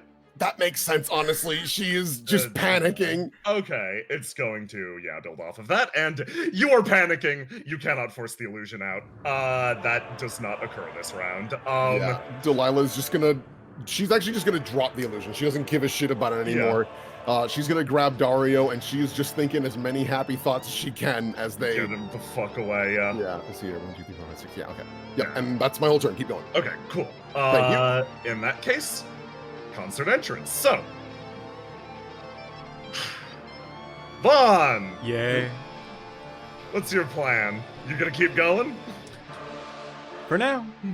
Oh boy, okay. Right now, Aporia's, he locked out dice to pin Aporia, so Aporia will have to spend an action dealing with that. Yes, he will spend one action doing so. Good job. You slowed him down actually substantially. Table and now this. Yeah. Roll a die. Oh no. Pretty bad. Is that yellow still in lockout? Because it's a new round? Yeah, I just unlocked it. Yeah, you unlock it now. Yeah, so you've got that too. You gotta just deal with the 2. Oh, buddy. Okay, and you don't have much HP. He does not. Let me really check what it was before. Let me scroll up a little bit to when he rolled, because I rolled for HP a little while ago. Yeah. Boop, This boop. will be very important to see if Vaughn lives or dies. So Yeah. I want to be precise about it. Scrolling. It was a little while ago. Yeah. It's so far back I can't see it. Fuck it. It's fine. Just I'll roll the die now and just roll count the that, die now, because and it'll be the same. I'll set my swing as that. Okay. 14. 14. Okay, 14 HP. Okay. It's going to lock in this. It's gonna lock in this. Aporia. So many options. Yeah, it's gonna He goes first. Yep. It spends its round disentangling itself. Everyone on the inside, this is the pulse coming your way. 9 damage. It is lessened by Fade. So Fade, reduce the damage for Tilly. and it's going to be reduced for battle. Graves, you take all 9. All right. Alright, roll in 2d6. First one's for Tilly, second one is for Bill. Tilly takes 6 less, Battle takes 3 less. Tilly takes Okay. 3. Yeah. Tilly takes 3. Bettle takes 6. Excellent. Okay, so that's how much that happens. Entrance hall. The first action is do disentangle self. Yeah, that'll do it. Yeah. That's its go. Your go, Vaughn. Okay. Vaughn runs over here, grabs this table. A repeat of the pattern. I see. This is the only way. I respect you a lot. I'm gonna lock an attribute. Okay, you're not gonna. I'm gonna lock yellow. Okay, Vaughn's like going to yellow. go for another pin. Yeah, give it a Roll go. the die, Aporia, against this. Fuck! Hey, no. Vaughn, you want to redo that? Please do. Please, sir. I'll take that redo, Tilly. Thank you. Master of the Tide's Edge, Vaughn. would Okay, never- it's not a crit fail, so I'm not gonna blow you up. You instead of whiffing in such a way that Aporia can step on your neck, you slam forward with the table and it bounces off harmlessly. Did you roll the die for that? Yes, 26. I can re-roll the roll for die as well. Okay, Yeah. doesn't So matter. yeah, table bounces off. Drop, go again. He's unpinned. Aporia! Welcome to True Satan! Shit, Welcome to Aporia. the least likely roll ever recorded! Holy fuck! Wow. That's the dream for Delilah. That would mean he'd be putty in my hands with Yes. illusion. Oh. Oh man, look at that. Whenever anyone ever tells you that they have bad dice luck, I would like to posit my dice luck. Lock something in. We all come Aporia. before you, sir. I would like to lock in this green. I'd like to lock in the 1. I would like to lock in the 1. Vaughn, you go first. I don't care. You go first. Okay. Here's what happens here. Yeah. Oh boy. Well, if it works once, doesn't work twice, maybe it'll work a third time. Oddsies, you know? Vaughn reaches behind him and grabs these 2 chairs. Yeah. I'm gonna lock up my yellow again. Buddy. Vaughn, for the love of Christ. He is going to try to fucking ear clap Aporia with 2 chairs. And like lock him in place. Yep. Hey, that's pretty good. Fuck. Hey, Oh. that's pretty good actually. Slam. You lock Aporia in place. Oh boy. Okay. Aporia's go. I'm gonna. Thanks, Yoneda. Glad you're here, bro. Okay. Hog. Holy shit. Okay. Well, Aporia's gonna lock an attribute out. Uh-oh. And is going to simultaneously target the structure in the way and also you. So yes, I believe this would be a clash from you and versus this. Sure Okay. is a clash. Yeah, give me a clash. Which one is me? The bottom one. Bottom one. Okay, that's doable. That's doable. It's doable. Fuck you, dog. Vaughn, you continue to hold out to the fucking best of your abilities. The first one will overcome the barrier. Aporia's going to take a step forward. Tell me how you deflect this clash. Aporia actually seems to almost like throw an attack at you. It's So is Poria going for a beer scrub? no. Aporia's jabbing at you with the umbrella. Oh, I see. So I know how Vaughn does this. When Aporia tries to jab at him with the umbrella, Vaughn actually slips in past the umbrella, grabs Aporia by his arm, and then goes for an arm break blow. Oh, okay. You Get him. reel the arm back and then slam it backwards. You feel like you should feel bones break or anything. That ain't Aporia no bones. Aporia just tilts his head and then broke out of that. Are you gonna make him drop a swing? No. Oh, okay. Let's keep that red 3 then. So yeah, red 3, and then oh boy. With you clinging to the big dog, still got some moves. 1, 2, 3, 4. Oh, I was expecting him to try to fucking kill me there. 6. That dog. No. Emporia's actually going to just continue on. Oh, he's dragging me, I see. Yeah. As persistent as the last one, too. You know, this is kind of weird, but you're kind of familiar. You know what? Fawn's been having a lot of weird deja vu lately. Fawn's been having a lot of weird deja vu lately. Let's look out blue 2 in 1, 2, 3, 4, 5. Yeah, fuck. we're getting over here. Vaughn, you're coming with. Get through the barrier. Yep. Oh boy. Oh god, time to see how this is going. Oh yeah, this shit. Jesus. My It's just a favorite. clusterfuck on all sides. Okay. This is why I put Seymour here. Because you knew he'd get fucking slammed into the dirt? Yes, Okay. I did it Bully on the purpose. Okay. We bully the tide in this house. Okay. That versus this. Yeah, the verdant one is just repeatedly reeling back and lancing Seymour. This guy's gonna run forward and try to break his friend free. Let's see. Oh god. Okay. The stab hits the red, who whirls around looking at this person instead. That was the one.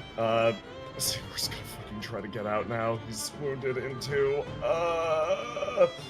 verge of death. Okay. Yeah, he's gonna try to fuck off. Run.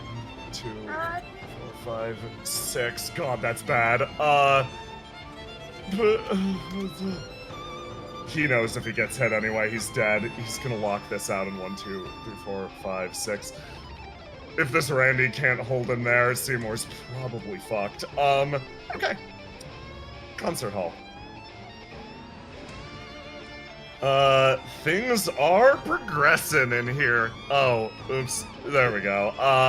What you call it? Oh boy. Okay.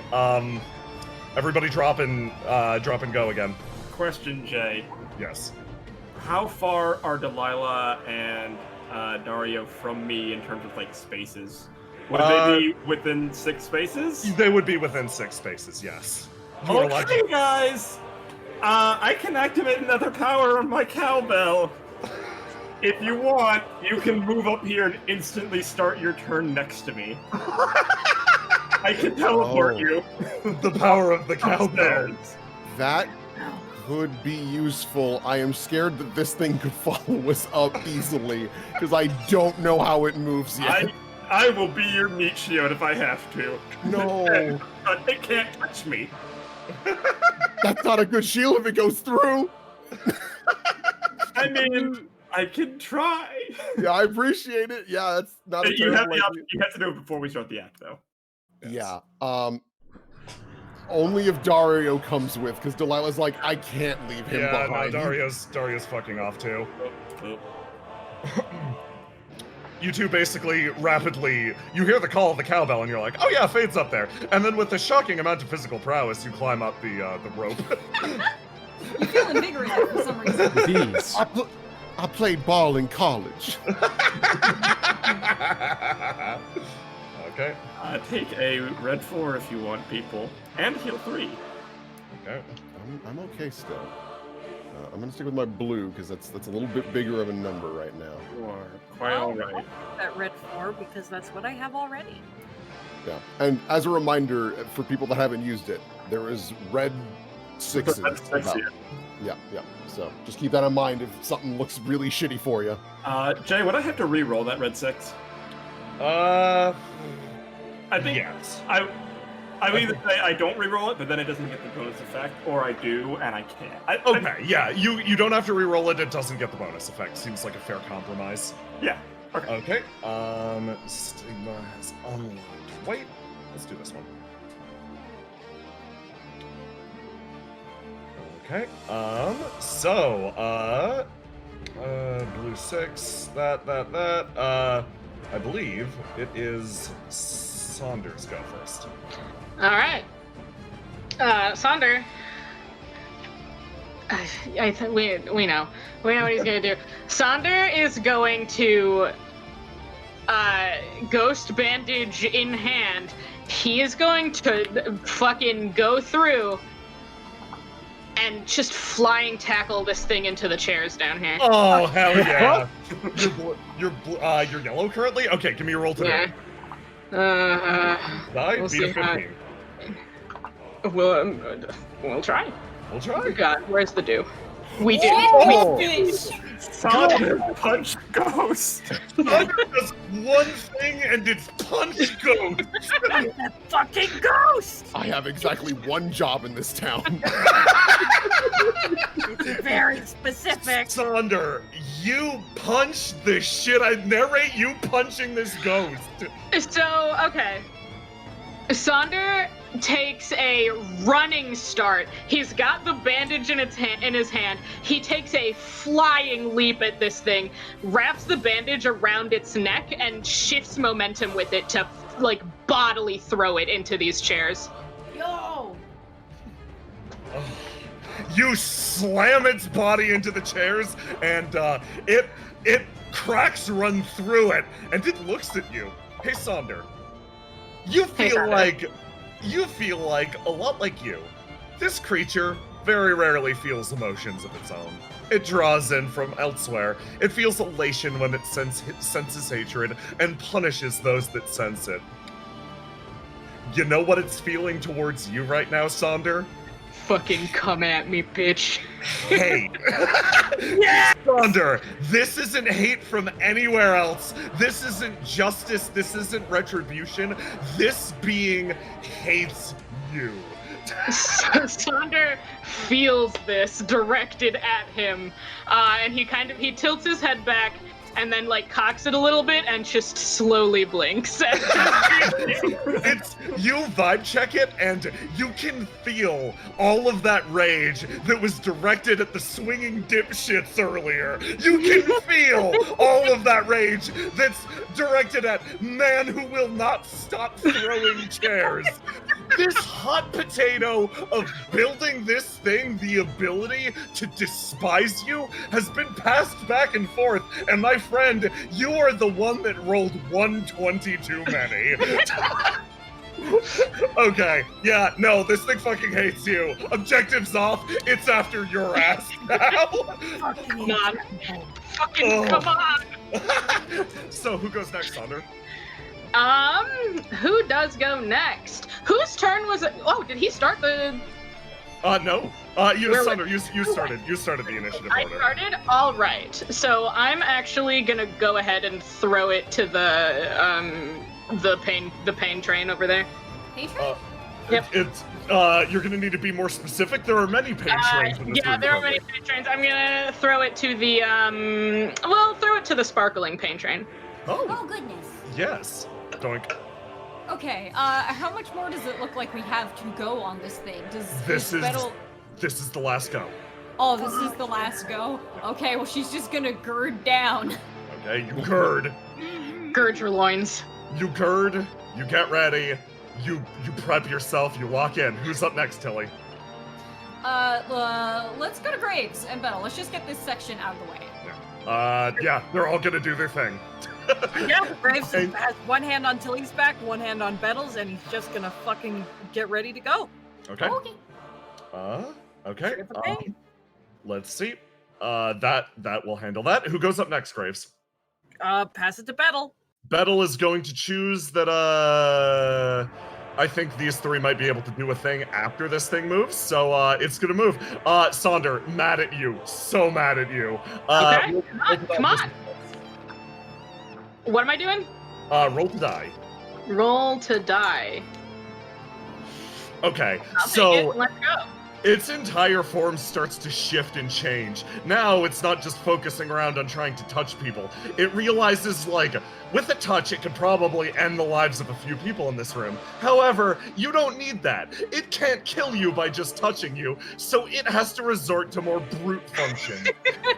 Its It's arms... forcing it to work below its station. Yeah, its arms elongate and almost form drill-like tendrils. It stabs through your body for 15 damage. All right. You are left Oh. at 1. You hang Yeah. on. Oh boy. Your ghost bandage kicks in. You're left with 1 HP. All right. It does not like you very much, Sonder. It's probably going to keep doing this until you are putty. Okay. Next up, Delilah. Okay. I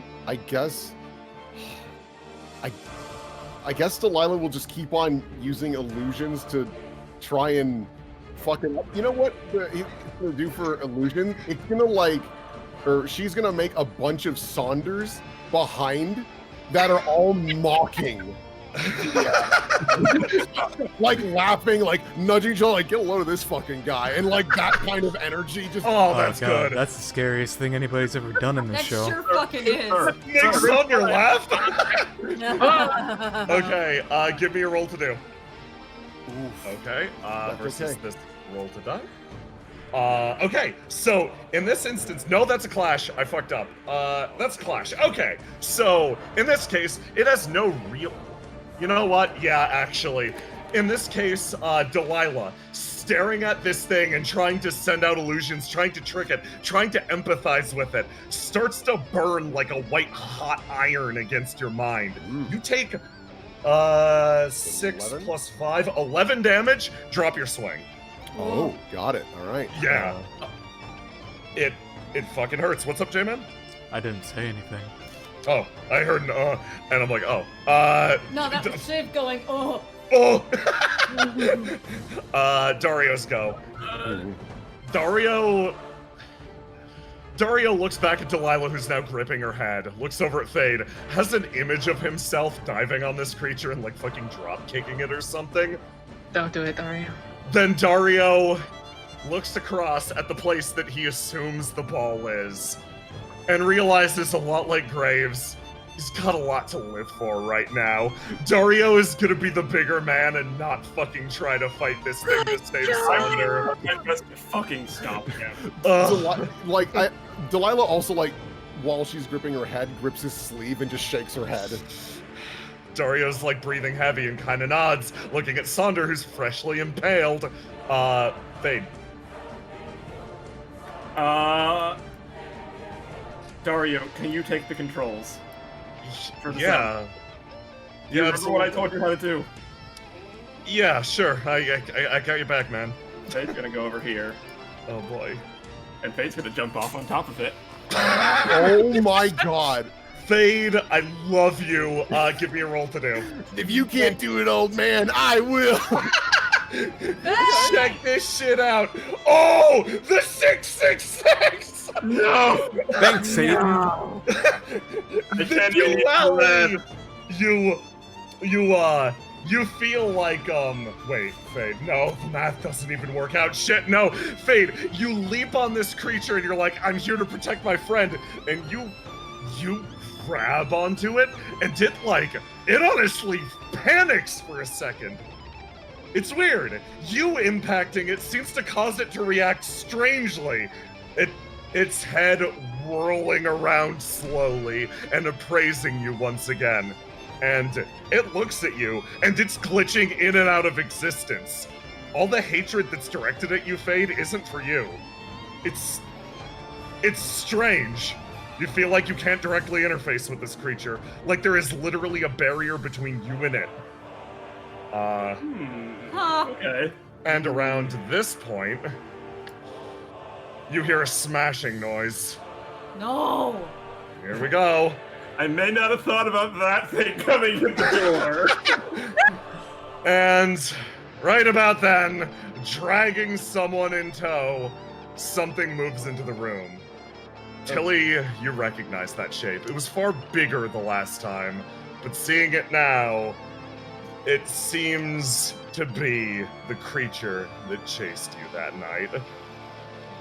She can feel that knot in her stomach that's been here for 2 years basically turn into a snake swallowing its own tail. Ugh.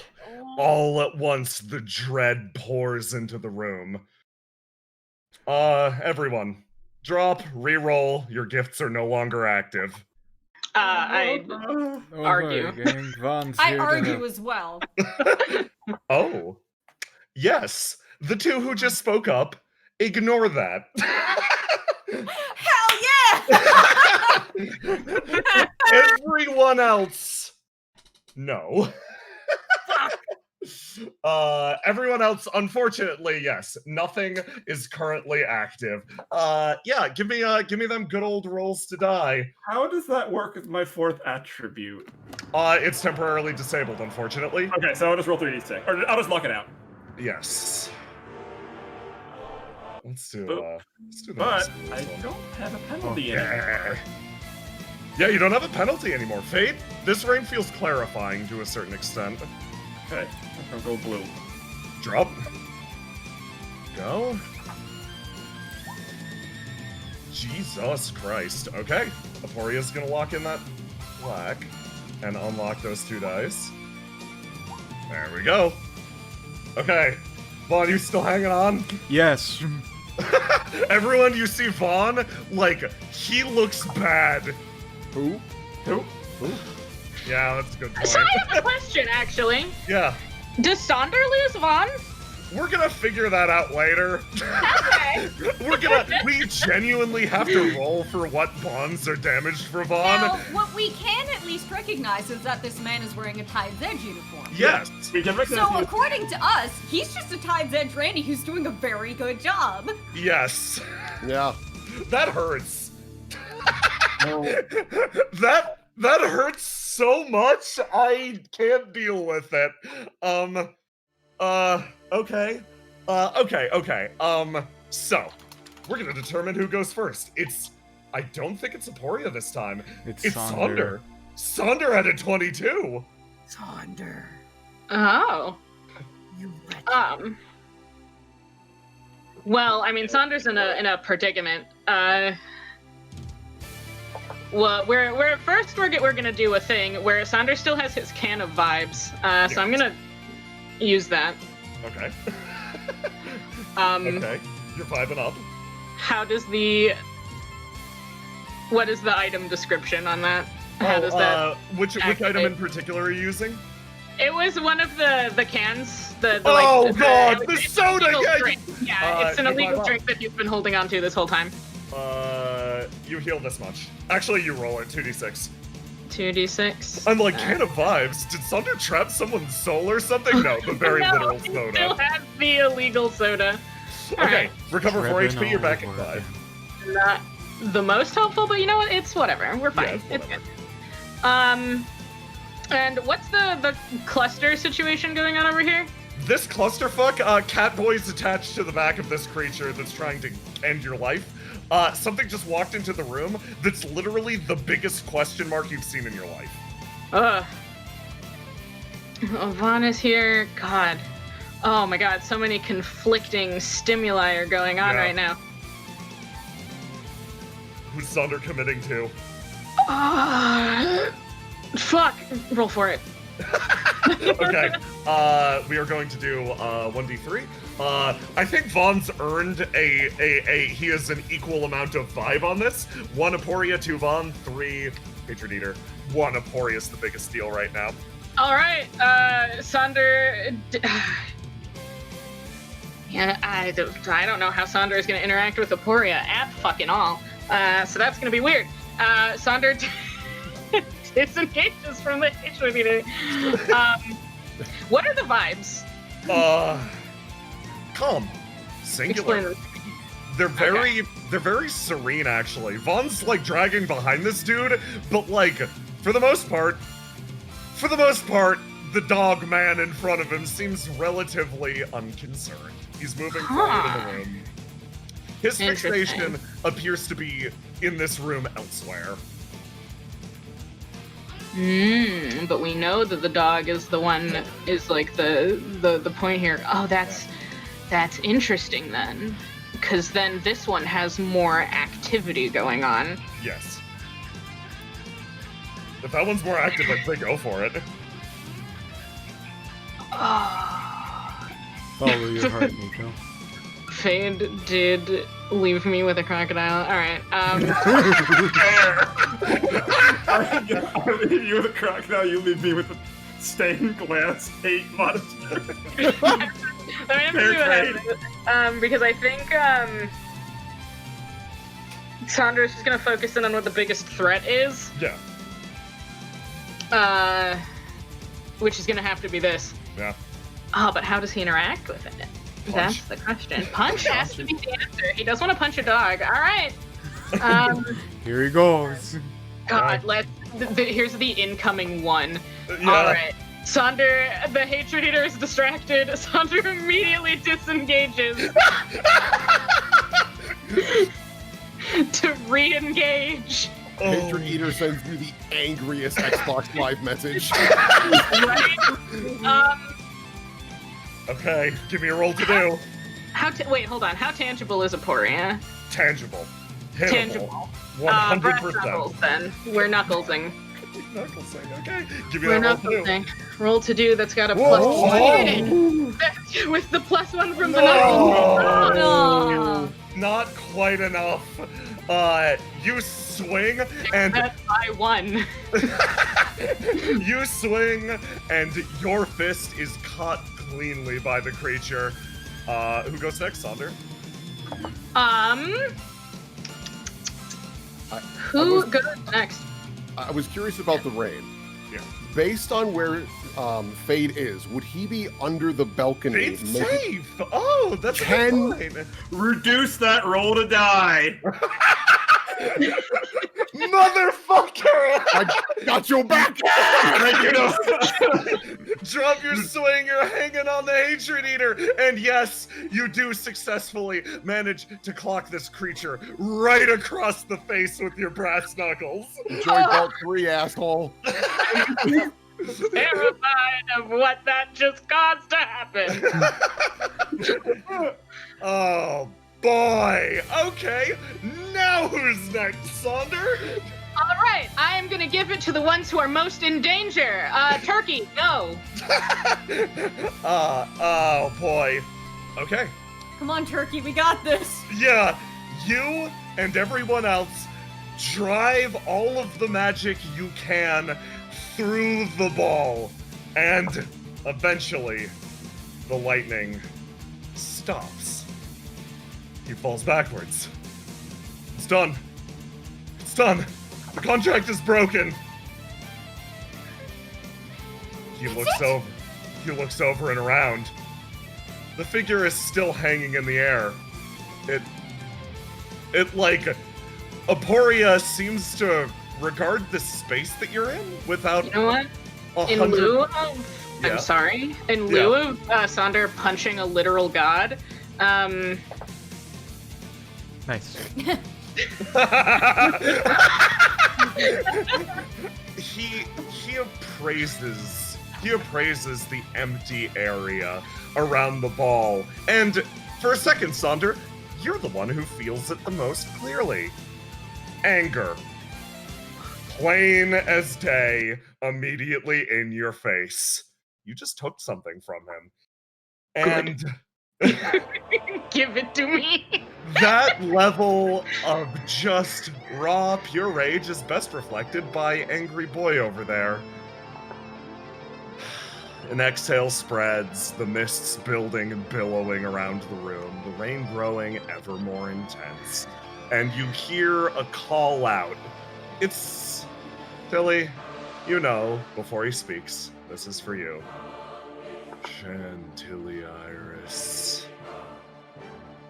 Didn't Morales Testudo tell you to never wake the dragon? He's taking his turn. Hey, Vaughn, Yeah. Hey, Sonder. Let's go.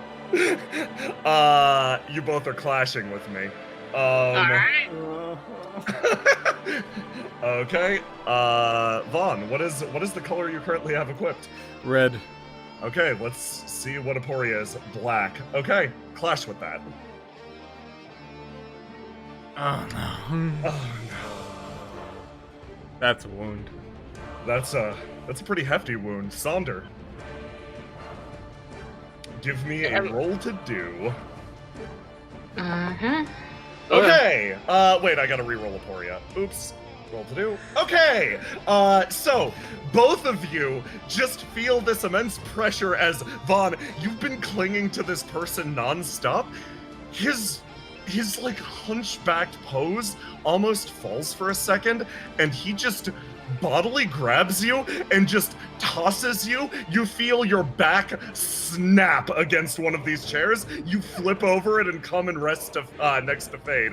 Sonder, you are hit for enough damage to be wounded instantly as this creature reaches forward, grabs your face, and crushes. You fall to the ground in an instant, the entire world spinning. Both of you take wounds. Alright. I'll quickly roll to die to regain health. Vaughn, Hold on. please. He gets 11 health. Good job, Paul. Attribute. Rest your bones. Okay. Yeah, choose what you're wounding, regain some health. Aporia's gonna pass this up to Delilah. Oh, No. good. I guess Delilah just gestures to Dario to like get the spotlight ready, and she'll help too, I guess. Yeah, aim this thing. And aim them both at this man, Oh at boy. this thing. Yeah, okay. Give me some rolls to do. I'm gonna give you a little bit of a bonus since this was part of your plan. Let's just add an additional 1d6 to it. It'll be added on after the fact. Hit that Sure. roll to do button. I got a 26, and then I will roll 26? my Okay. my d6. Okay, so 29 altogether. Okay, I've gotta do something for him first. He's gotta lock out some of his resources for double attacking. So let's hit that. Let's hit that roll to die. Please. Okay, 26 beats it! You fix it, God! The battle of the just by one! Well, actually, it's a 29 because of the extra d6 you'd mentioned. Oh, yeah, fair. So, but all the same, yeah. You aim the spotlight and it catches Aporia, who seems to tell me what is your goal with the spotlight. She is just trying to see what effect it has on him, hopefully damaging or anything. But she's also gonna call out to him, I know this city did you wrong so long ago. The best we could do is hope the next generation can be better. And the fact that you reached out to Jean Mirage, I don't know what that was about, but maybe you do have some faith in us. Oh, Because you needed his help. Those words will strike deep. That's fun. Aporia thinks about that. There's no visible reaction to the form, but yes, effectively, you drove some words into his mind. Who goes next, Delilah?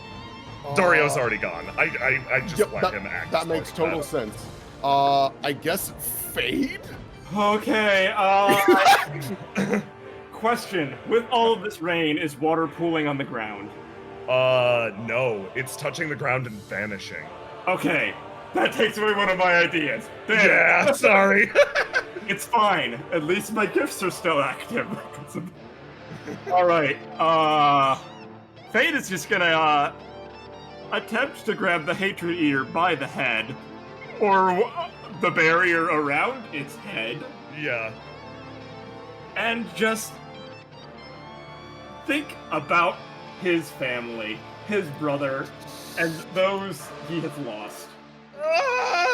Give me a roll to do, Fade, my First, friend. I'm gonna eat the red 6. Oh, yeah, smart. Eat that red 6. Give me a roll. Set swing, red. 2a6. A boop. A roll to do. A boop. Oh! Maybe he'll roll poopy. Maybe they roll poopy. He did not. He rolled the double! 66 again! Oh my god.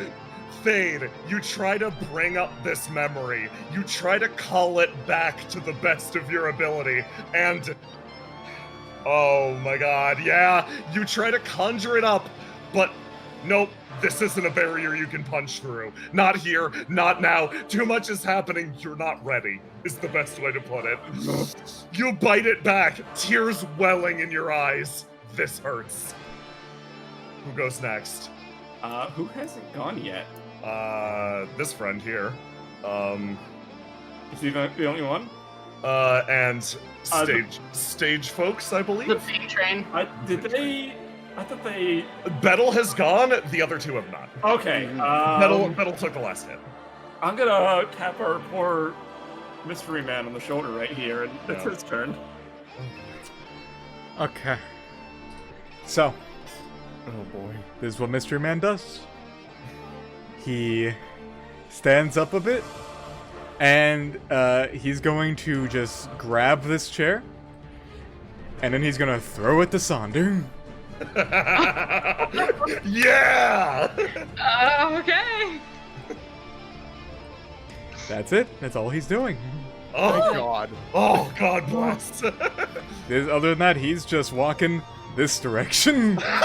Yup. In all regards, Pop Pop takes a seat. Okay, That's a smash card. who goes up next? Oh, right, sorry. Let's give it to Tilly. Really? There is 1.5 things in Tilly's mind right now. One is you know Tilly, she always carries the world with her. She makes sure she's prepared. And so she reaches down and does something that she couldn't have done when she was using both of her hands to help the ball and the friends. She reaches up to Graves and hands him her little parasol and tells him to use it because it's raining. The next thing she does. 1, 2, 3, 4, 5. Last time she ran away. All she wanted to do was run away. And this thing caused her to not be able to do that. This thing caused her to be unsure of her feet, unsure of her legs, and unsure of her stance for the first time in her entire life. And that ruined everything. So she's gonna throw it back at it. Literally. From her bag, she takes out her shoes that were ruined on that night and throws them at this thing's face. Give me a roll Okay. to do. Okay, excellent. Your attack impacts the creature, dealing no damage, but driving a point home instead. That's all she needed. Going anywhere! Oh, fucking fantastic. Oh, beautiful. Is that everyone? Well, Graves. Graves. Graves looks at the little parasol he's been handed that's keeping the rain off, I assume, even though, and he looks back at Bettle, and he looks forward at the little figure heading towards this figure of death, and he just looks at Bettle, and he gives a nod that carries meaning that Bettle probably understands, and he's gonna charge, using his gift to get there without blocking out any dice. Oh, Oh boy. oh. Graves, give me a roll to do. Go Graves! Nope, never gonna happen. Poopy. No! The attack stops. The creature halting your momentum completely. Okay. Everybody drop and let's go again. Oh no! This is the turn. This is the turn that determines a lot. Okay. Come on. Please don't have stolen my roll earlier, Aporia. Roll the die. Yeah. Wait, why did I die like that? Oh, it's better. I made a mistake, everyone. That's on me. Sonder, roll to die. Sonder, roll to die. Yeah. Oh, God, Right, he never went. Oh, It's okay. Sonder, you're impaled from behind. Take another wound. I think he stops at 1 again. how much, He does It's per suffer one again. wound. how Yes, much damage would it have done? it would have dealt 11 damage. Reduce that by 6. Okay, bump yourself up to 7. Okay. Okay, You still have ghost bandage again, it's fine. just go bandage up, it's fine. Okay. Yeah. I'm gonna redo my roll to die because I forgot my gray is not locked out, actually. Oh, yeah. Fair. No, very, very well played. Okay, Okay, so ballistics. now we roll. All right, I got his real roll to die, I guess now. Oh, he's so fucking mad. Stigma Demon, I think, has rolled 666 3 times in a row. Oh, Jesus. no. I think Stigma is going to hunt you until you're dead, Sonder. Here we Oh, Hey, Let's anyone go. want a blue 6 before I wither away into dust? Yeah, I'll take a blue 6. That's much better than when I was. Yes. Have fun, friend. Yeah, I'll take a blue 6. Oh. That'll make my rolls much more potent. Oh, boy. okay. How desperate is what Aporia does next going to be? Very. I would like to use one of my abilities to hopefully make it not as awful. Okay, what are you doing? I would like to tug the string and make it take, let's do, the red one. Okay, excellent. Okay, you swap Euphoria over to a red one. Much better. Okay, so, in that case, Aporia does not go first. I think Fade goes first.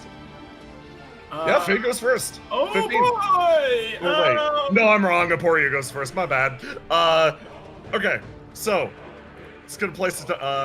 It's gonna unlock one of its dice, and then immediately place another dice in lockout to do this to 2 of you folks. All right. Graves, prepare yourself.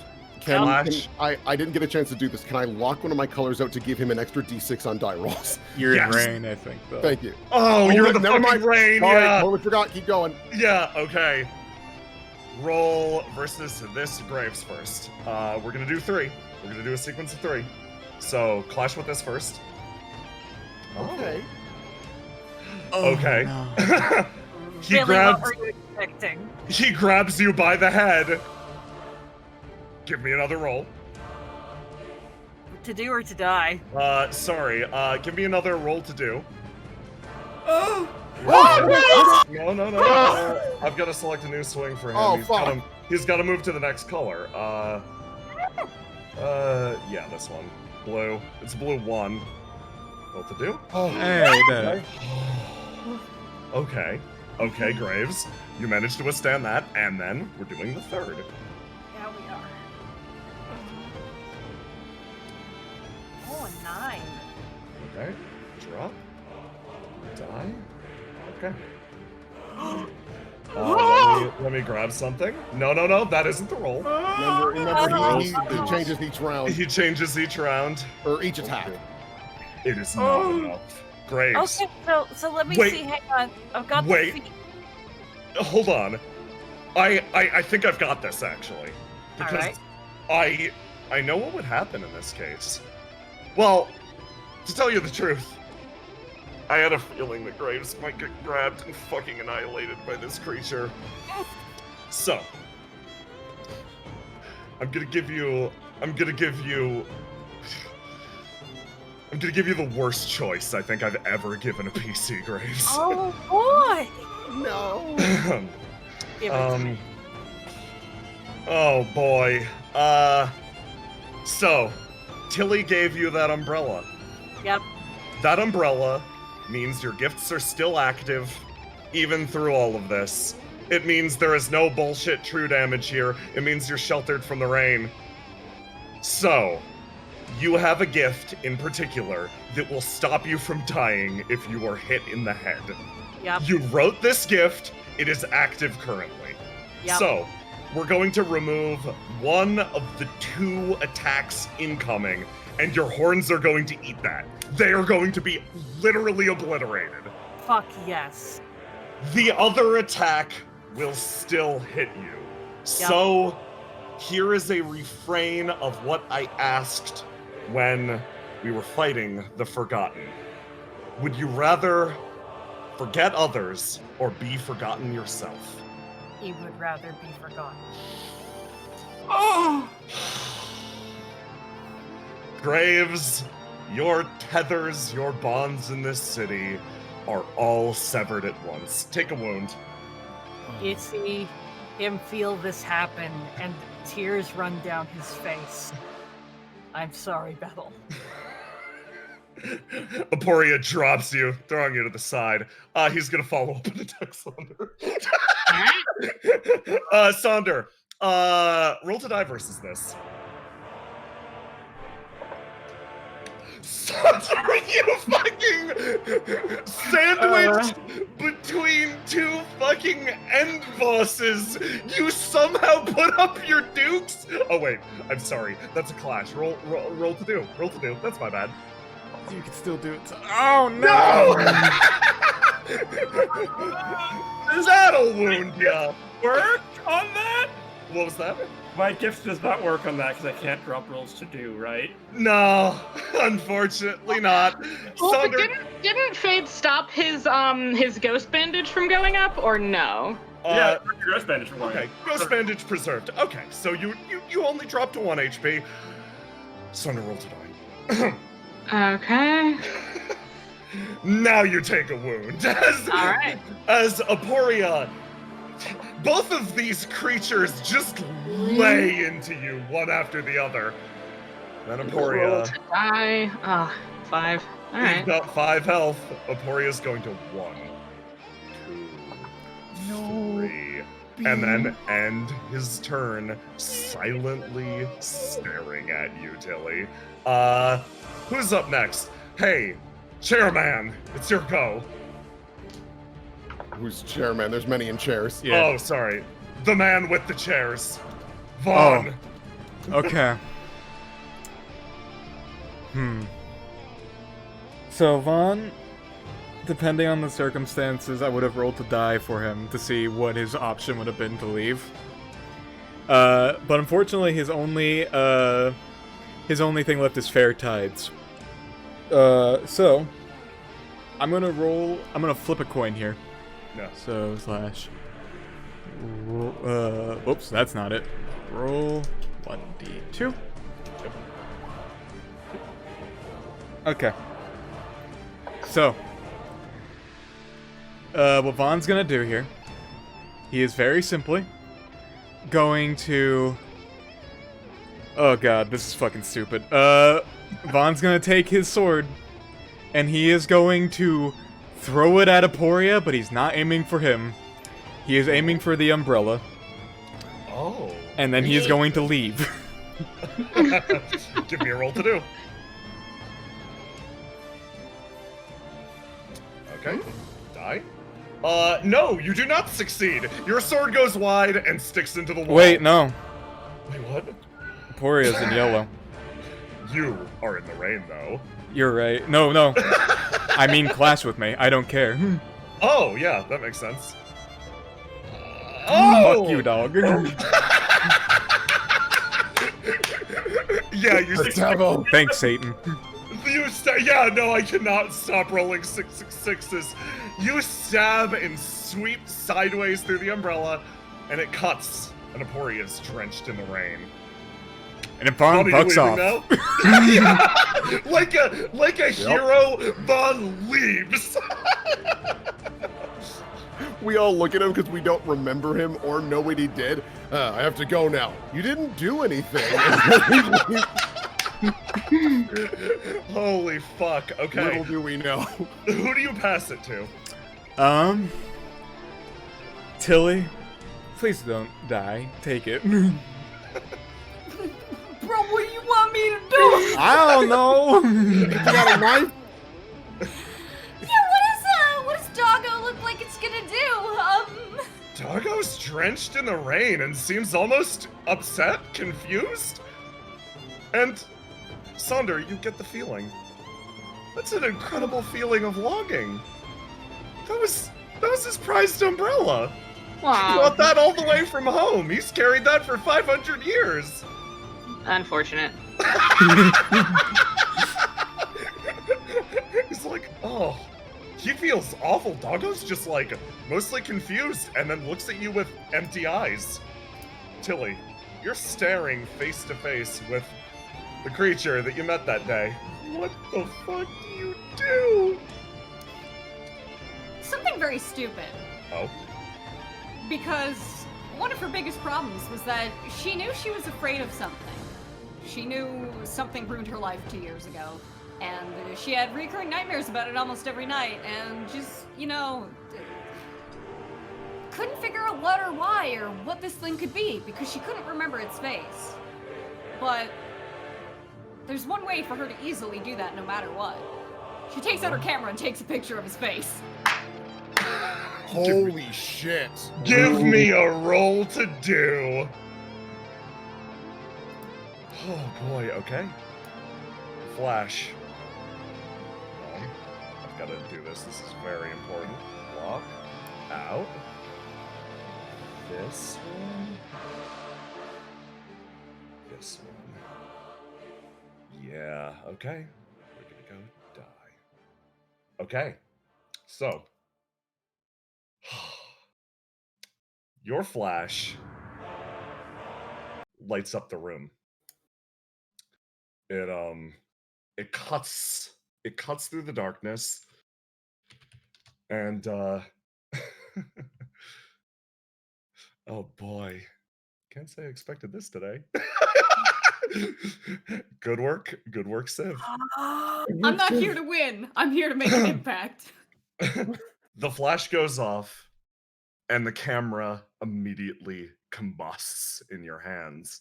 It detonates, but you look up at this face, and this is something, camera or no, that you will never forget. The true form of this city's enemy looks across at you, face devoid of all emotion, any semblance of humanity, and it blinks. It watches. Something rushes past you in that moment. Something that, severed from its contract with this creature, manages to sweep in, interspersing herself between you and it, that visage formed utterly and truly. Aporia looks over at the Forgotten. That creature isn't able to do a damn thing in the rain, and then looks back to Tilly.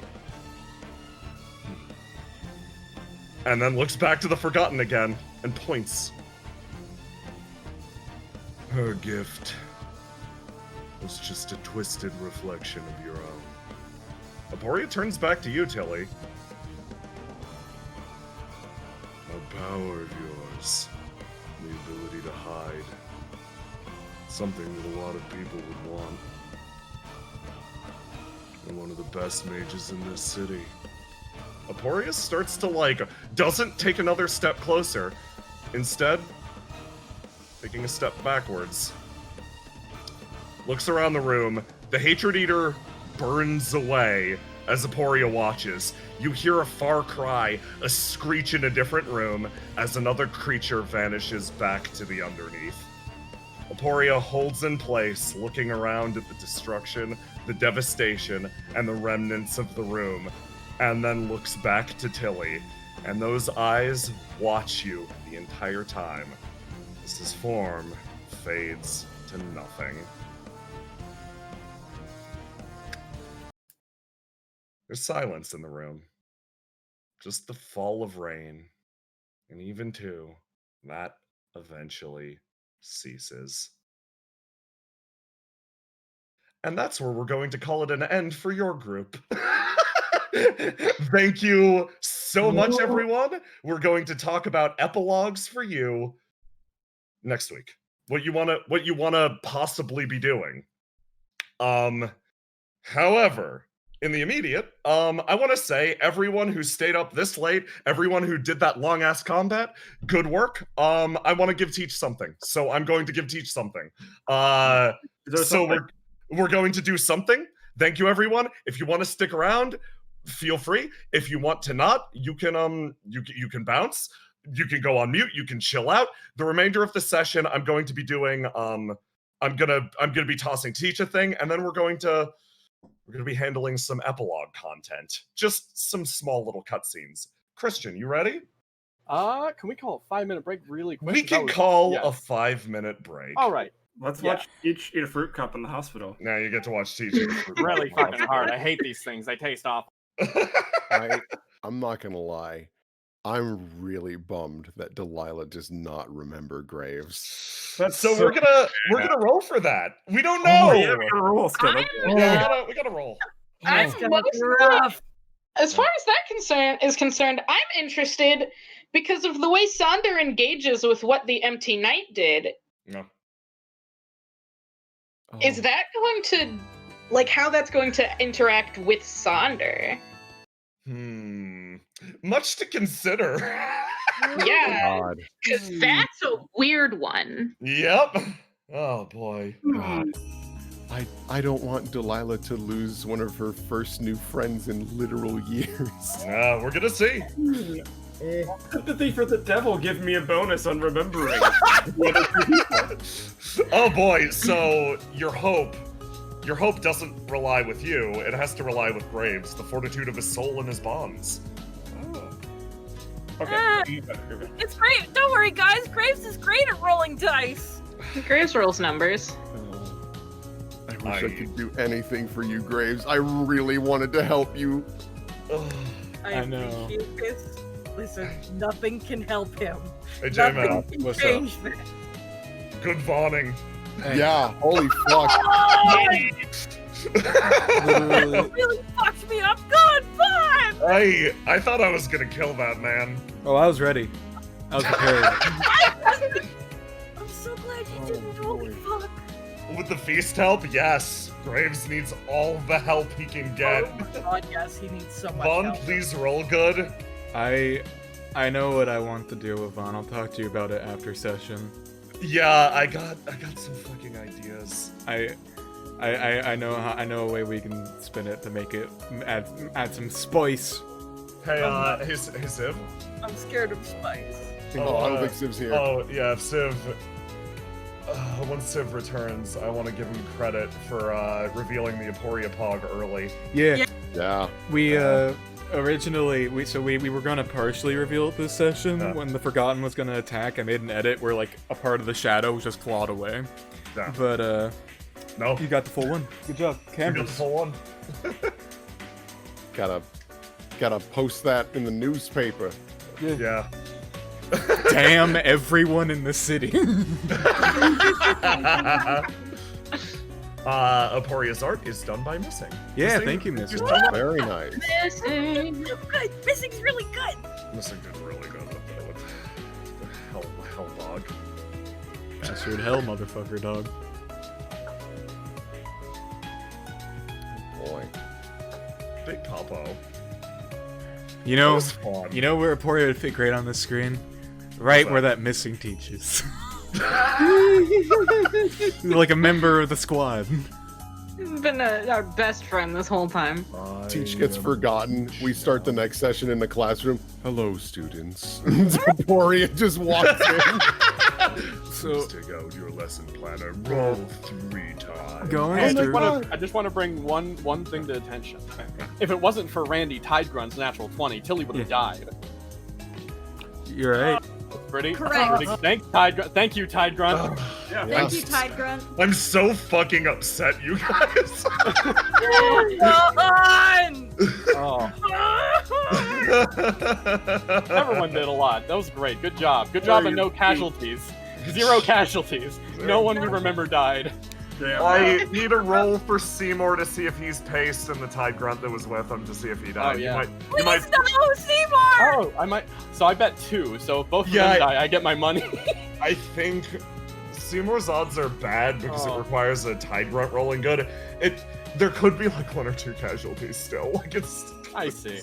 Don't worry, yeah. Jack. Like I said, I have thoughts. I'll hit you up about them after the Okay. session. Yeah, let's we'll check in on the situation then. Oh boy. I'm back. Aporia's cute.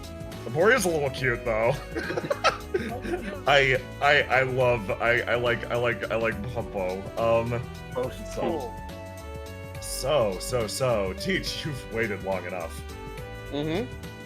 Am I waiting for my service to begin? Yes.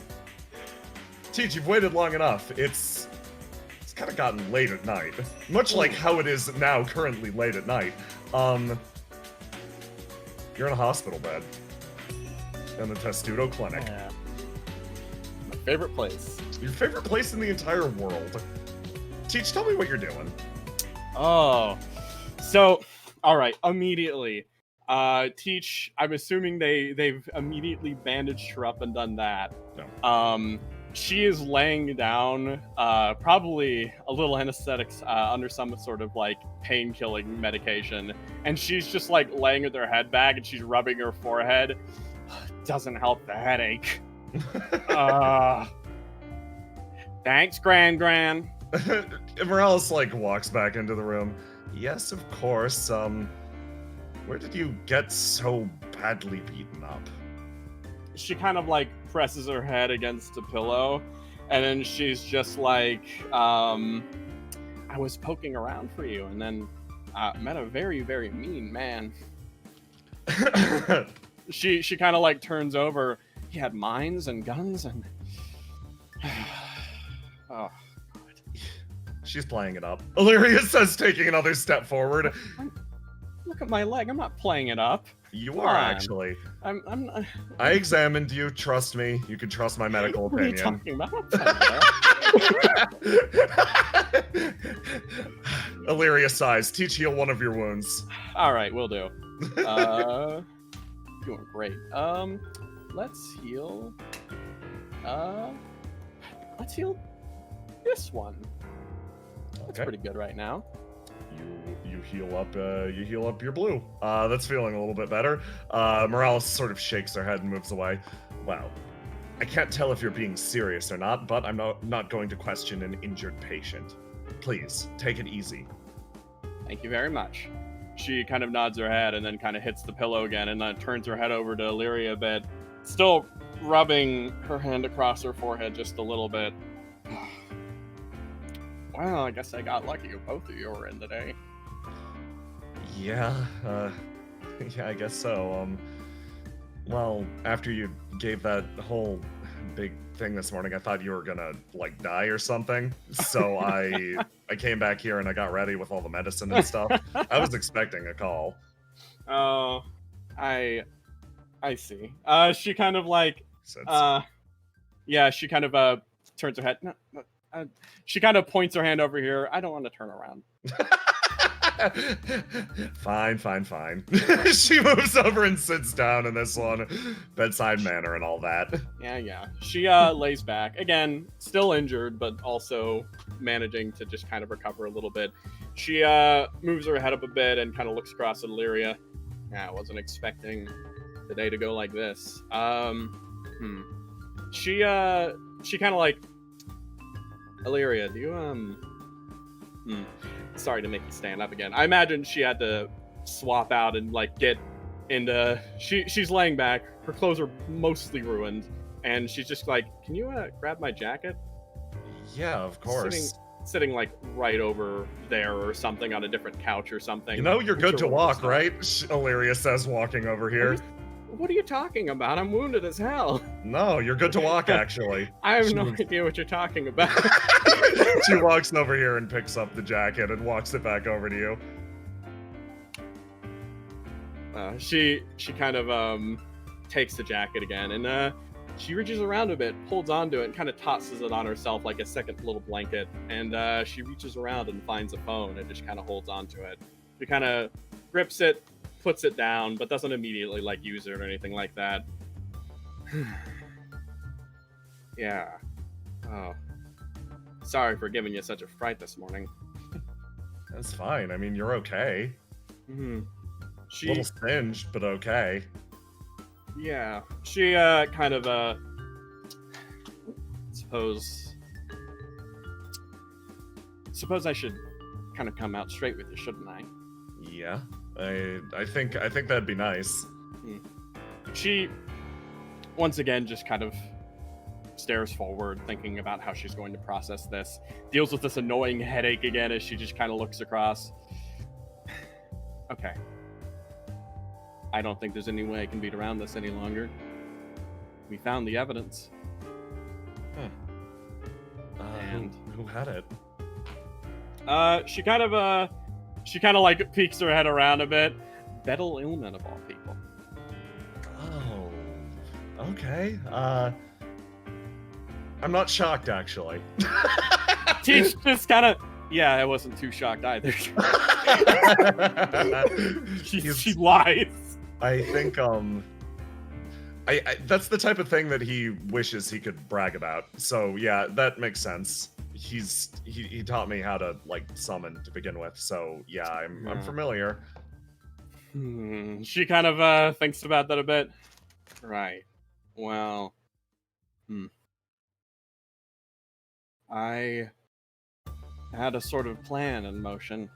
Something I was planning on doing after we got all that evidence.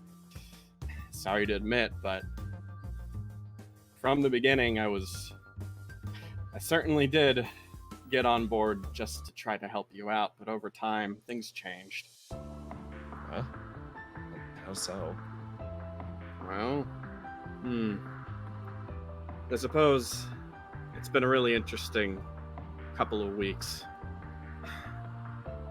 I think she kind of ponders on that a little bit, but then kind of decides to... There's of course a long story, but the gist of it comes down to Illyria. Yeah? I want to go public with all of it. When I say all of it, I mean all of it. Her expression completely just blanches. You mean not just the blackmail, No, with everything. Yeah, I mean, it's a good thing. It really is. She kind of, at this point, everything I've seen and everything that's happened has made me realize that there's probably no better time. I can tell you honestly, for the past couple of years, I've been staring at all the things Morales has done and been able to understand beneath that what's been going on. I never felt like I had any ability to do anything about that. But she kind of looks over again. I think that's changed. Not me having any sort of new plan or ability or anything like that. It's just the circumstances. You get what I mean? Everything's going down anyways. She nods. Well, I guess you have the power to change things now. When? Right now? She kind of like, no, I don't have the power to change things. Not by myself. At the end of the day, this is only going to work if enough people actually get on board, if we have enough. Morales would be able to get away.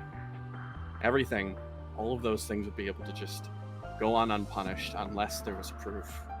A witness, a testimony, someone who's seen it, who knows.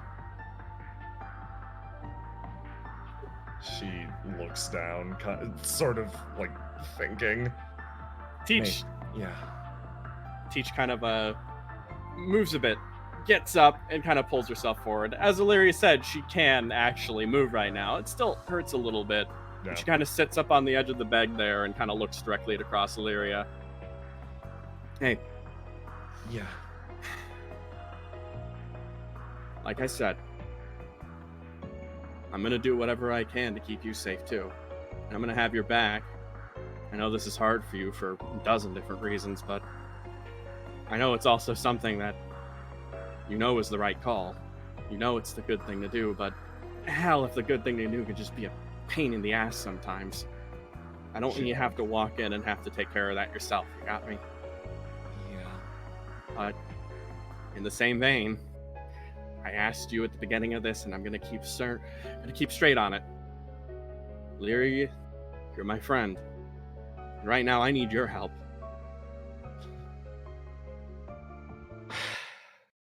Illyria exhales. Man, yeah, that's gonna get through to her. She just quietly nods. Yeah, I can I'll testify. I can go public. I kind of hope I still have a place in the city after I do that. She kind of thinks about that a bit. She wants to pep up about that a little bit, and then she kind of thinks about it a bit more, and she actually kind of flashes a smile. RNA's medical division they're very strict when it comes to violating protocol.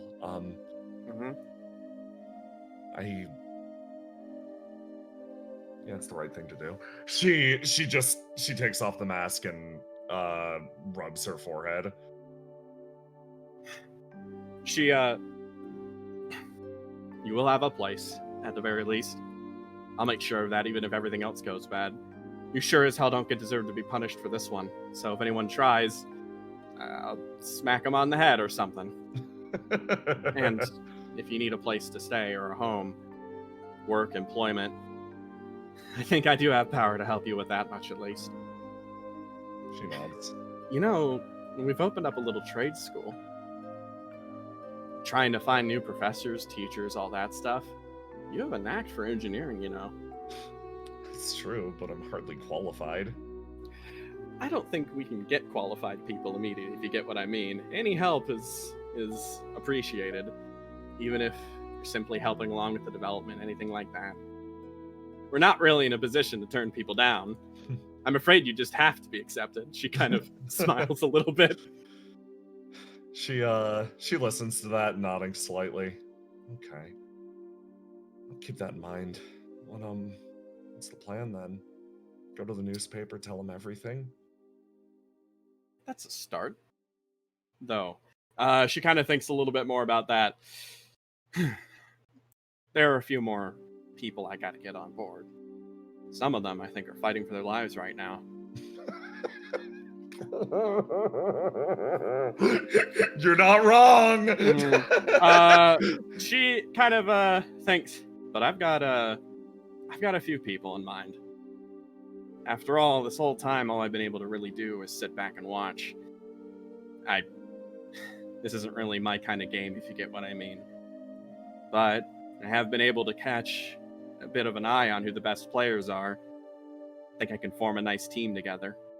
And I've got a little backing besides just the newspaper. She like looks and then thinks, Delilah then. She kind of nods. Delilah's one. She has to think a bit too. Mr. Illman himself actually decided to kind of tag along after talking for a little bit. I have a feeling all of them will want to, for the most part, follow through. Okay.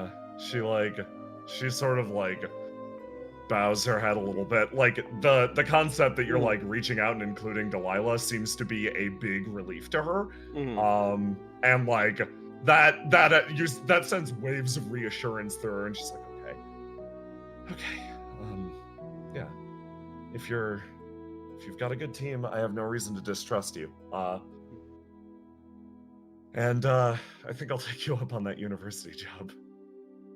She kind of nods her head a bit, and then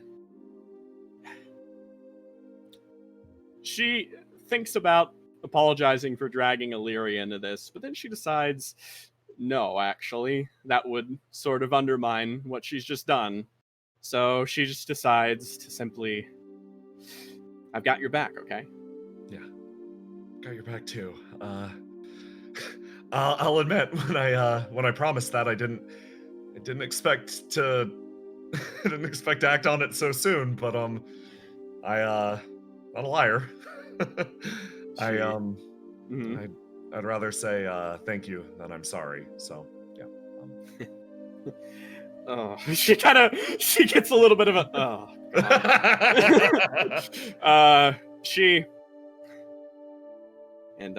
good luck.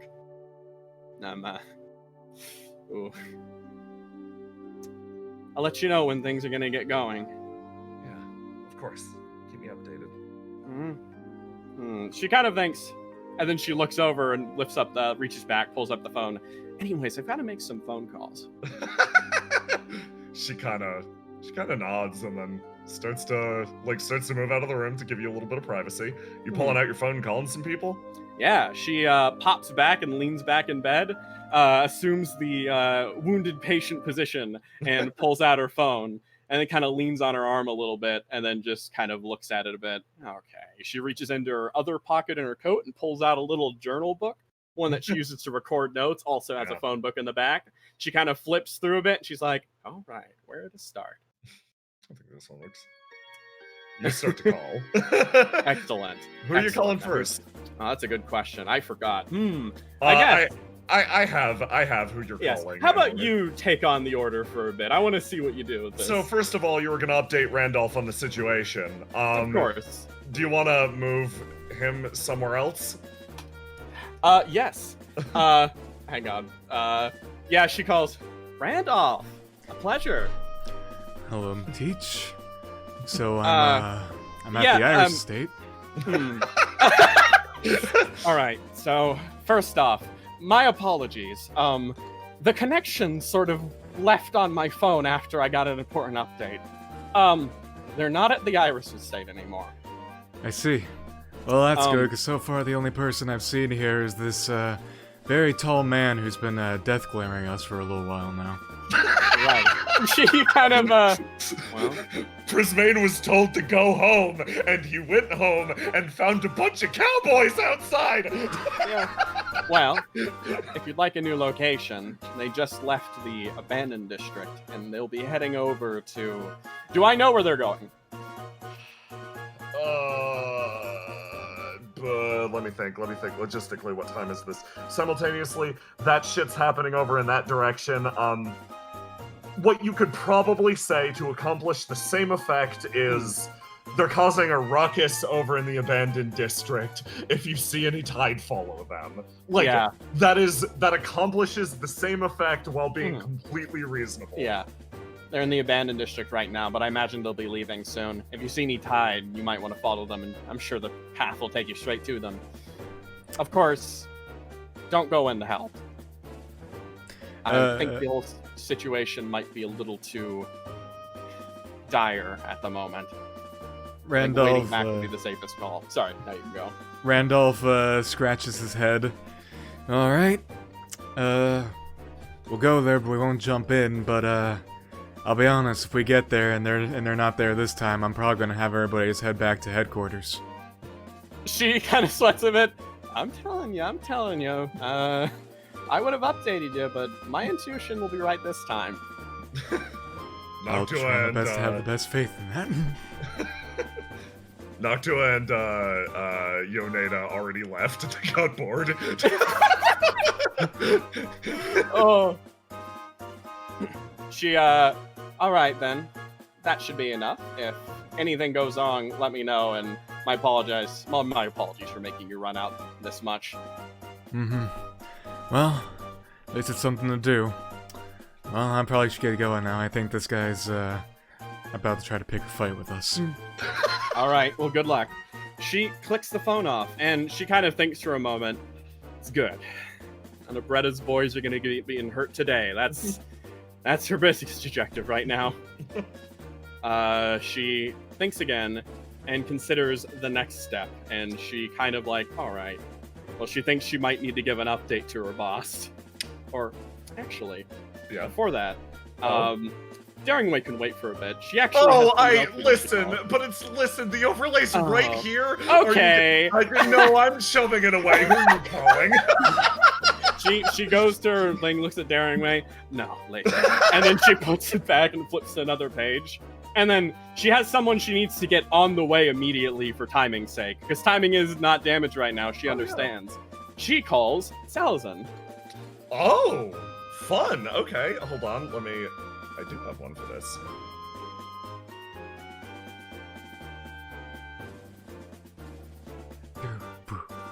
There you go.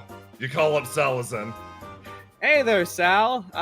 She kind Hey, of. hello. This Hi. is Martha Teach. I work at the university. I've heard good things. His mouth is hanging open like, what the fuck? Okay, yeah. I'm Tilly. Hold on. Wait, Sorry, no, I not just... that one. It's late at night. Is this like Grapevine business or like 13th Ward business? I need to know. Sorry. This is Okay. She kind of thinks about that 13th Ward, but she kind of goes silent for a moment and then is like, sorry. This is Grapevine business. I'm Bishu's friend. Oh. I have a scoop of the century for you if you'd like to take a stop by well, it's a little late. I'm at the Testado sorry, clinic, I just gotta ask a question. Did Kazuya give you this number? Because this is a line that nobody is supposed to call unless somebody's in trouble. So yeah. She kind of stopped. Yes, Kazuya did give me this number. Yeah. And yes, Yeah. people are in trouble. Oh, okay. In that case, how can I help? he relaxes back a little bit, just like, oh my god. All right. If you would do so kind, I could love to have a little discussion with you. I'm wounded right now, but I have a topic I'd like to run through with you at the Testado clinic, if you'd be so willing. Yeah, Testado clinic. Sure. Yeah, I'll take my nightcap off. I'll head on over. Thank you so much. Wait, where are you? I'm in the 13th Ward. She thinks a bit. She kind of thinks about the number of phone calls. He might need, she needs to clear through things. She needs one thing that'll let them go in, Morales knowing that, he's obviously here for Teach. And two, she needs a little more time to make calls, and he might make it up here. And so she thinks, hey, Sal, also, Yeah. there's a little rib shop by the graveyard. Can you stop by and pick me up an order, please? Lady, it is 11 p.m., okay? Thank you so much. You're a treat. Click. She thinks, and then she realizes, now it's time for Daringway, but then, no. I slide the overlay over and then re-unslide it. She once more thinks, 13th Ward business. Something just connected with her. Something kind of clicks, and once again, she shoves off Daringway because she's going to call Kazuya. Okay, give me a sec. Yeah, let's do this one. You ring Kazuya. She kind of like, Mr. Yoshihara, my deepest apologies for calling you from an unlisted number. Oh, hello. He speaks directly into the phone. Yeah, yes, that one's for you. He's in bed in a bathrobe. Oh my god. My deepest apologies. Though, I assume I gotten something of a rather terrible sort recently. I'm in the hospital right now, and I suppose in my loneliness I just wanted to reach out to talk to a dear friend. Oh, of course. I'm so happy to speak to you, even this late at night. Please, how can I help? Well, I have something of a party of my own I'm going to be throwing soon. Oh, do tell. Well, after the unfortunate incident at the Deltano party, I've been a bit down, and I thought of throwing some form of sequel for myself, and perhaps in memory of my darling student. Oh, how very interesting. Yes, quite the tragedy, wasn't it? Yes, it was. She kind of She actually says, yes, it was. She replies with 0 bit of tragedy in her voice. As she, But it just occurred to me. I would hate to throw a party if you're throwing one too. If we clash, that would be a bit unfortunate when we could perhaps work together to throw a wonderful party ourselves. What have you been up to on all that time? Everyone else seems to be running around so busy, but, I mean, has everything been going okay for you? Well, I've got into a dreadful spot of business with, a certain family that existed within the city. They apparently got it up in their heads to, declare war on, Riviera. You hear him shifting in the bed. Oh my. Well, that's a really fun party. I think we have similar party plans. Would you like to come to mine? That sounds delightful. And then Excellent. his voice breaks for a second. But to tell you the truth, is this the type of thing that you should be discussing over the phone? Party plans? Well, if you decide to keep up the act, I suppose I too shall play along. Yes. Oh, I can't come over right now. I'm in the testudo clinic. I understand. We Perhaps- should definitely set some plans later. His expression gains a degree of seriousness. Perhaps you should consider leaving. She kind of thinks, yes, I think I'll be checking out rather soon. Immediately. She kind of thinks about that, and then her face kind of downs a little bit. She thinks about that just a little bit. Yes. Very well. I'm looking forward to discussing wonderful party plans with you. She kind of thinks, yes, excellent, wonderful.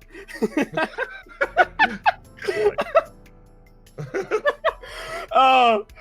Yeah, Sorry. why are you laughing? No, I just see a comment from Amy at the side. I remember every slight. Yeah, so she finishes that up and she's like, well, I do have a few more calls to make. She, perhaps risking fate just a bit, she will now call Daringway. You pick up the phone to call Daringway. He is, of course, at work. He picks up the call. Hello? Hello, boss. She kind of, I have quite a lot to talk about. Teach the phone clicks off. She stops a bit, stares forward. Well. She thinks, did I just get hung up on? Are you, yeah, do you try to call him back? Yes. You try to call Daringway back. It doesn't go through. Ah, she realizes now. I see. I have to leave. She, kind of gets up for a moment, clicks her phone away, and kind of stands up just a moment. You feel the stress. Suddenly, something is wrong. Something's really wrong. You can feel it. She stops and starts moving just a little bit. How's her movement right now? Hurts. You're moving kind of bad. She still continues to move, and she sees someone up ahead again. Are they still standing there? Yeah, they're just talking right now. Okay. No, I swear she's good to move. Like, she's Yeah, playing it look up. You give such good care. I honestly was just hoping that I could, get a little service. But I've got class tomorrow. Yes, of course. I can't keep you here if you wish to leave, Morales says, looking at you. Illyria's looking at you too. You're leaving in a hurry. Anything else? She kind of thinks a little bit now. She actually, well, a little bit. She raised up her phone and she's like, I was trying to call my boss to tell him maybe get some time off, but cut out. Yeah, it's kind of a weird thing. That's actually what we were talking about. Phones aren't working right now. Oh, really? She kind of thinks a bit. Cut the power. She kind of peeks around the corner for a bit. You look around and you don't see anything. She kind of thinks about that for a bit. Well, I wish you all a wonderful day. Something seems rather off right now. She kind of thinks about that a bit. Illyria, Yeah. can I have one of your potions to go? She kind of gives a little smile for a bit. Yeah, she's gonna reach into her pocket and give you a D6 Omni Potion. Thank you so much. She takes that, puts it away, and then's like, all right, stay safe, both of you. Yeah, you too. She begins moving. Pain steps as she starts taking and moving along bit by bit. Yeah. And then she gets out to the lobby and then attempts to simply leave through the door. Okay, you walk outside. Mm-hmm. And do you just try to leave Pinion Tower? Yeah. Okay. So I'm gonna describe what happens. Teach, you work your way around, and eventually you find your way to the elevator. You hit the button, and Actually, you start. Yeah. Can I move that other way I went out last time? The one through the construction yard area? Construction. Remember that was under construction that we tried to get through last time? Or is that simply not a place you can get out from? So yes, you can. Yeah. So you take a very roundabout route. You work your way around the building, and you find your way up and around into the construction yard, and you find your way to the freight elevator, and it starts ticking down. Then it changes. Hmm?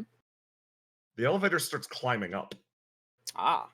Ding, ding, ding, ding, ding, ding, ding, ding, ding, I ding, see. ding, ding, ding. She sighs, and she checks something that's in her coat and makes sure. She kind of looks it over again.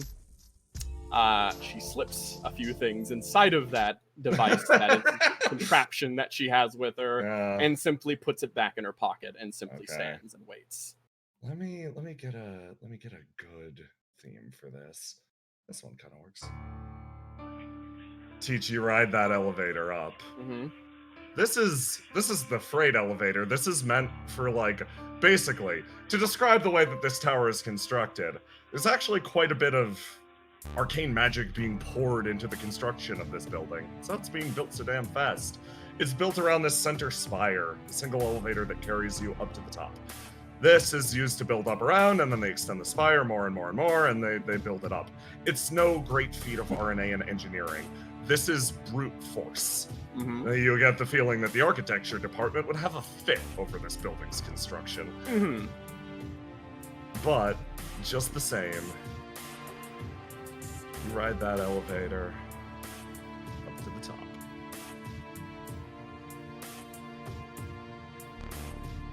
Teach. Right. Yeah, oh hey. Ding. The door slides open. She kind of looks across, and then she says, "You should fix your elevator. I was trying to go down." Of course. I'll get somebody right on that. He takes a step forward and looks out over the city. She kind of moves up here. Why don't you join me for a bit? Yeah, she moves up to kind of step up, and she stands. I think this is fine enough. He stops and looks back and over the city. You threw us for quite a fit the other day when you ran through, what was it, 6, 7 floors of our tower? Sure made me tired as hell. What do you want? He sort of looks out. I want you to stop. Of course. Well, no. I want you to stop whatever effort you're putting in right now. He takes another step forward. I'm sure you heard it when we were conversing with Gwyn. My boss is interested in Riviera's continued existence. Cease your efforts. Walk away. Return to the life of a school teacher. She kind of, she takes a sigh for a moment, and then, she considers that for a moment. I'm afraid I can't do that. This situation has gotten so out of hand. He looks back out across the city. Originally speaking, it should have been simple. Honestly, this is the biggest disaster to strike our faction in quite some time. He looks back over to you. You know we had that money in the vault insured, correct? Of course. She kind of smiles a bit. It's insured, after all. You'll have to pay it back, won't you? I will. I was hoping that the Tide would be able to simply recover the blackmail, put it back in the vault, and we would be able to continue on. Relic Testudo is such a useful tool. He sort of exhales. But, the rest of RNA may not agree with my or Gwyn's efforts. But we need Indigo to stay exactly as it is right now. So, walk away from the blackmail. Leave the Testudo family as is. She, if you wanted me to stop, you'd have to give me a good reason, not veiled threats. He looks back. He looks back to you. Weren't you happier when you were at the university? Didn't you feel better when you didn't peek at the much larger world? Wasn't that gilded cage a much more comfortable existence? She, kind of, thinks about that a bit, looking across as she's like, was it comfortable? Yes, very comfortable. Did I feel good? No, I didn't. She, all the time, rattling on in that cage. Everything else on the outside was simply calling to me. Cries for my help. Cries of fear. The people I loved. All the time I couldn't hear them, but I could feel them. Without knowing about any of that, I acted like a damn fool. I brought that pain into my cage. And I ruined a lot of people's times, I think. At the very least, you seem aware of the consequences of your actions. Cleaning all of this up would be relatively easy. He shakes his head, simply reburying the blackmail, getting everything set up again, restoring the balance between the families. That is my goal. Unfortunately, the Testudo family is a core part of that, as is the Iris family, the Deltano family. The lesser families can rot for all I care, but those three, they have to remain in their perfect stalemate. She, and why? You still haven't gotten to that part. What are you after? I'd say it's none of your concern, but you met with Gwyn himself. He made a special trip over here specifically for you. What? It's part of his plan. He actually, like, you say what, and he actually stops. I may have exaggerated slightly. It was due to you and the impact you were making. You as well as a few choice others. Rocking the boat is no good. Unfortunately, it draws the eye of people significantly more powerful than you. RNA is not the monolith that you expect it is. She kind of, stares at him and simply kind of, what? You feel like you might get your demise from this city? Could be. I simply won't accept anything standing in the way of Gwyn's plans. She kind of, just... Well, that's great. I'm very happy for you. She, kind of, though, I'm afraid in a way you're already too late. Sort of cocks an eyebrow. She, kind of looks directly across at him. I think you're making some big-ass mistake with this one. Maybe it's because of the way Gwyn views it. I'm sure he loves to think of himself as just one monolithic figure that shapes the world around him. The people under him, much like you, are probably wonderful tools. I'm glad you like that position. Truly. I'm happy for you. Gigana stops. I'm not an architect. Hell, I'm not even the force of power behind this plan. If anything, I'm just a composer, trying to make all the loose pieces fit together into a nice song. If you really wanted to stop this plan, you shouldn't have pissed off the cowboy. His expression sours. Well, this is still within the bounds of recovery. He starts to like loosen up slightly. I was warned not to kill people within this city, so why don't we put you under for a bit? He raises his fucking dukes. Teach. Yeah? Teach, what do you do? She kind of considers this for a bit, and she looks across. I'm afraid I can't let you do that. After all, I'm on the clock, and it's a teacher's job to make sure they can help their student get their goals in life. She kind of cracks her neck a bit, and she feels her jacket a bit, and she feels something in there. It's a gun. Something that she could use to, right now, pull out and end this man in this moment. But not out of some sort of morality, nor out of some sense of goodwill or anything like that. She reaches up and grabs her jacket, and she simply tosses it over to the side. Literally at this moment, despite putting on the biggest show she can, in this instinct, Teach is overpowered by a simple motivation. She really, really wants to beat the shit out of this rich, floppy asshole. Teach, can I swap your pog? Yes.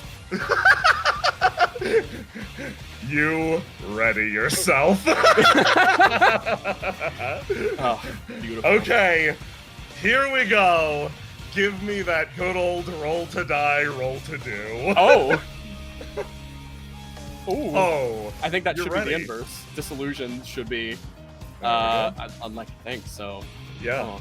All right, so, no red this time. No red Holy this time. Shit. That's fine, because I'm going to have some fun. Let me unwound the, let me heal blue and wound red. I'm probably going to need to, set my swing again. But, yeah, okay. So that was a 17. I'm gonna... Okay, that works. Actually, no. I'm not going to start with an attack. I'm going to start immediately with a clash with this man, using my essence ability to immediately do that. Oh, beautiful! You have to. Hold on. Give me a hot sec. His character sheet is still sort of going off. Excellent. Yeah. I wanted to. Oh boy, I'm happy. Yeah. Oh. There you go. Oh man. Okay. So you both fucking Teach. Tell me if Teach had a signature move, what would it be? Oh, okay. So I think in this way, she probably has some really bad uppercut that she used to pull out when she was boxing. Yeah. She goes in and she just goes to knock him. An attack with the strength she puts into it that would knock someone up into the air with a single blow with it. Oh, that's beautiful. Okay. This man reaches down to either side and you see something flare up around his wrists. Mm-hmm. Damn it. That's an illegal artifact, actually. That's a fucking magic item. There's a flare, and around both of his hands, gauntlets form. Oh. He reels back, and he's going to swap in this, and you both are going to go forward and roll to do. You beat him by one, uppercut to uppercut. You hit each other's jaws, and both go flying backwards, touching down on the ground. You get an assessment of this man. He's been watching you pretty carefully. This isn't someone who can take you normally, but with how wounded you are currently, maybe he can. I see. All right then. She waited for the right moment. Okay. Well, in that case, I'm going to... Yes, I get to go first here. Cool. I will immediately kind of redirect myself, and my kit looks very different when I'm fighting without this illusion. Yeah. So she goes in, and a pair of gauntlets. Look at this perfect square around us. There may not be ropes, but she feels like boxing. So I'm going to move in, and I'm going to do this. Along with, I need to do a complex one, because I gotta add this extra d6 here. 15, oh, professional, I'm doing professional. Boxer. Okay. You said it yourself. This isn't someone who could beat me normally. Yeah. You beat him by 1! The lyric of the night! Tell me how this works. Alright. She moves in once more as the round begins. She can almost hear the bell dinging once more. As she moves in and she comes up, and with a blow, she manages to basically feint him and then go up and basically jab him in the liver, causing him to stumble back and almost lose control for a moment as she readjusts herself and sort of stands up tall. And that was, yeah, okay, that seems like that was it. Yes. That is a big fucking damage. Yes. 6, 10, 20. BAM! Liver blow! As a note, too, that one thing, I'm going to add 1 heat to myself right now. Ooh, excellent, okay. Yeah, just 1 heat, because I got that thing from Dramatic Opener. Anyways. Are you taking away his swing? Yes. Okay, he's going to drop. And then he's going to take a step forward, and this attack is wild. And I started saying it before you rolled. Oh yeah. I'm going to use my essence to allow me to clash with this. Okay. Damn. Okay, we'll do. Let's see what happens here. Roll to do, clash, and then extra d6. Yeah. And I think. Okay. Bam. 1 again! Hey, do you beat him by 1? Yes, again. Oh my god. You flip. Tell me how you parry this attack. She goes in. He goes in with these cool ass gauntlets, and she just kind of sidesteps him. You really think a pair of gauntlets would make you strong? She goes in, and then she actually takes a step up, and she just jabs him directly in the nose, knocking him back, blood starting to pool out from his nostrils. He stumbles backwards, taking a metric shit ton of damage again. He raises up his gauntlets again. Drop, go. All right, let's do this. Drop, roll to die. He's fucking ready this time. Ooh. Okay. Ooh. He's gonna go first. Oh, what am I Okay, I have an idea. Okay, he's coming in for the clash. All right. She, well, I guess I'll roll again. Let's see. Ooh. So, in this moment, he starts coming in, and Teach switches it up a little bit.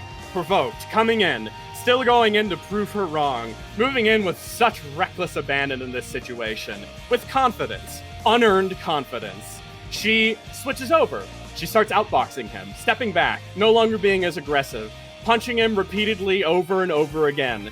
Every time he tries to push forward, she simply keeps him at a distance, trying to read and understand this. In a sense, she is empathizing with him, empathizing with his strikes, trying to understand what it's like for him to do this. And that, she manages to once again tire him out, giving him a bunch more punches across his body. You layer the man with blows, causing blood to fly free. Does he keep his swing, yes or no? No. Okay, you make him drop it. That is an additional 9, okay. Keep it going. All right, so Teach steps up again, and she moves up, and she kind of keeps the distance still, and is reacting to his movements and starting to put pressure on him from all sides as she starts basically knocking him around senselessly. Let's see Okay. how this one goes. Okay. Okay. I'm making that clash again. Oh, you're making that clash. Okay. Yes. Roll to do. Roll this additional. Okay. So you tell me how you hit him again. All right. So she starts circling around him a bit as once more he keeps getting whacked. Left hook, right, jab, moving, pushing him back, forcing him closer or further and further away, sort of denying any sort of offense he has, but still keeping him just right there as she keeps punching. And she sort of thinks about this. Yeah, she's learned a lot about this recently, this experience, this sensation. Feeling like you're powerless in front of a monolithic threat. No matter how much power you can muster, you simply can't fight back. That experience she's felt so many times in her life. And now, she feels herself feeling a lot of pleasure. Pleasure that radiates from her as she realizes she's making him feel it now too. This person who stood at the top for so long, as a loyal underdog, finally gets to experience it. Gets to experience what it's like to simply be powerless in front of something. Wound 1. Here we go. Okay, wound dice is not popping up. I will do it manually. Okay, he's going to wound his yellow. All right, cool. And drop, go. All right, we'll do. Roll the die. Let's go. Oh, we're doing the gambit here. Yeah. There we go. It's going to go this again. Okay. Right. You are. He's gonna go first. All right. He's immediately going to move in I'm gonna and clash with him. Okay, you're gonna clash with him. Okay, give it another go. All right. Let's see. I'm gonna dump that up there. Yep. And oh, that's pretty Yeah. damn good actually. Pretty That. good. Oh boy. Well, we'll see what happens. Not this Okay. time. So, not this time at all. You're starting to get cocky. You're starting to get confident in this. Yeah, I am the monolith right now. I'm the tower. And then your mind hesitates for a second. The very tower that was shattered here. Shit, wait. And you get hooked in the side of the head. You take 8 doubled 16 damage. All right. As- Sounds good. Like ass over end, you spiral off to the side. He hops on his feet, drawing himself up a little more. And he's gonna let you keep your swing. I see. She rights herself at that moment and kind of just simply kind of swaps it around a little bit. And she goes in. That's right. Gotta focus a bit more on the timing there, Teach. She thinks about it and what she's gonna do next, kind of circling a little bit just for a moment. And then she's going to try to she kind of thinks, I need to wait for the right moment. So instead, she's going to go in, and she's not going to make this clash. Oh, okay. Okay. That got to add a 1d6 to that, but yeah. Yep. For boxing. Professional. 14. Boxing. 14. Oh! What a crazy coincidence! Oh. Okay. So you lurch in and you manage to land a very solid hit on the man. He sort of stumbles backwards again. He's still standing. That second wound hasn't been hit yet.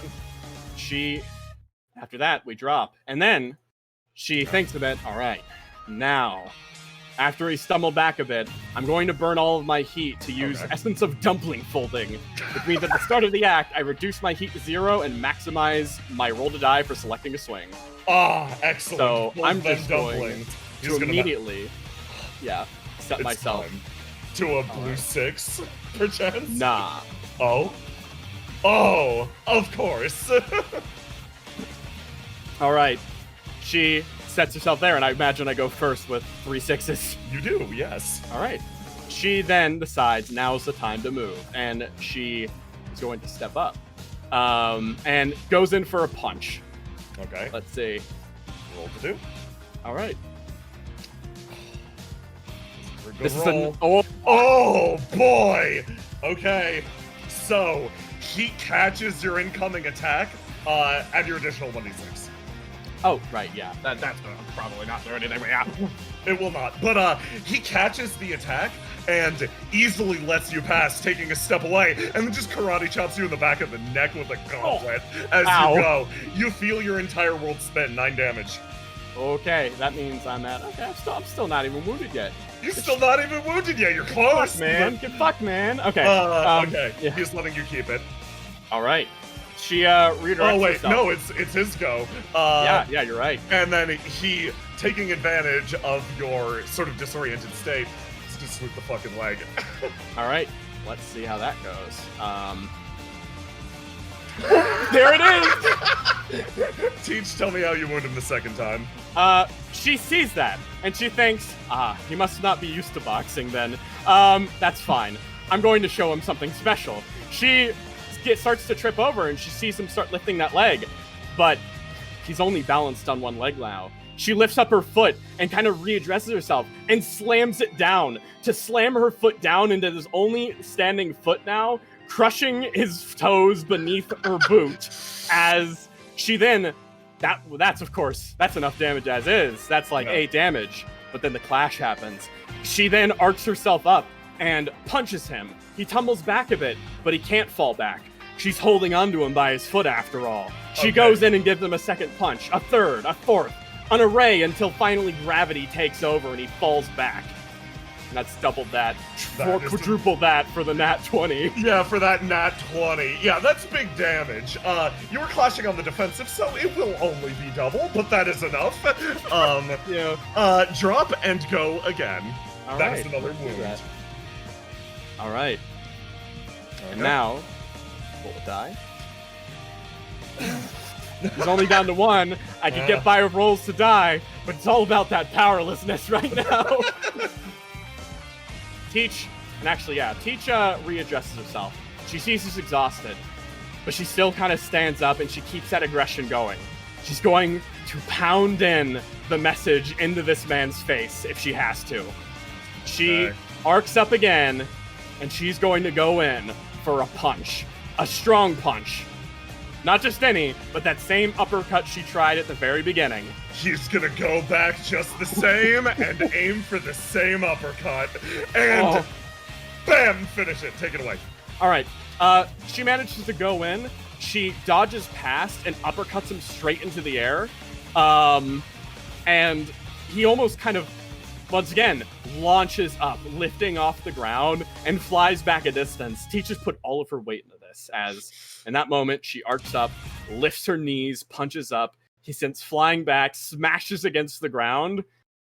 And in that moment, Teach sort of like almost lifts off the air herself in like a jump, and then kind of lands back down, catches herself, feels her leg, the pain returning, the adrenaline starting to fall off.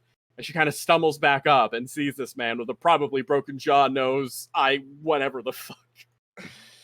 He hits the ground. She stops. Lies motionless. She looks at her glasses, takes them off. Not even a scratch. Still got it. Puts it back on. He's And then- breathing still. Kind of looks at him a little bit. And then she, again, just kind of stands there. And she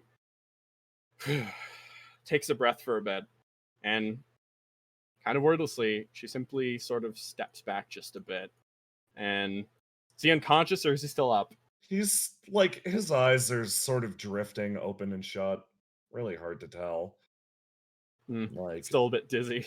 yeah, like his like entire expression is just stuck staring up at that sky.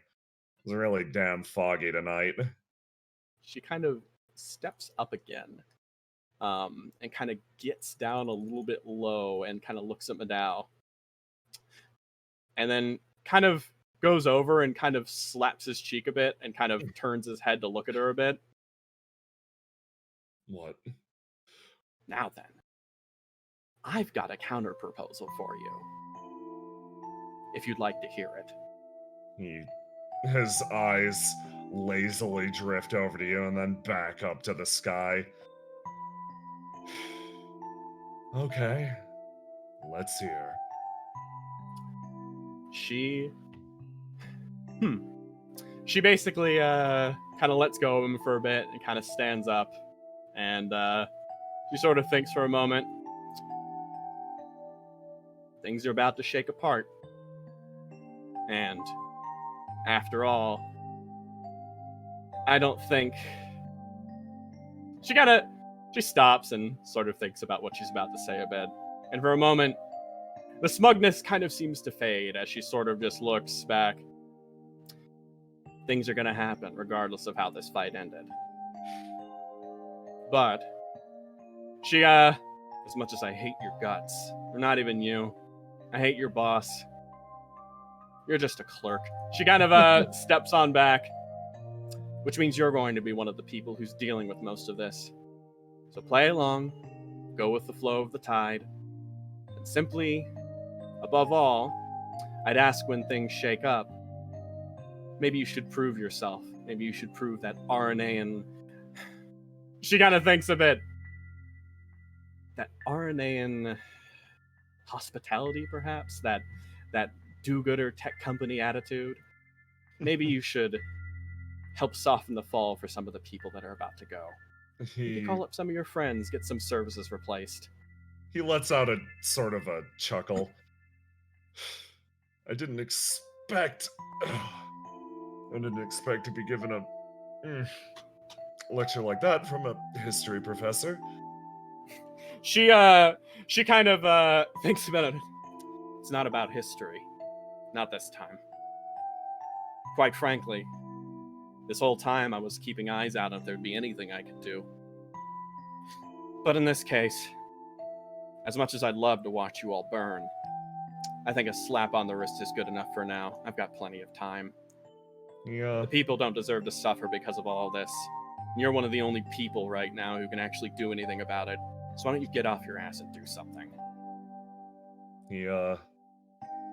You hear a sigh escape from his lips.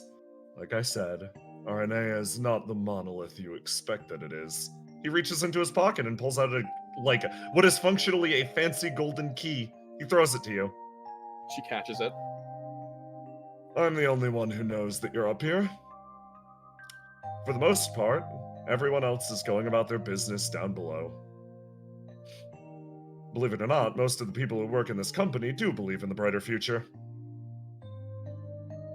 She kind of thinks about that a bit, looks at the key a bit, and then she sort of thinks about that a little bit.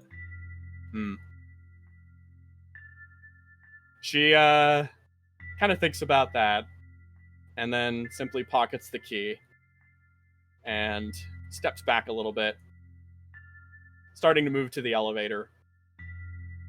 What about you?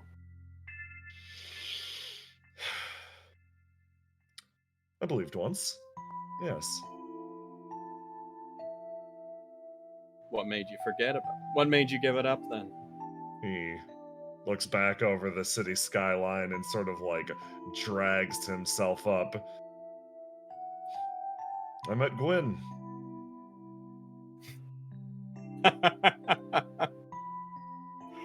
Oh.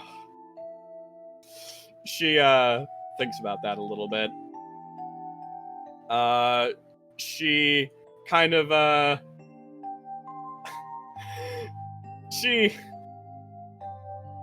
yeah, I don't know how she really handles that one. That's just a bit of a surprise for her. So you gave up? Just because that one felt like a monolith to you? No. I traded my loyalty. I traded my loyalty towards the future for a loyalty towards one man. That's simple. Don't think he deserves it. That's not your decision to make. She kind of thinks about that. Fair enough point. She kind of goes, and is the elevator locked right now? The elevator is locked. You unlock it. Yeah, she unlocks it herself and sort of considers that a bit more, and then steps on through. Well,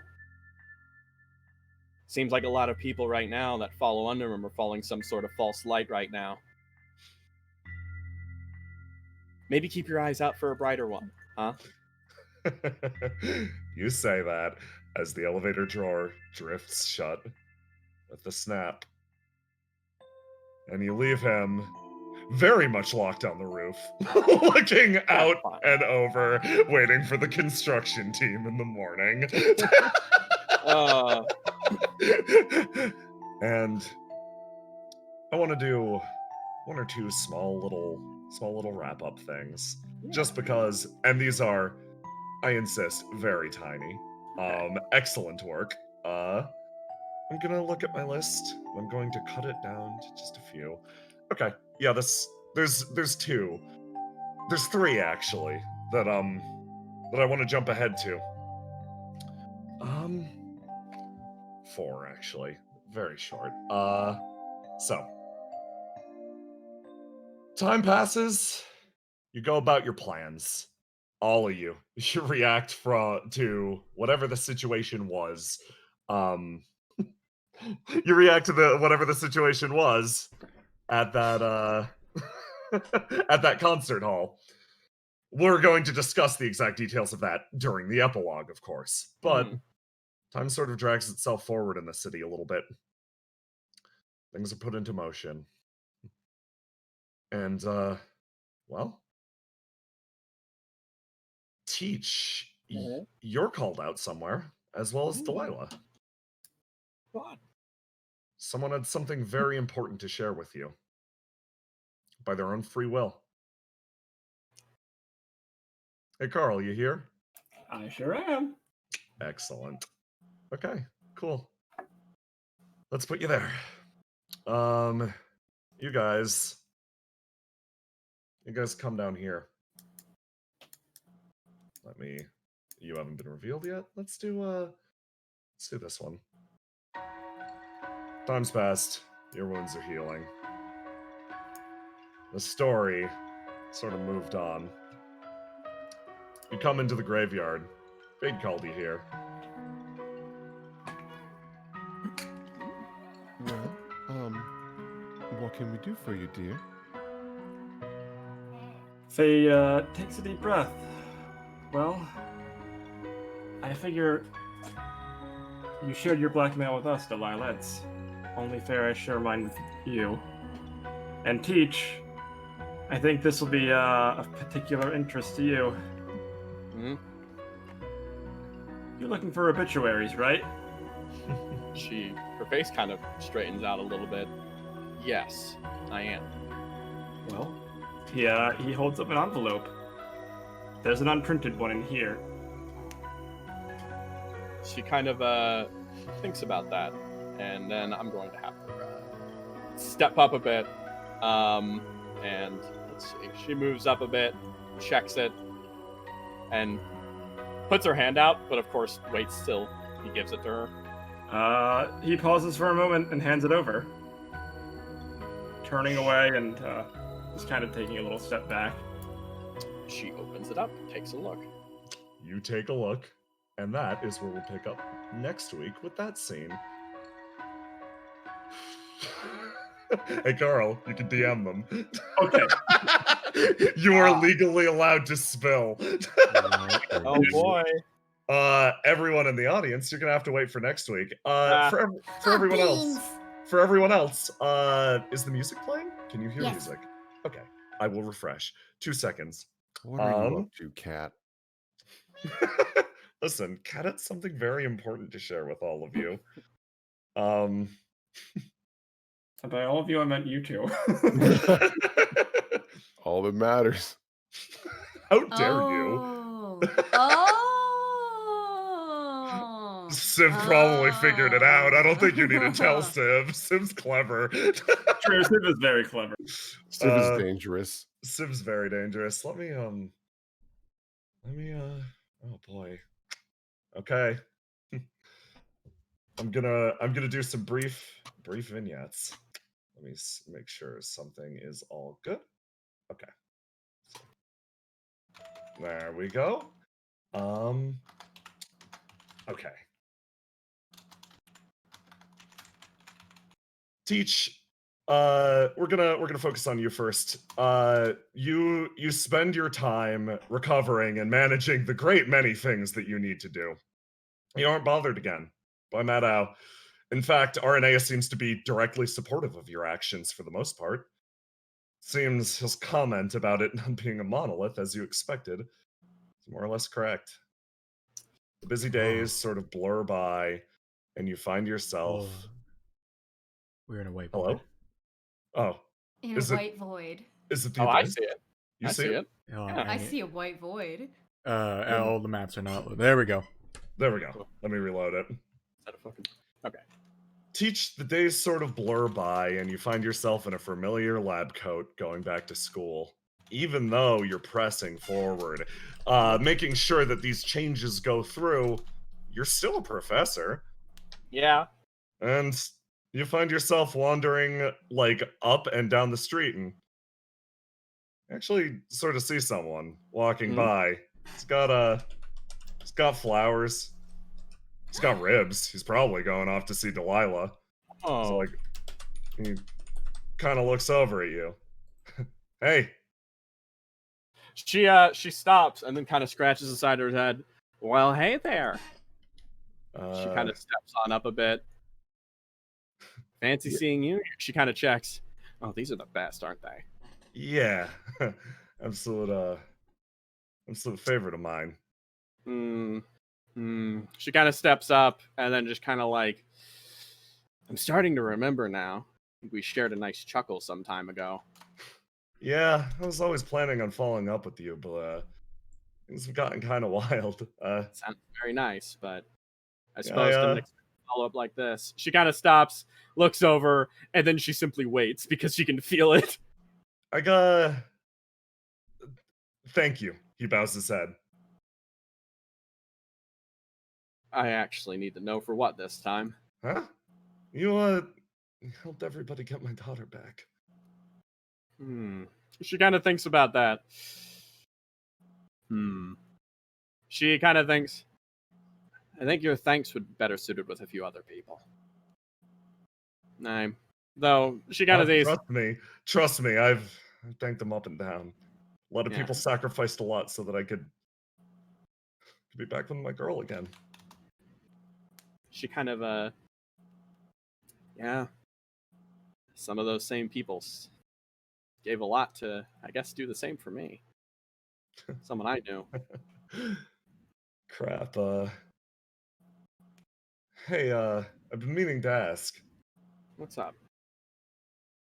Where'd you get that jacket of yours? She kind of thinks about that. Looking for a tailor? I'm looking for something, I don't know, a little different. Oh, yeah. She kind of thinks about that, those wordings. Well, I can tell you straight up, that's one of the best places to go. I thought a very similar thing. Here, actually, it's not too far if you'd like to go take a look. Yeah, sure. He kind of, like, looks up, pokes one long hair, like, poking him in the eyes. I think Red's out. She kind of thinks about that. Yeah, I suppose it is. You know, you should really grow back your beard. He stops, blinks, rubs his chin, smiles, and then chases on after you. You two go on and hold on.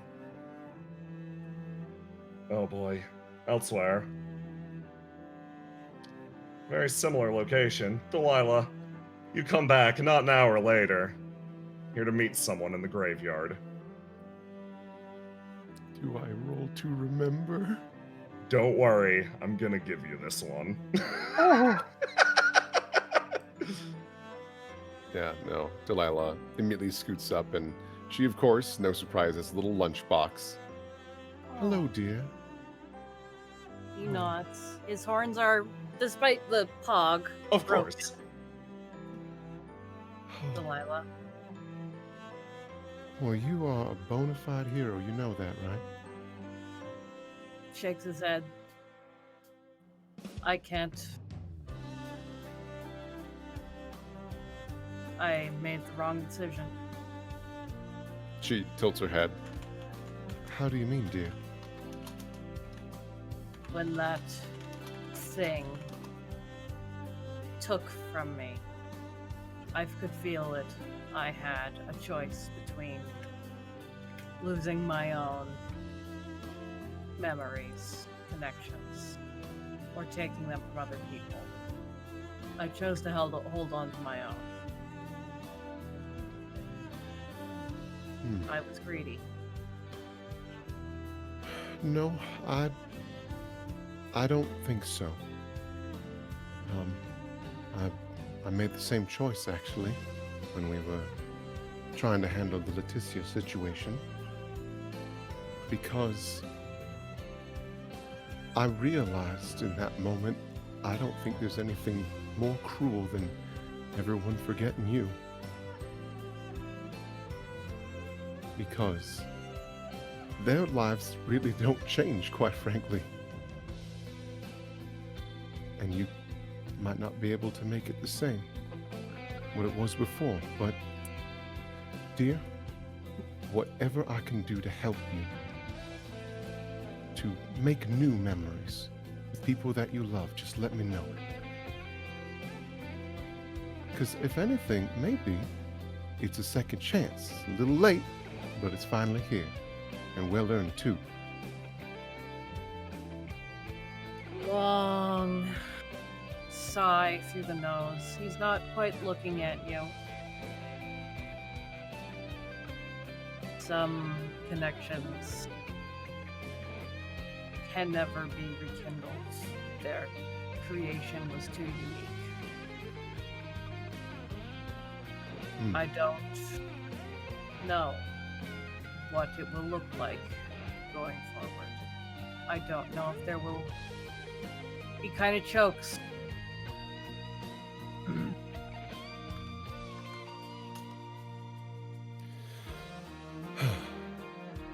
Well, it may not be exactly the same, dear, but with even Leticia, we were able to bring a lot of it back. It might be similar.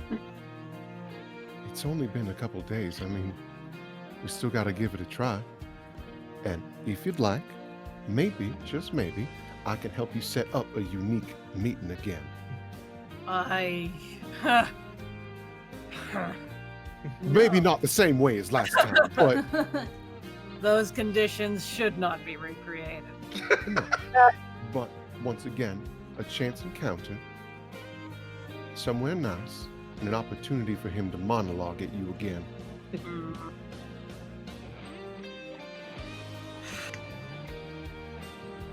Delilah. Yes, dear. He shakes his head. Never Oh. mind. Oh my God, you gonna leave me hanging like that?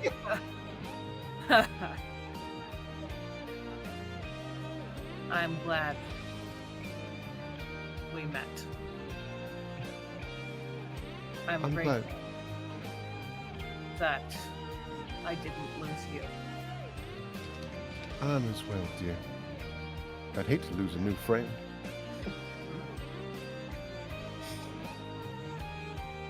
He nods. With and he that, holds his arm out for you to take your arm. Delilah wraps her arm around his. It is hysterically pathetic. She's like And- half his height. And she just looks up. Now, let's go find your new friend. Delilah and Graves, you go off into the city. At another time, Delilah, you find yourself back in a familiar place, a banquet only for you. And bit by bit, little bits of this start healing, reconnecting, recollecting themselves, and a memory you thought was long gone reconstitutes. Someone touches down in the banquet, finally able to properly join the festivities. Oh, Elsewhere, yeah, we'll do this one. Aw. One person has gone into the middle of the wilderness and is digging with a shovel. Oh, hang on, I know exactly what to do. Noctua, why are you here by yourself? I'm burying a treasure. Oh. Can I? She kind of like floats over.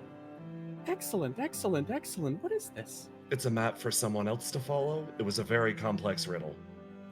Oh, I see. She kind of floats up a bit. Can I take a look? Maybe I could solve it. Noctua stops digging for a second and then reaches out with a piece of paper. It's for somebody important. Please don't laugh. I only had so much paper. I wrote it on the way here. I didn't think it out very well. She holds it up to you. Multiple words are crossed out. She attempted to curse. They were canceled. Oh, I see. She stares across. Excellent. She kind of thinks about that. Noctua. Yes? When are you going to introduce me to these friends of yours too? This one in particular. This one in particular, I am not going to confront because she needs to find this for herself because she did not directly confront me. Noctua takes a step forward, very petty. But when she's ready to come back to the city, we're going to have a big, great hunt ready for her. You're going to hunt her, I see. In a manner of speaking, yes. The two progress out back to the city once more. Oh boy. And here.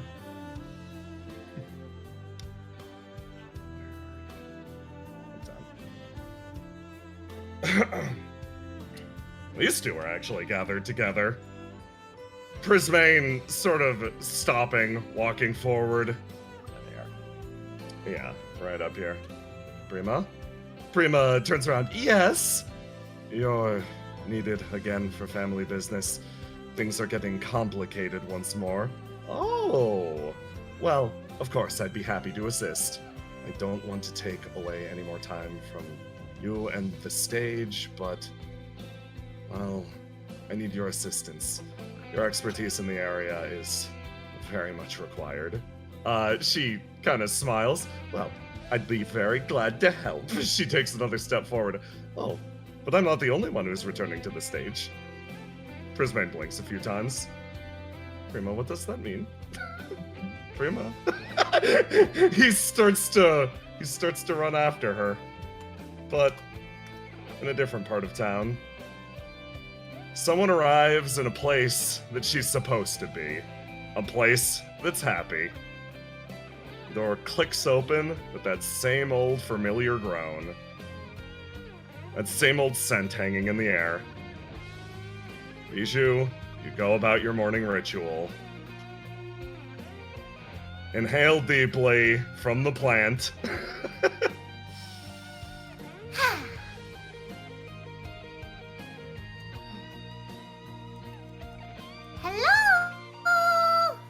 You open the door wide and greet a glittering tomorrow, this time free of fog. With that, I call Forgotten Indigo to a close. It's been a good run, everyone, but we're done.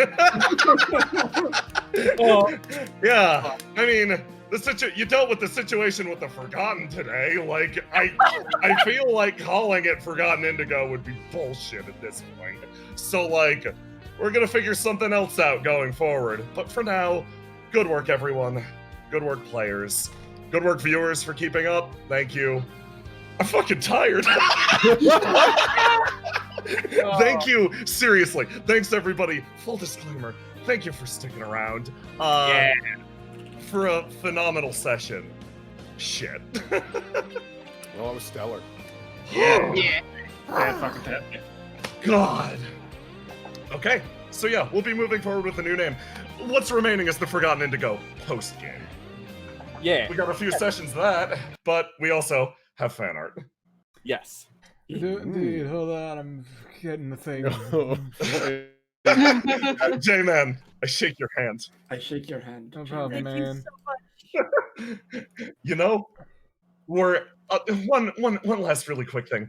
We're not saying goodbye to any of the player characters yet. We still have weeks of them. This is normally the part that I'd be like, hey, say your favorite things about the player characters. You know what? For this one, say your favorite things about the GMs. Just for that.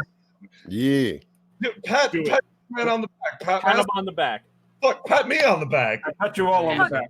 Pat you on the back. Pat you on the back. All of the pets. Okay, so everybody watching the Yes. Alrighty, Yeah. so first off, thank you to Lester 2020 as per usual for putting together the Imgur for us. Always very appreciated. Also for this very long session. Thank So- you so much. First up though, from South Frost, we got Chapter 2 End. Thank you for playing. Yeah. Graves gets the Wonderful. PC. Very nice. And then from Zephyr Zers, Wake the Dragon, the final finale. Yes, excellent. Correct. And then from Inky, clearly you don't own an air fryer. Clearly, you don't own an air fryer. This is my fucking character development. And from Lester 2020, Hey kids, want to see a dead body? Now it's from Lester 2020, How to Carry a Not Living Body. Holy shit. And then from Zona, Oh my I god. believe Zona's new in town, so welcome. Oh, Welcome. Hello. thank you so much for watching and trying. And then from Chad, Lewis. Oh, Karsh is so cute. This is Yeah. an incredible Karsh image. is my wife. Very nice. Look at wife. Done backwards hands, wife. And from Pick, Application complete. Oh, He Oh. did steal it. He stole it in Jean Mirage. Oh boy. That was the real heist of this chapter. no one ever And then noticed. from Bramfire. Yeah, Aw. this is very sweet. I liked it a lot. Oh. Very nice. Jesus, it's like I have to pee, but It's just can't. life if you have a cat. Yeah. Yeah, it's the same. Yeah, it's the same thing. And then from Chad, Thanks, Chad. Nice job. Give to Biv 2 rides again. And then from Cookout Trash Bin. Oh, thanks, Sam. Oh, yeah, thanks, Sam. Sam. Oh, Sam. Pulling Oh, up yeah, the we have to Sorry, share Sam. Sam's true form. Yeah. Yeah. It's all been a disguise what- all along. I'm That's as what he Ritter. looks like when he's not depressed. Oh yeah, Tear. Here. This is so nice. I think Oh, it's Tear. coming Boy. right. Yeah, yeah. There it is. Yeah. Full one. Oh. Yeah. They're him. So his Fun fact. eyelashes. When we were planning the session, we were considering, depending on how much shit was going to be happening, to, on occasion, just hard cut to Jean Mirage and Tyr as like a fucking comedic duo in hell. Yeah. Oh, I want. Awkward tears, God, awkward please. journey. That's how the epilogue starts. Yeah. I think that is Please. prime mini RP material. Yeah, no, that's honestly fair. Then from middle, This Oh. guy. Life. this is Why? the one. Why? The boys. Then from South Frost to another stunning performance. Aww. Chapter 2 and Right. very nice. Lovely. Oh. Extremely lovely. And then Whoa! Yo! He's mama! Yeah. That's fucking pancakes! Zona. That's so fucking cool. That's Thanks. cool. So excellent. Thank you so much. Yeah. And then from Zephyr Zers, Blank Doggle. There he is. Oh god. Adorable. Hell dog. Tilly Fog with the dog. fucking reveal. God, with the camera too. So perfect. That was amazing. Ka-chink. Aw, And from Pineapple Woman. it's so Aw. pretty. Aw. Great. That's wonderful. Yeah. And then from Coyote Trash Bin. Wait, so you really don't remember me? I want you to say it. That's so fucking funny. Ding, ding, ding. That that where it went? For a trash I bin am as well. hard. I will help people. Carl, please set that as your status. You saved a lot of asses. Oh, you saved so many I'm asses. glad the kit works without me rolling well, because I rolled like shit. Oh, Yeah. Man, this session's rolls were fucking crazy. Yeah. All like over. them. Beat it by 1. From middle, now whipped here. Oh, he's so pretty. Here he is. My boy. And then from Binoki, a painted Tilly Oh. hamster. Oh, And there's a from back angle. That is a totem of power. that looks like a little Kirby enemy. Yeah, I love it. Sprinkle power. And There he is. I'm powerful. Oh, so strong. Teach, this is the new look I was definitely thinking of. Damn. Yeah. Look, you actually look great. Good job. If you're gonna clean up your act, you better look the part. Still get the beard, Mhm. please. And then from Chad, Oh, someone God. suggested that a random Thai grumpy named Chad, so Oh, dodge. good job Oh, I diverting the love that burden so one. much. That's the one I was Yeah. the most Yeah, worried yeah. about. Oh yeah, Yeah. that's scary. And then from Aw. Pick, Oh, Dario drop time for Maid Leticia. Oh, So nice. Very that's nice. fantastic. Very, very nice. And then from Pick, Oh my god. Armed dangerous, like, wow. I Good, she's so cute. Pick. I love the faces you make. On They're this so very good. They're so good. funny. So good. And then from Tala. Cowbell. I think Tala's Just also a new hanging over folk. the roof. Oh my god, so many I new believe people. so, Thanks yes. for joining us. Thank Thank you. you so much. Yellow. Very nice. And then from Zona, Graves. Oh. Oh my gosh, it's so pretty. Maska, shake you. Maska, I'm just shaking you. That's Please. beautiful. Thank you. I wonder Not who tonight, those. but I will protect them. I wonder who those flowers are for. Oh, me too. Are those forget-me-nots? Yes. And then from Zephyr Zers, would have guessed Saunders cat person. Cat person, definition, prefer working alone, dislike socializing, need time alone after being in a group of people, arrive either early or late. Most of 2020, my job here is done. Well, you didn't do anything. And who are you? Oh, fuck. Oh, man. Fuck me tight. It breaks my heart that everyone who was not directly associated with her, Leticia, was punished. Yeah. Okay. Sometimes the dice decide to be as cruel as physically possible. It's tragic. Just by one. Aw. It's the motherfucker. Sorry This if is you- what we done. We have great plans for the motherfucker. I love the motherfucker. I love dog. Yeah. And then from Chad, Oh! Horn Break. Oh. God fucking damn it. Oh. Oh yeah, man, my Mask. God. You see, Mask, you've obtained the Graves Pokemon evolution tree, but every time he evolves, his horns just get a little more broken. Aw. Oh, beautiful. I can't believe I'm fully evolved now. But wait, there's a step beyond this where he's dead. Yeah, That's ghost the Mega type. Evolution.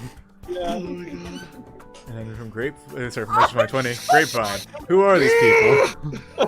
Who are they? Never Oh, heard God. of them before. New And duo then band in from town. Monet. God! Oh my God! Aw. Look at him. Fucking good.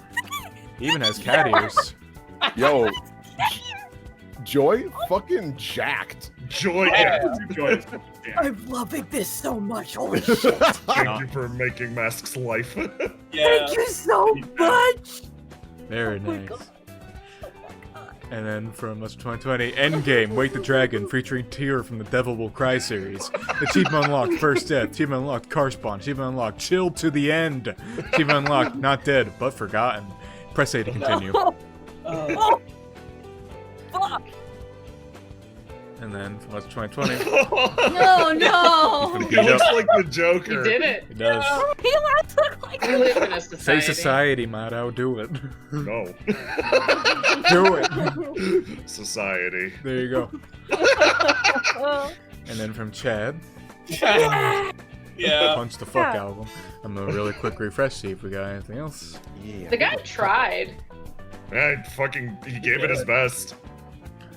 Scroll. Yeah. Like Scroll as fast as your little fingies can take you. What was that one? Did I miss that one last time? I think you might have missed that one. Yeah, I think we're nothing new consistent up to this point. Okay. And Indigo. Indigo, yeah, that's, you got it. That's the next game. No, the new one is Remembered Indigo. Yeah. You got it. And then from Spencer, guess we remembered the Indigo. And that's Guess how we did it. And yeah, congrats. That is the last piece of fan art for Forgotten Indigo. I guess we have the post game too, but that's perfect for the finale. Yeah. Yeah. Well, what a ride we've had. Forgotten Indigo. Wow. Wow. We done it. Those Something Indigos. the Indigo was forgotten. Anyway, I wanna thank everyone again for coming out, staying out, doing the finale. It's done. Next time is epilogues. We're talking out what's happening next. Logs. I hope you all enjoyed the session, and I hope you all have a fantastic evening. Thank you all so Yeah. much. Say goodbye to Chad, everyone. Bye. Bye, Chad.